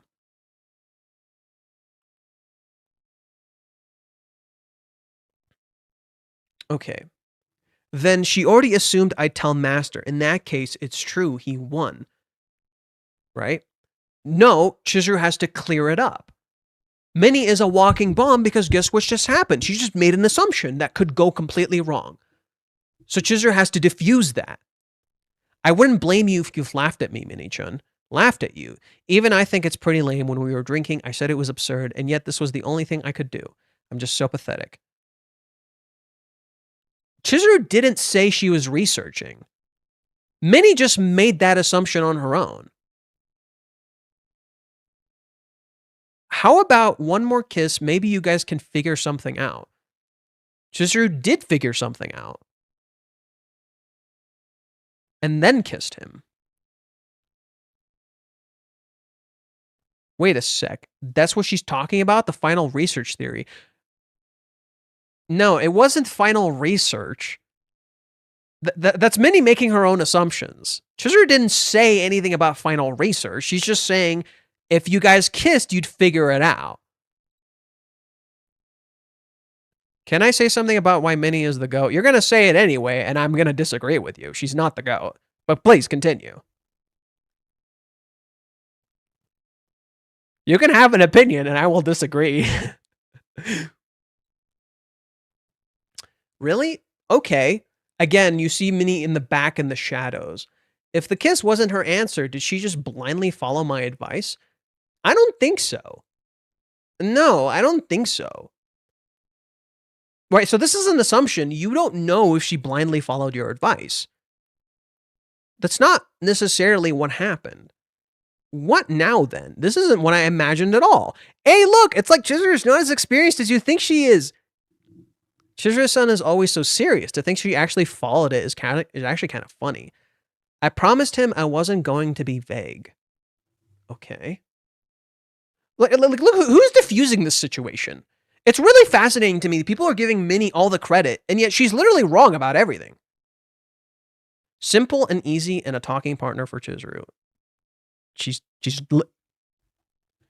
Did we just ignore this part? Hey, how's this? How did it make you feel? Oh, that's great. Did you feel flustered? Did you suddenly like did he look more manly to you? She's screaming it in public to everyone to hear. There are men with like extending their fucking ears to listen to them. Minnie is not as easy to talk to as you think. You're giving her way more credit than what's actually happening. Chizuru is leading here. You like Minnie because she gave you this result. You like Minnie because she gave you this result. Not because she's an easy partner to talk with. Chizuru's the one talking. Look at this. Chizuru initiates the conversation. Chizuru is the one who keeps talking here. Minnie is like trapped in her own head. Chizuru is like, I'm so pathetic. I'm so dumb. Minnie, she tells him, I'm not going to be vague. Minnie just looks at her. She doesn't know what to say to her. Instead, how was it? How did it make you feel? She makes it about her. Instead of asking her, are you okay? Chizuru is clearly not okay here. If I was talking to her, I'd be like, hey, are you okay? What's wrong? Don't feel like you're a fuck up. Minnie, no. Hey, how did the kiss make you feel? Look at Chizuru. Look at Chizuru. She's a little freaked out by this. What? What? The kiss. I'm talking about the kiss, obviously. Get it? Did you get flustered? Or did the master suddenly look more manly to you? That's all that matters. This is the most important part. That's all that fucking matters. Look at her. Chizuru blushes. She doesn't know how to talk about it. Of course she liked it. What are you, delusional? You think she wouldn't kiss him if she didn't like him? Are you out of your fucking mind? That's not just any reaction. No shit, she fucking likes him. You said it earlier, you stupid fucking idiot. This is where I have to keep pushing. Stop pushing. Look at Chizuru, she's getting more flustered. Look at Chizuru, she's clearly getting flustered and freaked out. She's getting put on blast. in front of all these people. Right? Minnie is like, she's like really serious. And she's just like, yeah. I think I'd date him, yeah. Like, if they get to this part of the manga in the anime, which I really hope they do, I think they will. I want Chizuru to sound a little unhappy here. Just like, yeah, I think I'd date him. Not, yeah, I think I'd date him. Not like that. I want her to have a little bit more of a monotone voice. She's clearly not happy with it. She's being put on the Minnie's putting her on blast.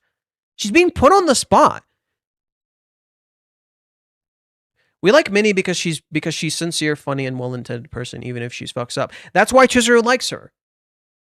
I'm a little annoyed at Minnie right now. This is not well-intentioned. This is selfish. This is not well-intended. This is selfish.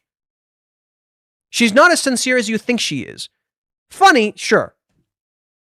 I'm not going to deny that. Minnie's fucking hilarious. Minnie's a funny-ass motherfucker. Sincere and well-intended? No.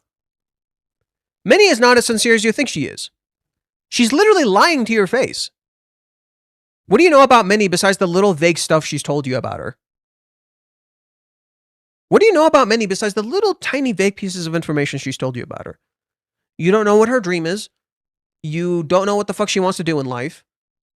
She doesn't even really have something she truly loves for herself, according to her. I think she loves cosplaying, but she's lying to herself. She tells herself, "Oh, I don't want love. I'm just going to support you with your love." If anything, the things you say about Chizuru are the things I see in Minnie. She's a coward. I view Minnie as kind of an ignorant coward, and she's willfully okay with being an ignorant coward. And that's the thing. You can be well-intentioned all you want, you still hurt someone. You can say, "Oh, she's just fucking up. I love her." Yeah, sure, we can say that when she's literally fucking putting Chizuru on blast and throwing her shit out there. Yeah, Minnie's totally well-intentioned when she screams to the public that Kazuya had sex with Ruka based on slight pieces of information she got from him.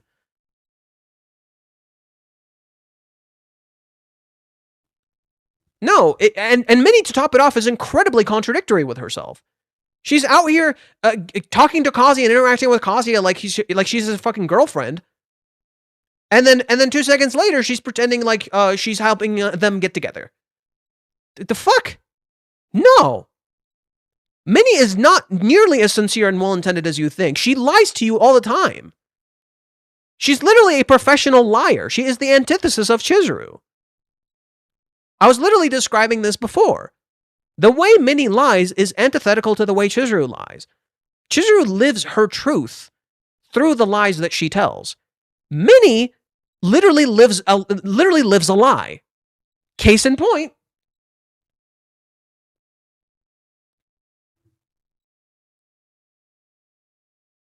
Actually, wait. Whoop.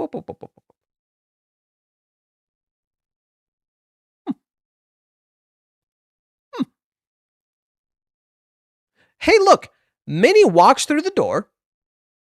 She dresses up. She's going to work at the gym. Takes a selfie saying she's at the gym. This is her gym. See you later. I'm heading out, boy. Bye.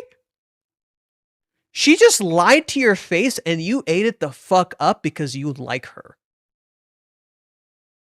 She just lied to your face. She just told you I'm a fucking liar.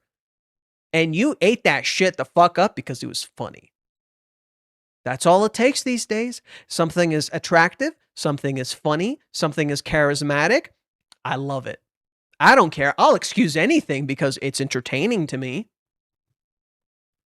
Isn't that literally the stupid bullshit we see on TikTok like all the fucking time? I bet some of you would actually enjoy a content creator shitting on Rent-A-Girlfriend if they were funny, or if they had charisma, or if they sounded mildly convincing.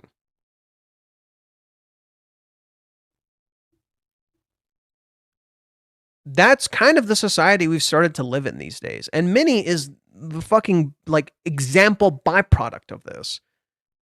She's literally a character who cosplays and gives you what you want. and you eat it up, even though it's actually not what you want. You eat this shit up. It's entertaining. You love it, and you will excuse it because it is fun. When in reality, it is a problem. Most of this chapter is literally Minnie pressuring Kazuya.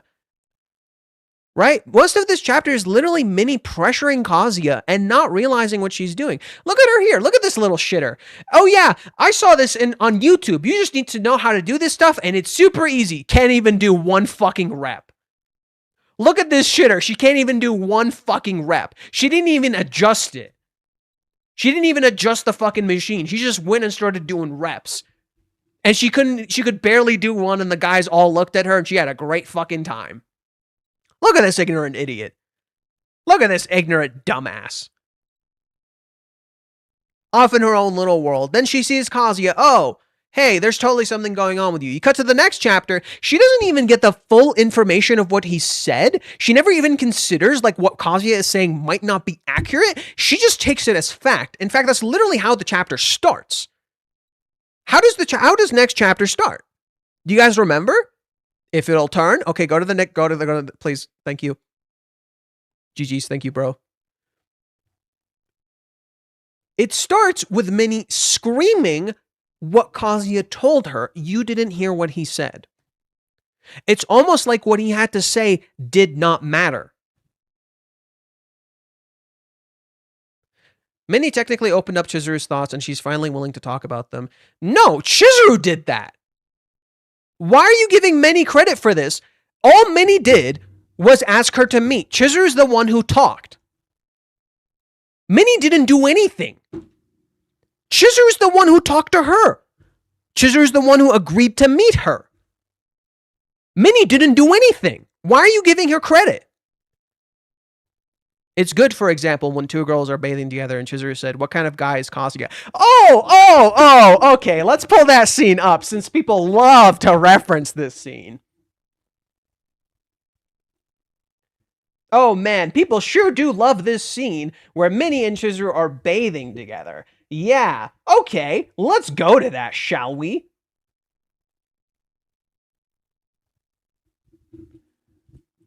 Chizuru is comfortably in her bath. Minnie busts through the door. Hey, let's bathe together. Didn't even ask for consent. Just busted through the door. Yeah, we're just sisters. It's fine. Right, it's totally cool. Bust through the door. What? Hold on. Who said you could... Oh, it's the big deal. It's just us this once. And who are roomies? It's cool. It's natural for us gals to spend time together like this. I was just about to get out. Details. Honestly, how do you expect us to share a little tub like this? Okay, everything's going according to plan. I got in. She's literally in here with an ulterior motive. Oh, look, she's literally looking at Chizuru. Oh, I thought you were just here to bathe. Why are you checking Chizuru out? Oh, but she's a girl, so it's fine. She's lovable, it's funny, so it's fine. Yes, but if a guy did this, we would chastise him to death. But because Minnie's a girl, it's fine if she busts through the door and just sits in a bath with Chizuru. Oh, will you be you being willing to investigate and you were while living together, spending time singing this seriously? That's nice. Chizuru, no, she's being invasive. She lies to her. What does Minnie do? She jumps into the bath. Chizuru refuses to open up to her. She jumps into the bath instead of just fucking talking to her like a normal fucking person. What the fuck? I'm getting out. Hold on a second. Well, just tell me what's going on, please, for a second, please. He didn't happen to put you up to this, did he? Oh, now I can't talk. Chizuru sees Minnie. Fine. Okay. I was just wondering from your perspective what kind of person he is. She's not asking about Kazuya, she's asking about Minnie. How does Minnie see him? Why is she so fucking invested in him? That she would do all this crazy shit. And look at Chizuru's reaction in the end. What does Minnie tell her in the end? So give him one more kiss. What kind of jumping topic is this? I just think you'd have a lot of fun as a couple. Huh? Are you blushing? I've just been in the water too long. It's cute and it's fun, but it is invasive. Look, if Chizuru had a little more trust in Minnie, if Chizuru was like actually close with Minnie and she was okay with this, that's fine. Minnie did not do this with consent. She just jumped into the bathroom, dude.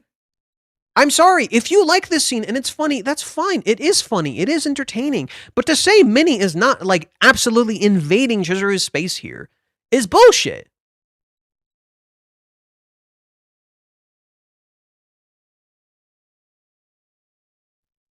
What is your point? It's true, but you know, Kazuya can also progress, develop, and move forward because she has people to talk to if she needs help. But Chizuru hasn't been like that since Sayuri is no longer with her. What are you trying to say? What's your point? It's not like Chizuru doesn't want people. It's just Chizuru just doesn't like it when people yell up on her business. She does not like that. Minnie is just too up in her business. That's just simple, okay? Look, you could be friends with someone and talk to them, but you need to make them feel comfortable. Why should Chizuru open up to Minnie? Just because Minnie happens to be Kazuya's friend and she heard some of this stuff about her, it doesn't mean Chizuru will just comfortably open up to her every time.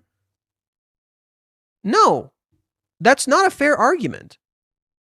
If you want to talk with someone, put in an effort to try and understand them, instead of trying to force your beliefs on them. And guess what? Chizuru's like, there, happy, you won. I look like a fucking idiot. This is how Chizuru reacts. This is what she says to Minnie here. You happy? I won. I look like a fucking idiot. When Minnie wants her to drink a little bit, Chizuru conforms. Chizuru's like, okay, fine, I'll drink a little bit. Just one glass. Right? Chizuru wasn't going to drink, but she wanted to make Minnie feel comfortable, so she drank. I'm sorry, Minnie is not being a good friend. Oh yeah, I coerced her into fucking drinking. Because she feels bad, probably. That's probably why Chizuru's fucking drinking. Chizuru diffuses this situation with Minnie, knowing full well Minnie might be defensive. But no, let's blame this all on Chizuru. No, dude, the truth is, Minnie is actually incredibly invasive with Chizuru, and Chizuru does not like this. At all.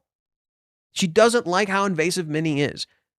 She appreciates her as a sister. She does care for her. It's clear Minnie has well-intentions, but well-intentions can only take you so far, because a well-intentioned villain is still a villain.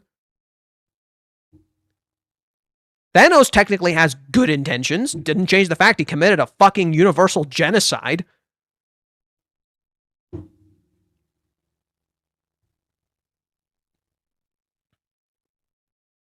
Okay. I promised him I wasn't going to be vague. Despite that, I still couldn't give him an answer in Odaiba, but on the way home, he told me that he would wait anyway. I don't know what to do anymore. She's lost.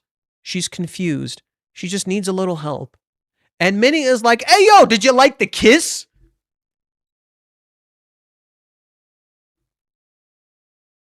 Seriously, if someone was reaching out to you just like she did, and you would be like, hey, yo, she'd like the kiss, though? Minnie equals Thanos. Not really. I was using a bit of hype. I was using like a comparison of an extreme case to be like, my point is accurate. You can be well-intentioned and still do the wrong thing. It doesn't matter. Yes, it's entertaining to watch Minnie fuck up. She's not Thanos. Let's chill the fuck out. Tone it down. Don't misuse my argument like that. I know someone's gonna misinterpret what the fuck I just said. Don't misuse my argument like that. All I'm trying to say is, Minnie is not Thanos. Learn to read between the lines. Thank you. But you can be all well-intentioned as much as you want and still make things worse. She recognizes Chizuru is feeling backed into a corner, and what does she do? She corners her more. Did Minnie not do that here? Chizuru's like, I'm feeling cornered. This is rough. I'm not doing great. Hey, did you like the kiss? What if Chizuru didn't like the kiss? Oh, look, you're a horrible person. What does asking her about the kiss fucking achieve? Nothing. You should have made her comfortable. This is the shit Reiji was talking about. This is the shit Reishi was talking about. When people are so busy living their lives, when people are just so busy living their lives the way they want to live their lives, and they don't care how other people feel, they end up hurting the people they love without meaning to. Minnie is similar to Ai Hoshino. No, I think Ai's a little more twisted. I think Ai is like the reverse of Minnie. Ai is a character who, how do I describe it? She wants real love, but she goes about it in like all the fucked up ways. And no, Ai's a really, really messy person. She's literally a character trapped between real love and fictional love, and she like cares too much about her audience.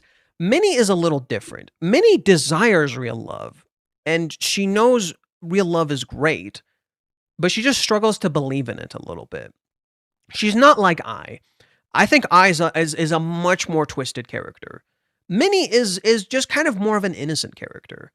Ai is a little... Ai almost has like a twisted innocence. If anything, Ruka is a little closer to Ai.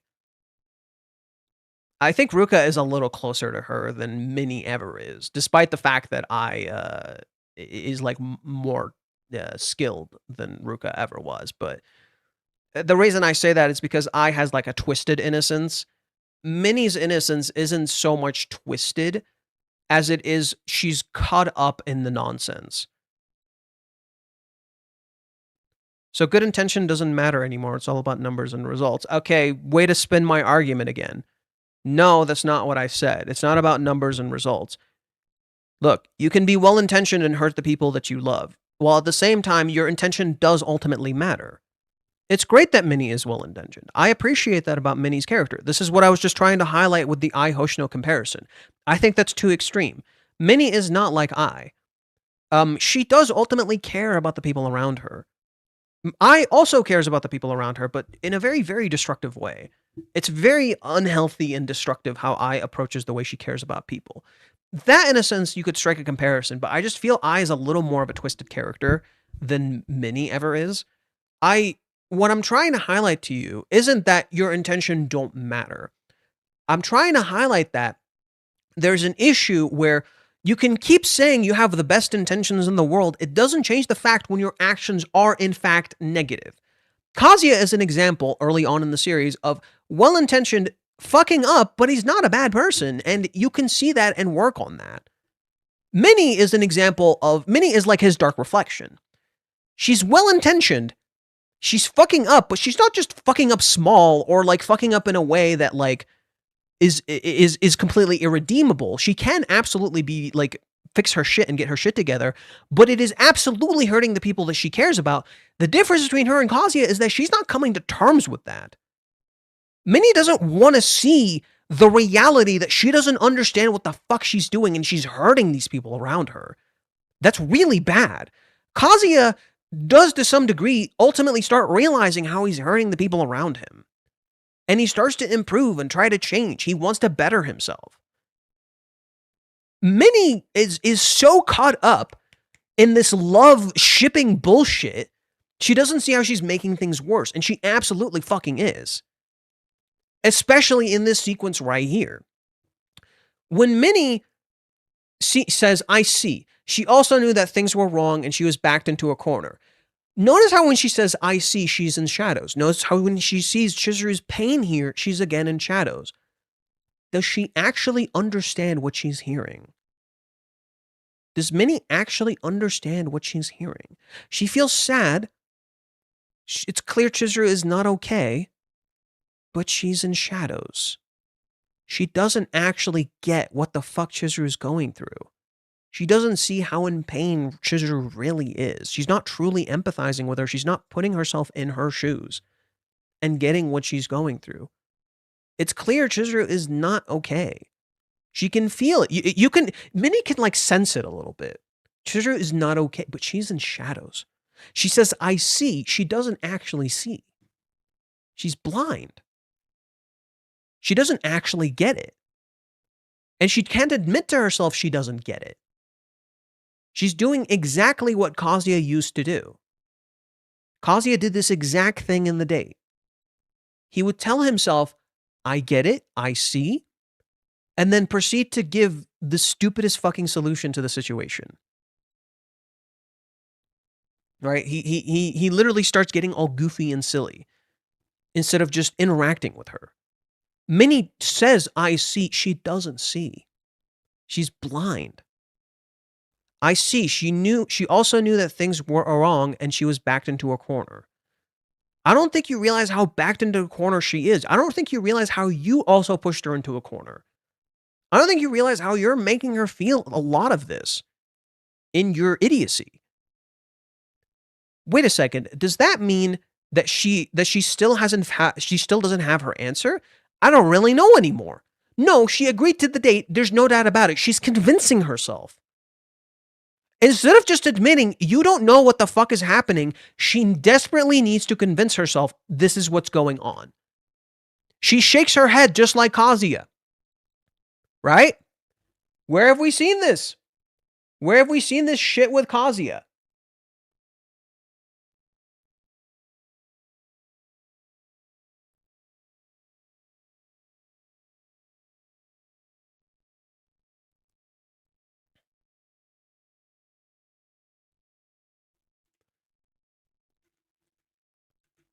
He thinks about, no. Wait, look at this. I don't know. Wait, remember this. Okay. Well, was that good? I don't know. We might be around each other a lot more now. This throws me for a loop in so many different ways. No. If I don't focus, I'll fail to get my license. Bitch, you don't even know what the fuck you're doing. What the fuck are you on about? Same exact thing. He's just convincing himself of all of this shit. He doesn't actually really know what the fuck he's talking about. Same thing. Whenever Kazuya gets horny and shakes his head, and he's like, no, I love Chizuru. So, how was it? How did it feel? Are we going to give haters what they want soon? I don't know what that means. What? The kiss? I'm talking about the kiss. Obviously, she announces it to everyone. Chizuru's like, what? She's just confused. What? Why bring that up? What? But okay. This is how I would react if Minnie did that to me. But like, whoa. I just like spilled my fucking guts out to you and you're asking me how the kiss was? I'm sorry, she's kind of an asshole. How is Kazuya and Chizuru getting together, giving the haters what they want? That's the antithesis of what they want. They want this manga to be ruined and destroyed, and they hate the creator. That's the antithesis of what the readers want. Also, this is another one of those chapters where you don't get what's going on. Sorry to say. Yeah, you heard what you wanted to hear. There's a big underlying problem in this entire chapter. There's a lot of unspoken issues. In particular, Minnie being a walking fucking bomb. Are we just like conveniently forgetting about the Ruka issue? Just saying. Are we just like conveniently forgetting about the Ruka issue?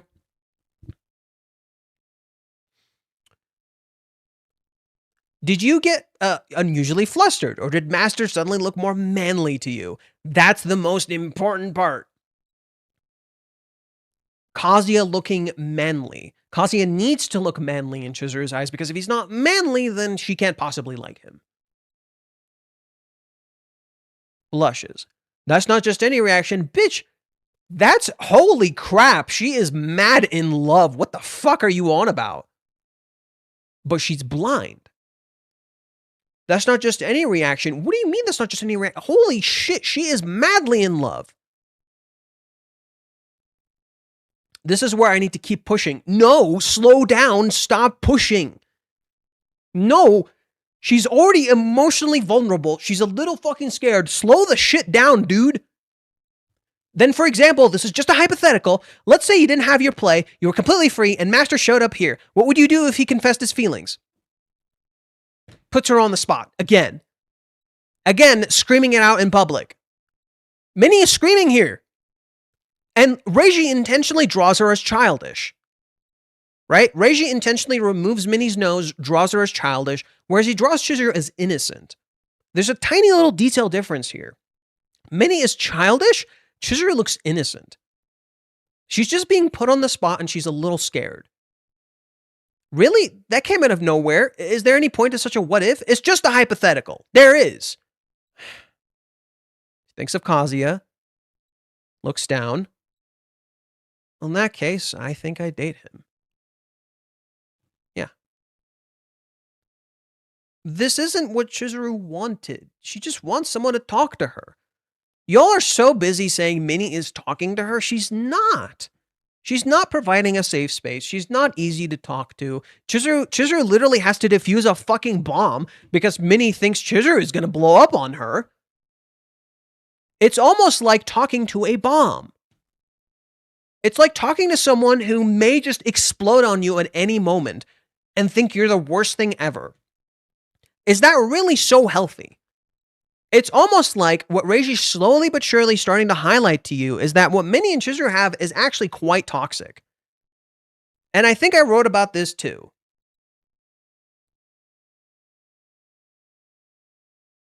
Let's see. God, everybody and their mother is now happy over this chapter and like missing the clear sign. Oh, it's 380 all over again. Oh my God, it's 380 all over again. I was warning people in 379. I was warning people now, and here we go the fuck again. Something negative is gonna happen soon. They're gonna be like, oh my God, why did it happen? I don't get what's going on. Blah, blah, blah, blah. Oh, here we fucking go.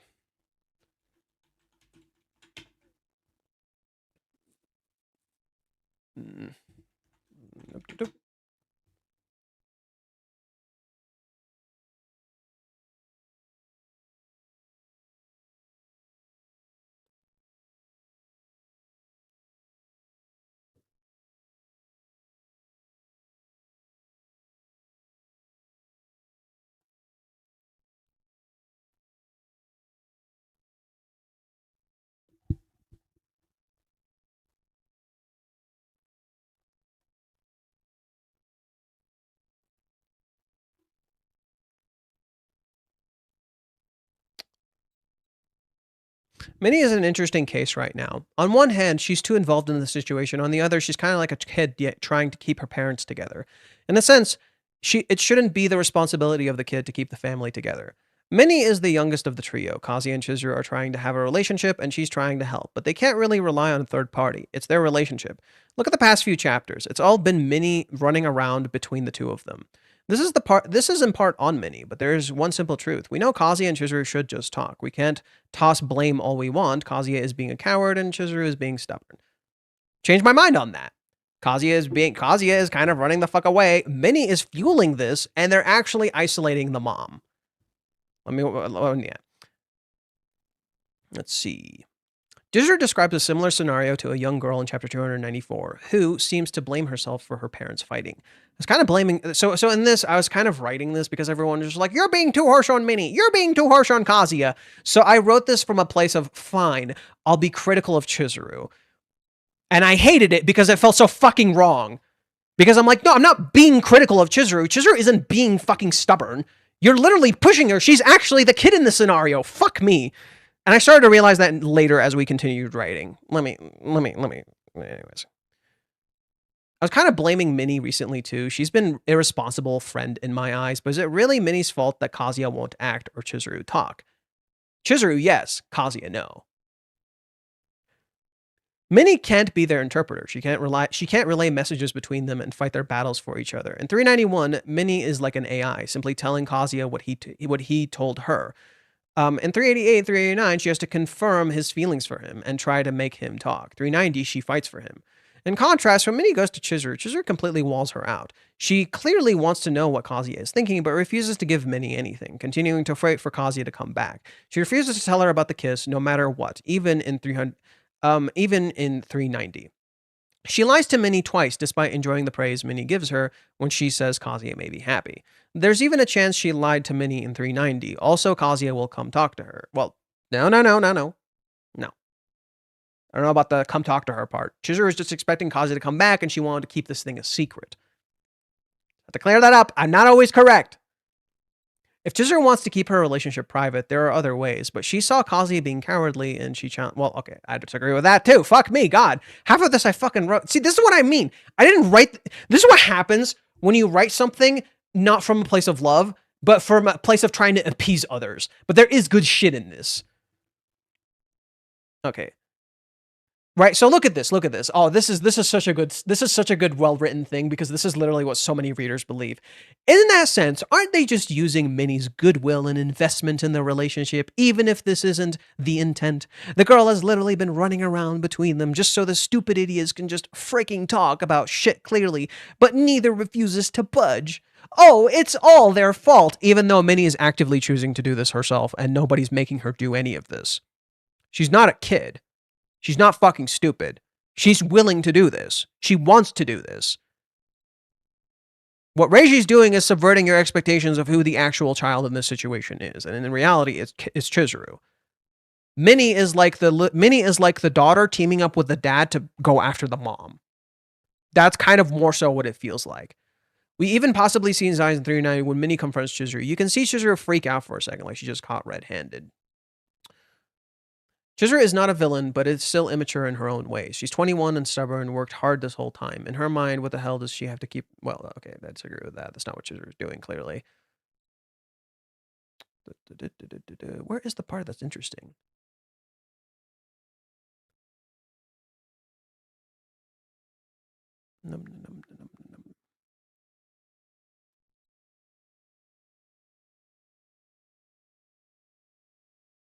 Minnie is the middle between them, so she's being tugged between the reaction and action. Reacting to Chizuru and acting for Kazuya. Never solving their conflict because she simply can't do it for them. A kid trying to help her parents stay together, but getting lost in it all.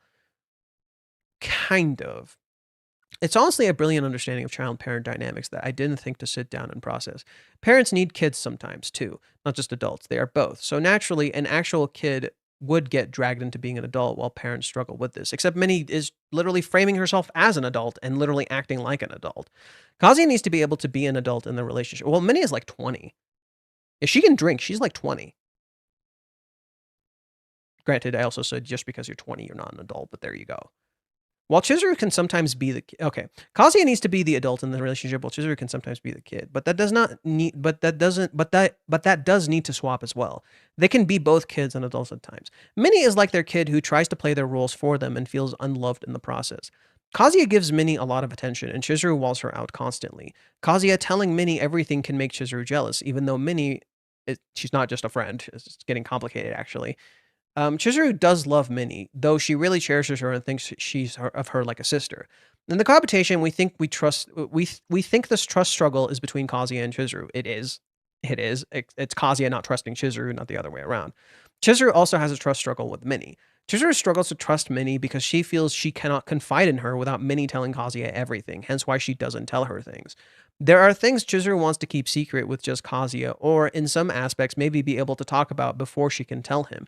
Minnie makes that impossible now that she's just a blabber constantly. She never shuts the fuck up. This leads to the parent-child dynamic where Chizuru can't trust her. This results in conflicts between Kazuya and Chizuru that Minnie ends up being at the center of when she is inevitably wrong, resulting in, say, Kazuya being upset at her. This never resulted in anything bad where Minnie really got hurt, but now it's very much can.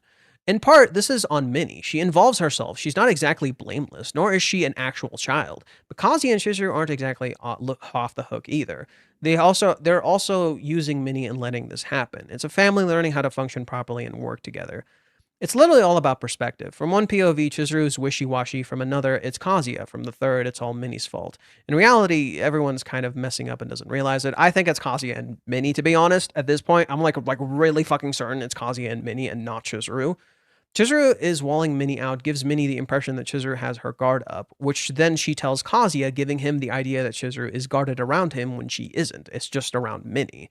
This makes Kazuya docile around Chizuru, but Minnie made it this way because she never shuts up. In that sense, you could blame Minnie, but counterpoint, why would Kazuya believe Minnie when Chizuru constantly shows him otherwise? Is it on him to realize the truth? Shouldn't he set up some boundaries with Minnie, try to realize what Chizuru is saying versus what Minnie tells him?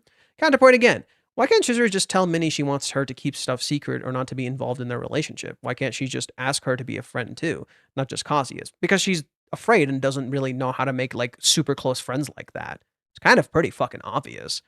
I mean, she clearly cares about her and values her opinion on the situation, at least to some degree, but she just kind of wants to know Minnie. I think Chizuru's issue is that she doesn't know Minnie well enough. Why doesn't Minnie realize that Chizuru struggles to trust if she keeps her guard up, and that whenever Minnie gets invasive up from her because she is a human being too?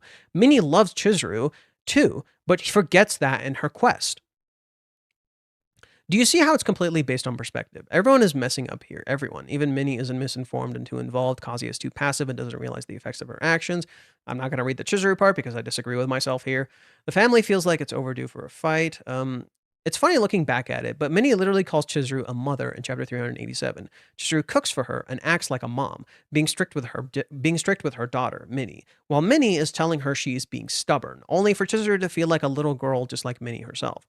Kazuya, in contrast, is like the naive dad who drinks and lets his daughter control the whole scenario, trusting her immature judgment only for the kid to become the adult again and tell him off. Except the daughter is silly like him and the mom isn't around, so they keep being dumb. Minnie literally emulates Chizuru because she idolizes her like a girl might idolize her mom. She looks up to Kazuya like a girl would look up to her would look up to her cool dad, but doesn't see the full truth of him. Who's kind of awkward but earnest.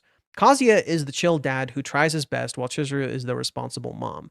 Another big thing you'll see in all of this is how Chizuru, the mom, is kind of removed from the family whenever Kazuya, the dad, and Minnie, the kid, talk. They talk about her, not with her. They don't involve her and listen to her despite loving her. She doesn't doubt that they care for her, but it can hurt. No doubt Chizuru wants Kazuya to pay attention to her and love her. She gets jealous of Minnie. She probably doesn't want him looking at other women. Sayuri said she's clingy. She wants him to keep their intimate stuff between them. While it seems unfair and while it can feel unfair, it makes sense. The underlying issue is clearly that he should know, she should know mentality, specifically shown in the kiss. Kazuya says she should know what that means. Chizuru is contrast expects Kazuya to return, acting like he should know to come back, but it's kind of obvious Kazuya should fucking come back. This is an issue this is the start. Okay, so no, I think I could have sworn I wrote more about the parent-child dynamic.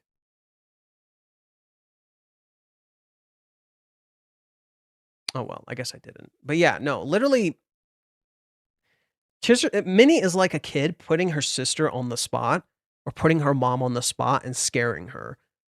And it makes Chizuru afraid and want to turtle up. But Chizuru is fighting herself and is like, I'm going to actually talk to Minnie, even though it scares the shit out of me and it's not doing anything.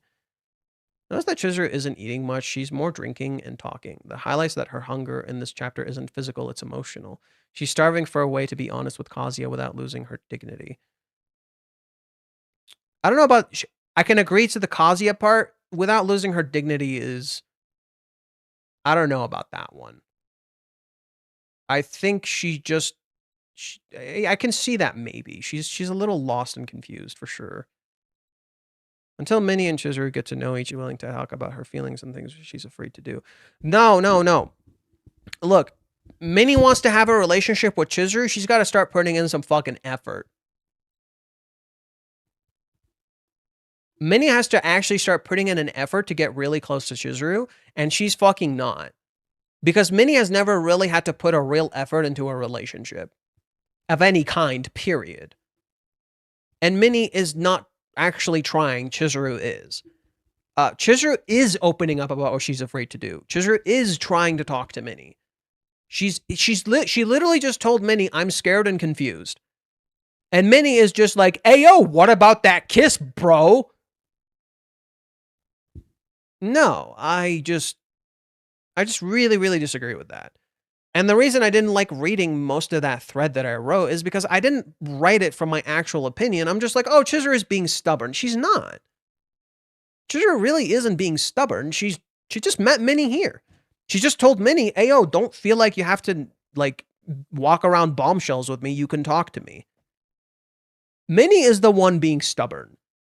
Minnie is the one acting like this. It's not Chizuru. And this chapter just highlights that to me so well. And people are just not going to fucking believe what I'm going to write or what I'm going to say. It's incredibly clear Minnie is the issue here. She's being a child. She's literally being a silly child. Whereas Chizuru is actually like a kid who's being very, very emotional, and this means the fucking world to her. Chizuru is incredibly innocent.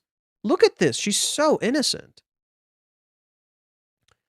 When Chizuru said she'd date Kazuya if there was no play, she's taking into account the fact that she'd have to face Nagomi as well. She said she couldn't bear the idea of facing her back in 380. Yeah, what the kiss told me is that she was ready to face this stuff, and she thinks she can maybe face it somehow. She thinks she can find her answer. I think Chizuru is ready to confront all of that stuff. It's Kazuya who's not ready. Chizuru's ready to confront Ruka. She's ready to confront Nagomi. There's a reason she kept asking about Ruka in the entire date. She's ready. Absolutely, she's ready. She's gonna face this stuff. But she just needs some help and support. Chizuru's entire story is just, I need some support. That's just it. She just needs some help, dude. I can see from the start of the chapter that Chizuru asks about Kazuya, and Minnie, instead of making her comfortable, makes fun of it.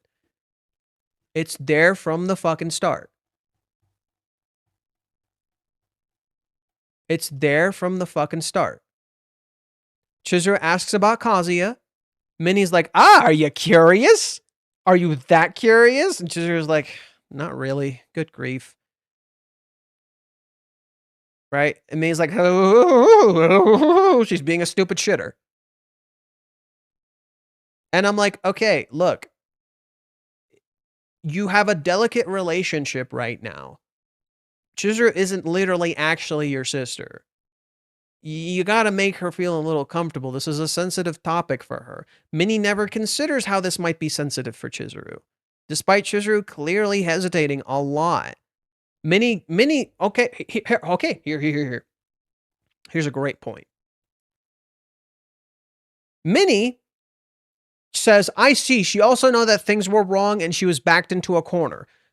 Hey, Minnie, what did you do earlier when Chizuru was backed into a corner, as you literally just described? What did you do earlier when Chizuru felt like she was backed into a corner? Ah, that's right. You met her at school and screamed at her, trying to solve Kazuya's problem. Trying to solve a problem like Chizuru is the problem to solve. I'm sorry, who is the bomb here? Why is Chizuru being treated like a fucking problem? Do you see my issue with Minnie? She recognizes Chizuru was vulnerable, scared, and not in a great place. She recognizes Chizuru knew she might have fucked up, and she's not okay, and she felt cornered. She never considers how she might have cornered her more. And proceeds to keep cornering her. Minnie does not create comfort, she makes things worse. I agree on this one. Minnie is not the problem solver people think that she is. In fact, asking Minnie for advice and therapy is like asking Jeffrey Epstein to be, okay, let's chill the fuck out. Let's chill oh my God. Tone it the fuck down. Jesus Christ. Let's chill whoa. Dial it back. Oh my God. I get it that the files are everywhere, but can we not? That is, oh my God. Can we not? Whoa. Dial it the fuck back. Whoa.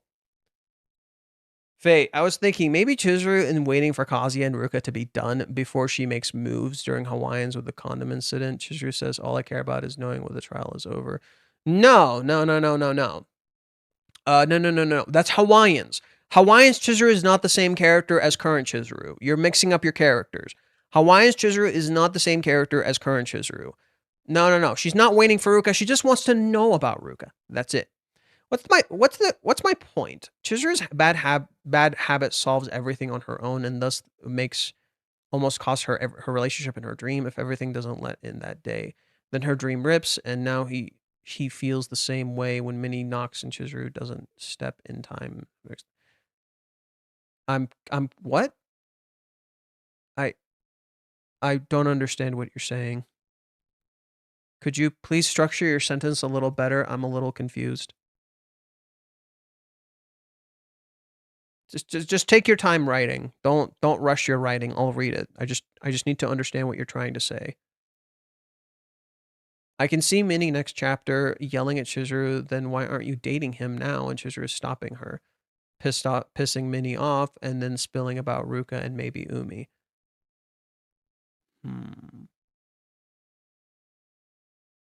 No, because Chizuru has her play. Because Chizuru has her play.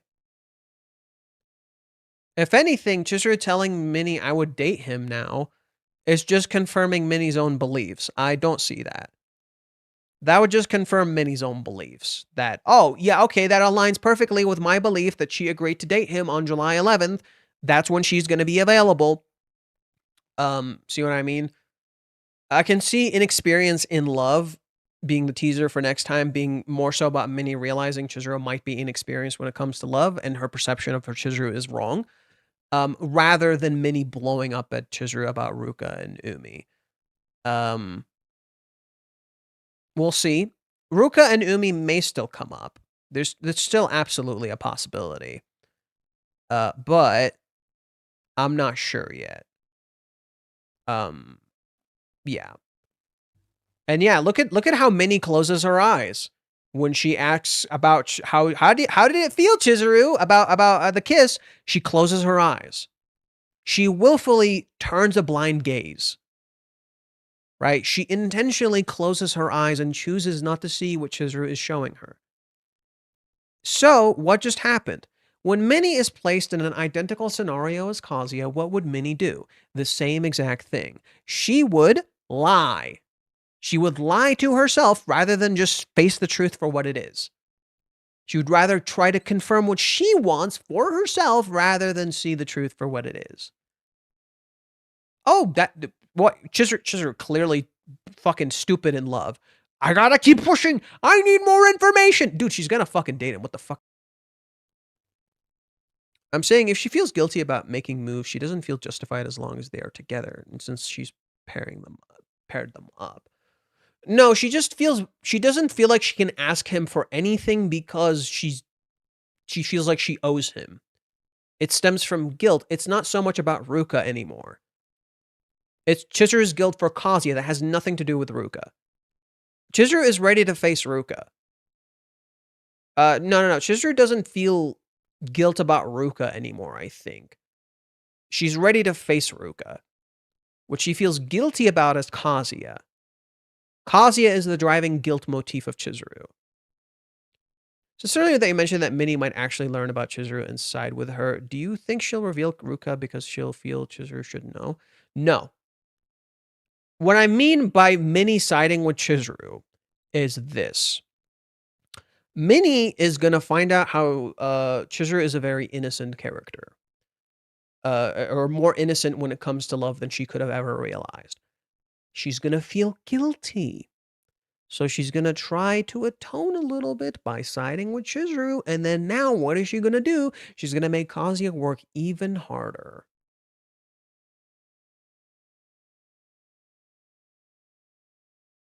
Do you see the problem? Minnie is going to make it worse. I don't mean she's going to side with Chizuru. She's clearly already not siding with her. She's already clearly not siding with her. I'm just saying Minnie's going to learn something about Chizuru she didn't know. And she's going to start realizing how wrong she was. And she's going to feel guilty. She's going to feel bad for being an asshole. Now, that's possible. I don't know if that's totally true. I think it's just possible. Because Minnie is not going to just outright side with Chizuru, but she's going to feel guilty a little bit. Because she's been saying a lot of stuff about her, and I guess it wasn't right. But even then, I'm not sure. Minnie's clearly not self-introspective. So maybe she won't even think about the shit she said in the past. Since earlier... Okay, so you already read that. I'm convinced Ruka herself will be the one who ends up telling her. I don't think Ruka has it in her. I don't think Ruka has it in her to tell Chizuru. She can't. That would jeopardize everything she's trying to protect. Ruka does ultimately somewhat care about Chizuru, even if she's not honest about it. She ultimately cares about Nagomi. She cares about Kazuya to some degree. She cares about Kazuya. She doesn't realize how she's hurting him. So I don't think Ruka actually has it in her.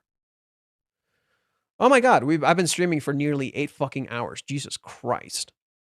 Holy free holies. Maybe out of guilt? No, Ruka doesn't feel guilty for what she did.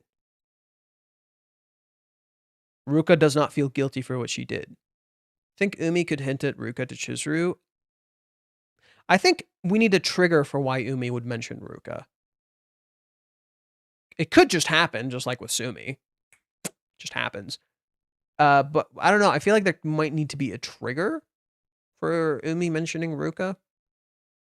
I don't know. Minnie's repressed feelings, her frustration towards Chizuru, and the effects of the alcohol. Yep, the bomb is going to explode. Yeah, it'd be funny if Minnie blows the fuck up. Right? Maybe Minnie drinks and blows the fuck up. I do find it interesting that Minnie is not drinking, but Chizuru is. Minnie's eating. I find it fascinating that Minnie is eating and Chizuru is drinking. Isn't that weird? We never see Minnie drink at all, but Chizuru is the one who drinks. Isn't that weird? Why is Chizuru the only one drinking and Minnie is not? Minnie's just eating. And oh my god, she did the same thing. Oh my god, she did the same thing. And oh my god. Oh, she's so cute.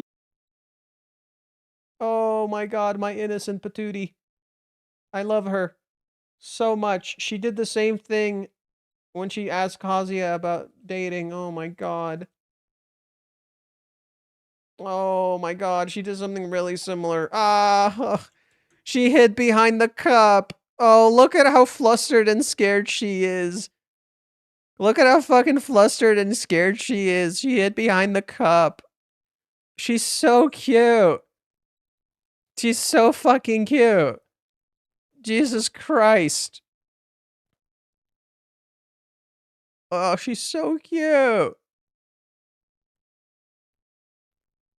Oh my god. I would defend her with my life. Let's see if Varicus wrote anything.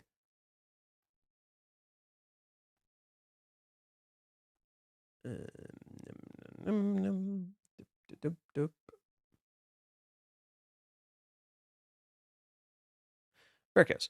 First impression. This was not what I expected at all. Minnie kept an open mind and Chizuru was way more open than usual. She actually talked about the kiss. If it looks like Kazuya's theory that the kiss was part of her research was correct. At least it was her justification for the kiss. No, don't take that at face value. Chizuru never said that. Chizuru never outright said that. Minnie consequently asked how she felt about the kiss. Chizuru did not answer, but she was blushing quite hard.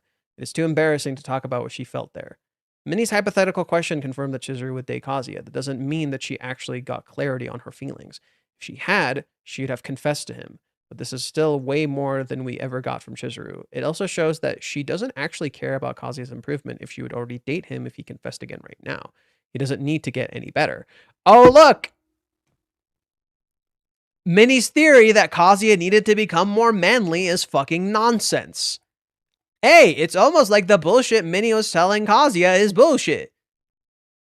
Hey, does Kazuya need to self-improve if she's just going to date him right now? So what's all that self-improvement for? Doesn't this put Kazuya's self-improvement into question? What is all of Kazuya's self-improvement for? It's almost like this entire chapter is like breaking down everything Minnie has said up until now. And you just don't fully realize or process it. This chapter is literally showing you how wrong Minnie is. And she's not nearly as open-minded as she appears. I will say that. Minnie is not nearly as open-minded as she appears. I'll give this a thumb up.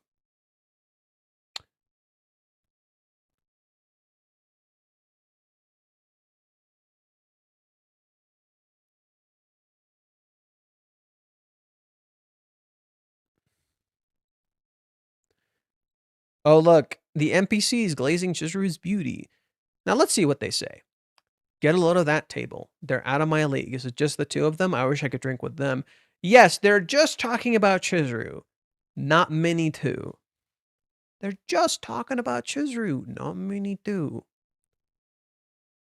And it's not like these guys are in shadows. They don't see anything. Okay. So what's going on here? Then her dream, rest in peace, I mean, Chizuru's dream as an actress, and now the same in her love relationship. If Minnie doesn't act in time as he calls her to this evening and move Chizuru as soon as possible, someone else will act in her place, and there could be worse than Ruka's sexual assault. What the fuck are you on about? Whoa, whoa, whoa, whoa, whoa, whoa, whoa. Hell no. I'm gonna need you to dial it down a little bit. Chizuru did not experience what Kazuya experienced because she didn't let herself be put in such a position. That's you're acting like Chizuru has no autonomy over her life. She has no autonomy over her love. There's a bit of a difference. That's not the same over her identity or her life. Would Minnie tell Kazuya that Chizuru would date him right now or not tell him? It depends on next chapter. Why? Depending on how it's approached, Minnie could get worried that, like, oh no, Kazuya might feel guilty that Chizuru is like so innocent, and if I tell him this and I tell him that, oh no, what if this makes it all worse? Do you see what I mean? In particular, I think next chapter we're gonna get the answer to her view of love, which, by the way, again, we're out of sync. We're chapter 413, part 2. Next chapter's 414, part 3. We're still out of sync. I don't know what you want Minnie to do, Tsukiyomi. I don't. That's just a very weird thing to say. I think Chizuru losing her dream is just really bad in acting, but Minnie does not know that, nor will she say that, nor will Chizuru mention it until it is done. So that way she can just say it's already over, we're moving on. When did I say it would be 2 to 3 hours? I don't recall saying this would be a short stream. I just said I was fucking tired. I don't recall saying this would be a short stream. If anything, I feel better than usual. I feel like I'm doing like pretty good today. I should be really tired, but I'm doing pretty good. Lower your expectations. Chizuru didn't give a concrete answer at the end, only a hesitating one. Chizuru's getting on my nerves. I'm gonna need you to relax. Absent heartless? Yeah, that seems about right. That seems about right. The name sure clicks together. Hey Johan, how are you today? Hello. Person I don't think I've seen. And if I have, I apologize.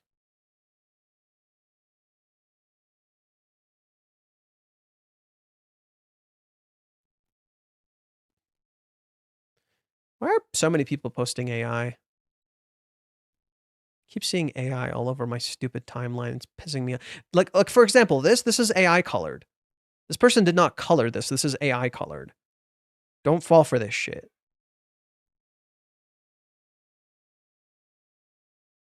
Chizuru following Minnie's advice was a matter of time since they almost strung kiss she gave him, but seeing her admit to Minnie was cute. The page where she says she would date him being upside down has much symbolism and surely can be interpreted in many ways. It seems Sumi's back will have to wait until we have like 10 days to go, or there will be a small time skip in chapters. Yeah, actually, wait. Sumi is meeting Kazuya on the 17th. What date is it? What's the date in the manga right now? The Ruka event happened at like the 3rd. The 4th happened. We moved on to the 5th. Are we not going to see Sumi for a little bit? Weird. Well, no, because after the Umi incident, we don't know how much time passed. Unless you saw like actual, wait. I think it is the 7th. You're correct, because we actually saw it last chapter. You might be correct. We did see it last chapter. Let me pull it up.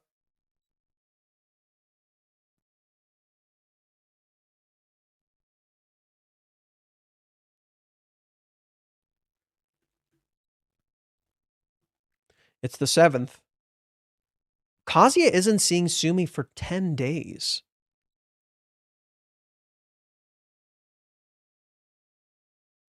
Whoa, that's going to be a while.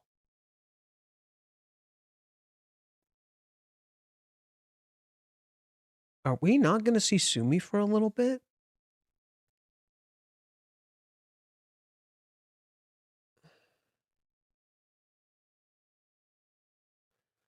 All good. Usually lurking around, left a comment like 3 years ago.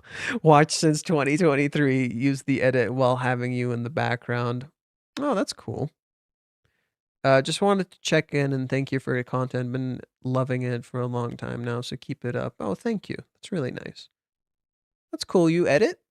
That's really cool.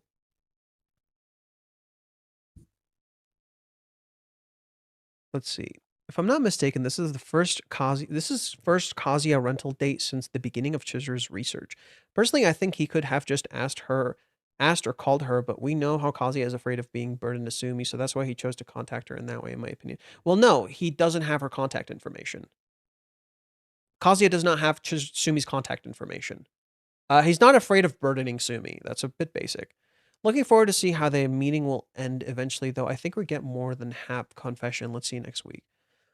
As far as we know, they don't know each other's numbers, so they can't contact one another outside of renting. That's actually literally the whole point of the visual with Sumi. That's literally the whole point, is that she doesn't have this information. Hence her male logic in the chapter. It's been discussed before, and Reiji, of course, could just make it so they can contact each other, but so far it's been very careful about showing how people get at other people's contacts, and that hasn't happened with Kazuya and Sumi yet. Then do it. Chizuru, what are you waiting for? For the meaningless temporary acting role to stop you from getting a real permanent love with a gentleman? Oh, look, are you seeing the problem in this wording? Are you seeing the problem with this wording? This is the exact kind of dialogue that pressures Chizuru, scares her, and she doesn't know what to fucking do. They hear this stupid bullshit and they get mad at her, instead of just creating comfort to understand why she's so confused. Every time I see this stall, I remember that Keanu quote, "If you don't fight for your love, what kind of love do you have?" How do you know Chizuru isn't fighting for it? How do you know?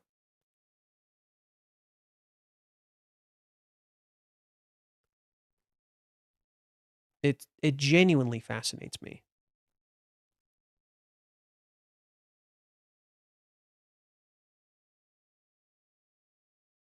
Minnie is about to drop a much-needed truth bomb. Her unsolicited advice is going to be the ultimate reality check for Mizuhara.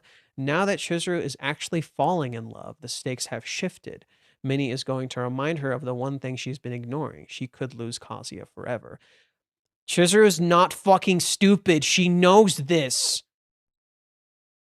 Chizuru is not fucking stupid. She knows this.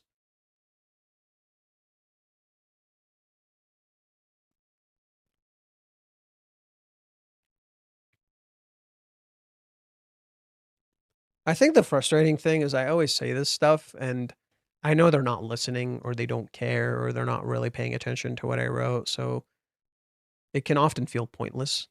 It's like, yeah, I'm gonna keep saying it, and you guys will listen because you guys will watch me, but then these people will never, you know, read the manga carefully. Go back to Hawaiians and how Chizuru fucking knows this.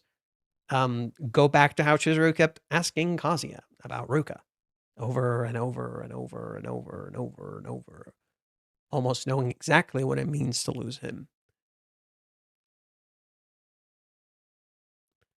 Minnie exists as the plot as the voice.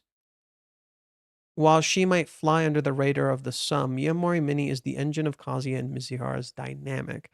Dressed in her hardcore otaku gear, she's more than just a meddlesome neighbor. She is an external voice that both Kazuya and Mizuhara desperately need.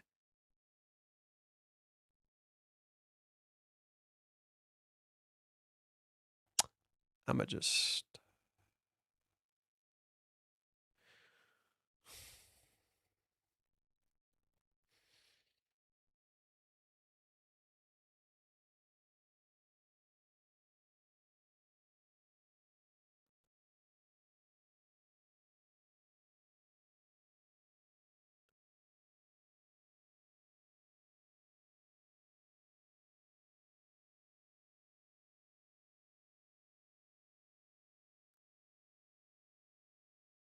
There's a reason I'm not reading this to you.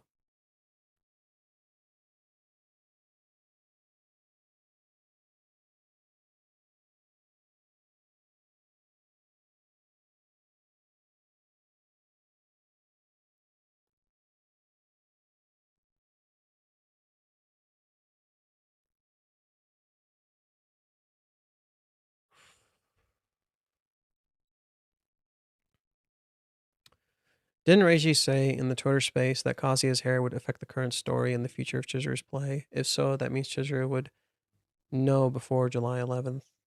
About Kazuya's hair? Reiji didn't quite say that. No, he didn't say that. He just said that Kazuya changing his hair was a big deal. And that there would be other big deals later. He wasn't nearly that direct. He was incredibly vague. He was really, really vague. Yeah, this is the kind of like take that like Reiji just... Yeah, no, it just doesn't.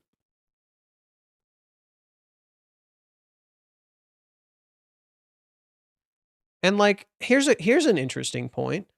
Everyone keeps talking about how Chizuru didn't do anything for Kazuya's birthday.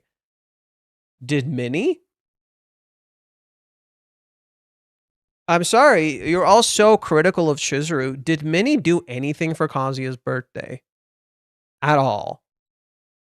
I find that really fascinating. Everybody loves to criticize Chizuru for not appreciating Kazuya, not doing anything on his birthday. Well, okay, did Minnie do anything? Did Minnie give him a gift? Did Minnie even wish him happy birthday?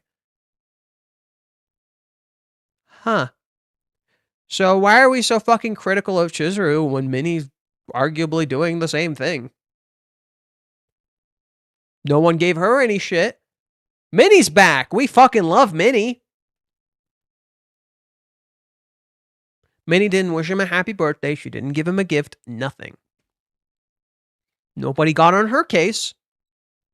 Nobody said anything to Minnie. Man, what a terrible friend. It's so weird how people just seem to not process the things these characters already know. Dude, Chizuru spent most of the day asking about Ruka. What the fuck are you on about? Like, this kind of take feels like it's the kind of shit where people come into my chat and they're like, you're reading a completely different manga. I'm like, yeah, you are. It doesn't make any fucking sense. It doesn't line up. Chizuru won't realize what it means to lose Kazuya. Bro, she's known for a very long time. The entirety of the kiss is built around that. Okay, I'm going to see the Sumi section one last time, and then I might just stop for the day, unless there's something on Twitter I could check out from, like, Japanese readers. Okay. Sumi's sitting down. How do I get it to him? Right, she did all this work and never even considered how the fuck to reach him. Chizuru. Okay.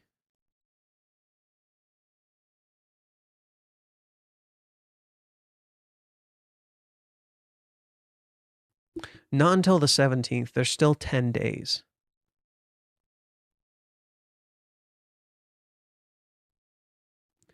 Isn't it fascinating that Sumi doesn't say a word?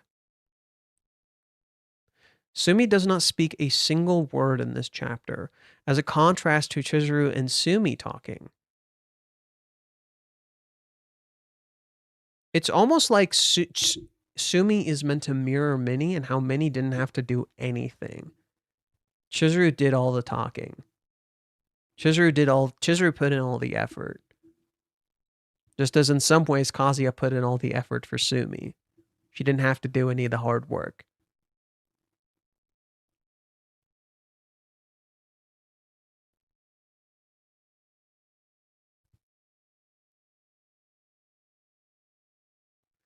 And then you even want to give Minnie credit here because, oh, look, Chizuru did what Minnie said.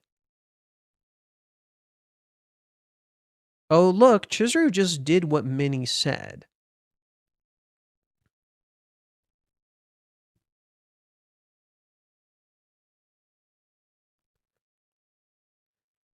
So you think, oh, because Chizuru listened to Minnie, Minnie was always correct, but Minnie never even considered Chizuru would listen to her. Minnie didn't do anything. Even now, Minnie is not doing anything. Chizuru is doing all the hard work.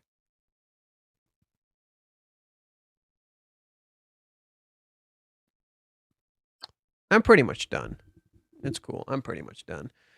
I'm going to check Twitter really quick, and then I'll call it. Stream for 8 hours. 8 hours. I think 8 hours is plenty. I'm not going to go into 9. And I'm going to try to make sure I won't.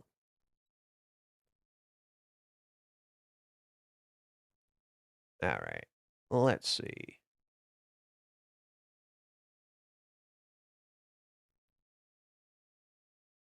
Okay, mute. What did mute say?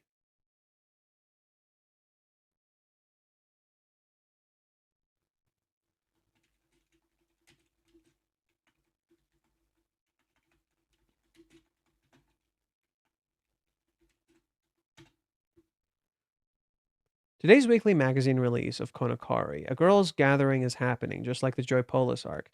When things seem to be going smoothly, I can't help but think something might happen. Looking forward to today as well.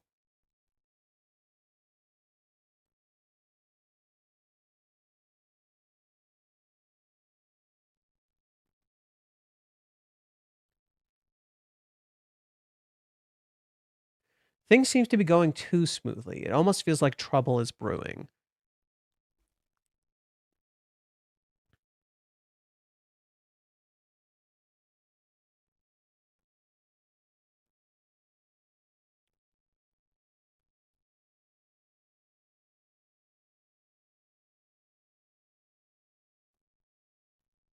Hmm.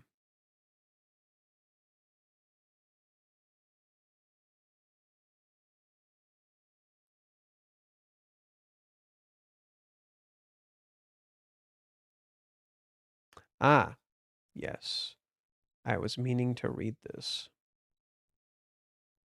Okay, we'll do one last read through.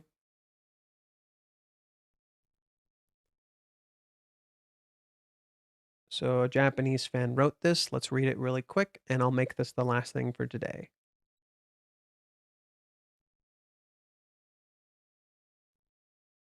Alrighty.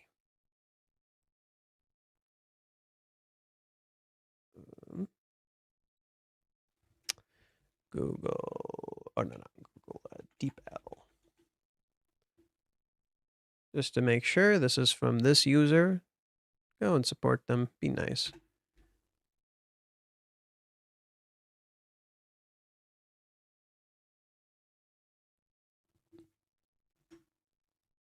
People don't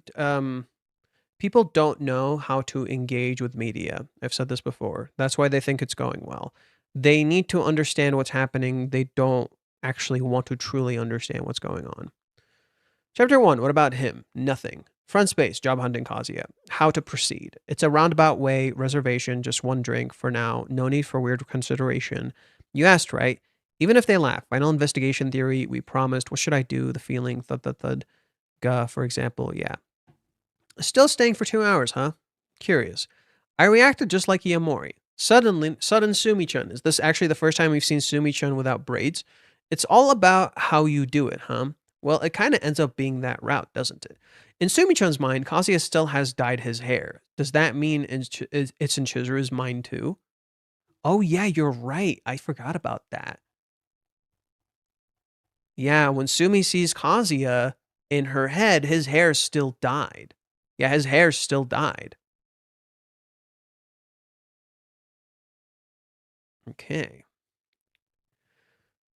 Perfect timing. So in the end, Sumi-chan was the one to consult Sumi-chan happily petting the Suzuri. Is cute. Drinking begins. Looks like the mobs are about to charge. Worst case scenario avoided. Come to think of it, I never heard the details from Chizuru. Chizuru's paranoia about everyone except Kazuya. So Chizuru came prepared to some extent, huh? She said all that stuff and ended up doing it anyway. That's how it goes, I guess. Chizuru's not caring about appearances. That's the big thing of this chapter. Good catch. Chizuru seemingly does not give a shit how she looks here. She's willing to look like an idiot because she's trying to just be honest and open. And it's rough for her. No one's like considering how tough this is for her. Wondering how the eavesdrop mob is reacting. The hate towards Kazuya must be intense. For example, you see, grin.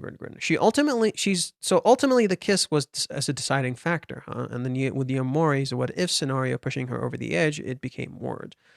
She was lost, unsure of the path. The kiss helped her find it. By choosing the path, she became more positive. At least she firmly rejected Umi, who wasn't part of the future, and started thinking even more about Kazuya, becoming more and more restless. That only made her feelings for Kazuya grow stronger, but now she's trying to push them away because of the play. If the play didn't exist, there'd be nothing stopping her. That's the conclusion, basically.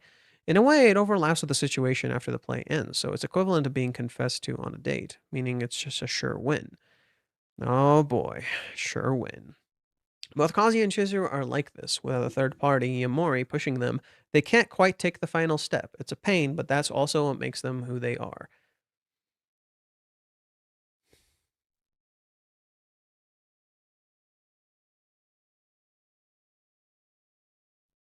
I disagree, but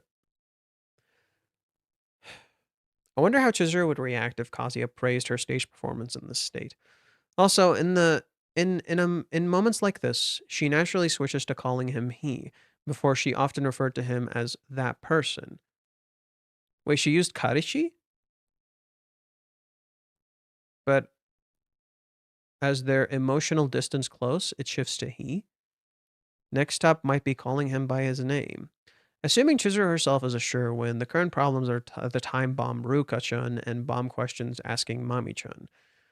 Ruka-chan is the urgent issue, but since the driving school seems to be continuing a bit longer, something might happen with Mami-chan too. Things are around there are likely to start moving soon.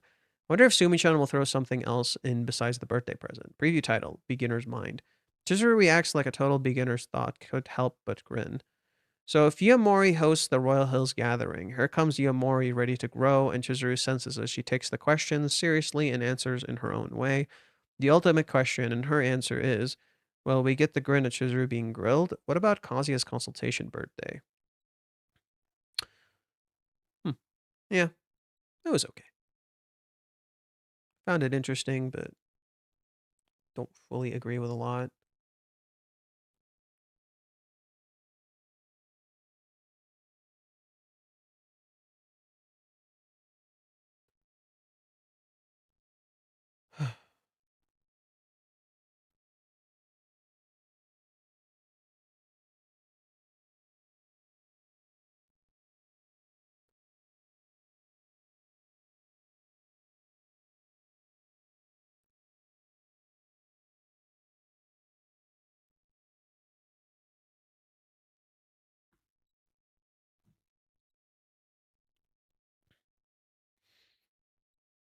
Just checking if there's any last things I want to look at before I call it.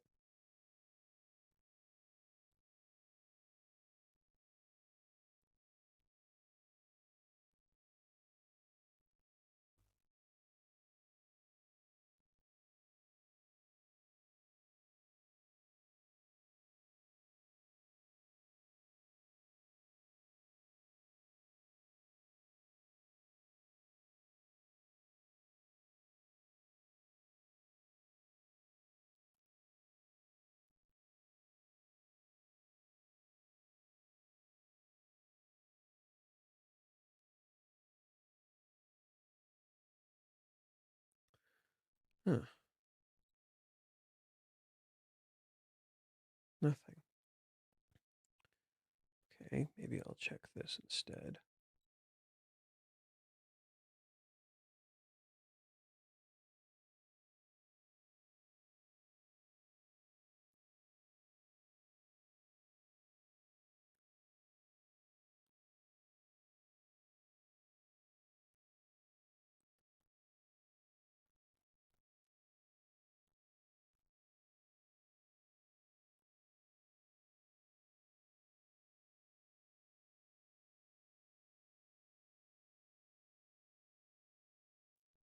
The conclusion is in sight for people. Oh boy.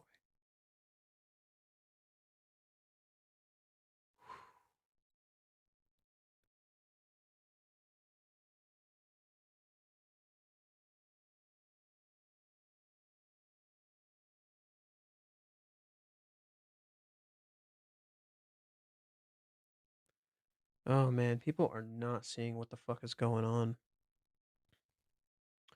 Random question. When was the last time Kazuya paid Chizuru for rental dates? It was right after the time skip. Right after the 3 months. That was the last time. He never did it again.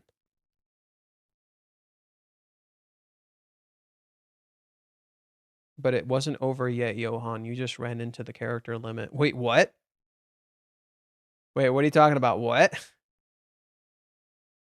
Did you guys ever look up the movie reference part? Yeah, we did. We went through it. We figured it out. The movie reference is about Chizuru defusing a bomb. Minnie is the bomb. In particular, let me read the portion for you. No, not that.